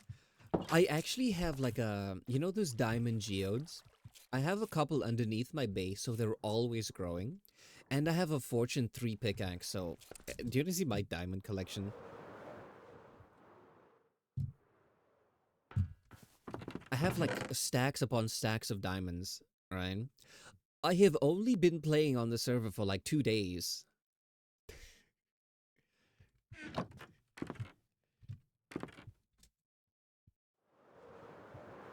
So basically, what I was gonna do is make it an emerald city, and I wanted the paths to be made of like diamonds. Because, you know, I wanted to be like almost too sanitized, too flashy. Like glass, you know? And then James recommended, oh, make it like the Emerald City, yellow brick roads. I'm like, okay, the roads now have to be yellow. I considered gold, but I don't have a gold farm. Upping things is my entire thing on this server because I ran out of plans for the server. I kind of became the server's little helper. Being good is wonderful. But being evil and the villain of the server are far more exciting. You must now embrace your inner edgelord, build a dark evil mansion, and yeah. Need I say more?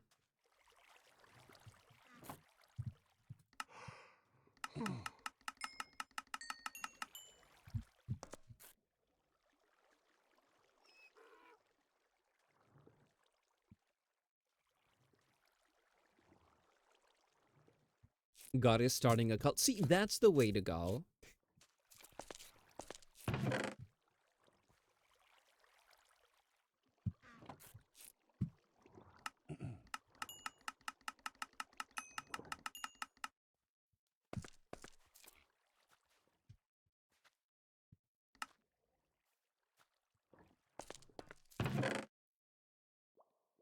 Okay, hopefully I can sell all of this before the server restarts.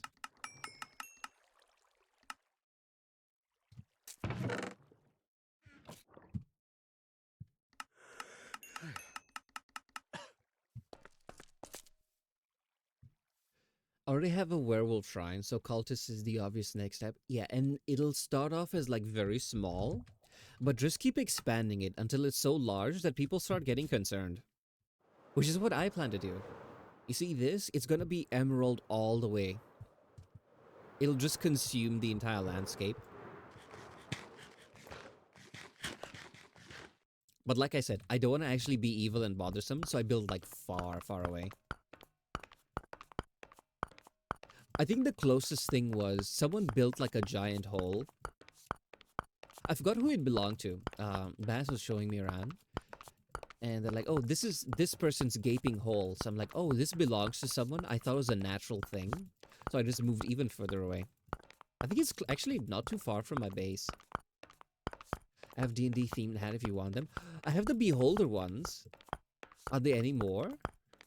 Oh, it's Nexus? Yeah. So I saw it, I'm like, I don't know what this hole is for, but I don't want to bother them by building too close. So I moved even further away. I like building by the coast and expanding over, like, the ocean. It's also a sweetheart. Ah, okay. Okay, I have the Mimic hat. I think I might have the Mind Flayer one. Honestly, I just opened these hats and I dumped them in a chest. Let me see if I can find it.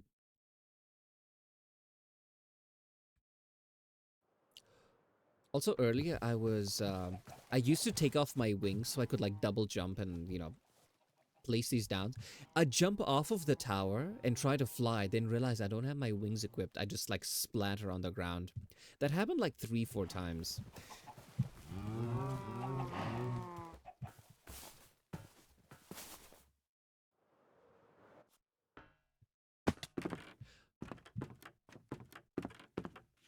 Walking around my base trying to figure out what to do because I stopped playing because I ran out of ideas. Okay.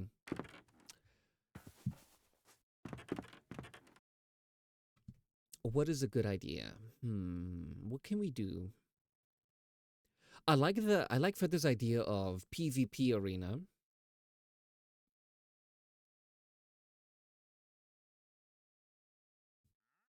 Join my cult. Exactly. You could be one of the first people that gets brainwashed by Amber. Yeah.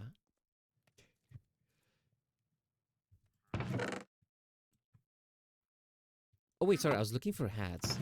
Okay, I have the Beholder ones, and I thought I had Mind Flare.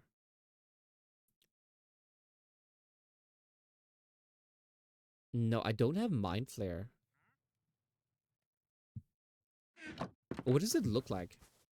Also, I realized with my model, because of the cat ears, the eyes actually tend to be lower than like the typical ones. You don't have the Beholder hat I have? I think there are a few varieties. I only have these two. I have Dark Beholder and Xanath one.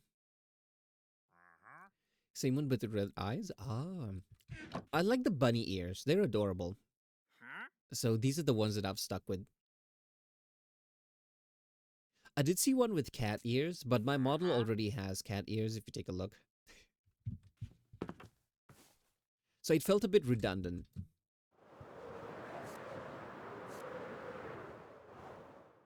I don't want to start placing blocks because then it might reset. Okay, there we are. Okay, it is like 12:13 a.m. And I said that if I play today that I should be banned because I really need to get to work. So, this is where we are calling it for today. Um, I hope you all had a great time. I know I did. Do we know anyone who's live? Let's see. Just quickly scrolling through. Mm,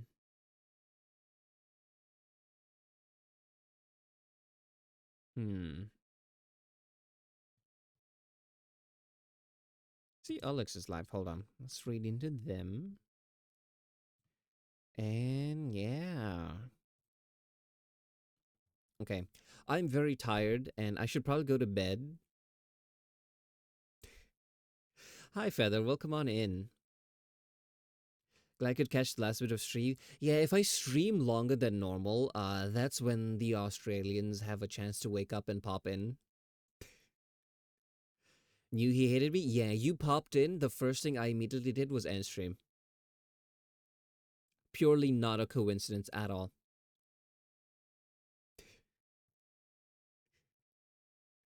Yeah, I was literally playing until like the server reset, and I was like, okay, this is probably divine intervention. I probably need to go to bed. Yeah, I was building my giant emerald tower, and I was discussing my plans to build Say-So Land and outlaw being loot on the server.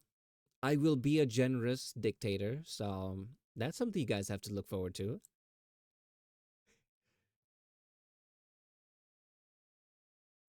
So we have the timer. It's almost done. I will raid and run. Do I have a raid message? Yes, I do. I have this and did I spell that correctly? And this one. So, thanks everyone for stopping by and see you next time. Bye bye.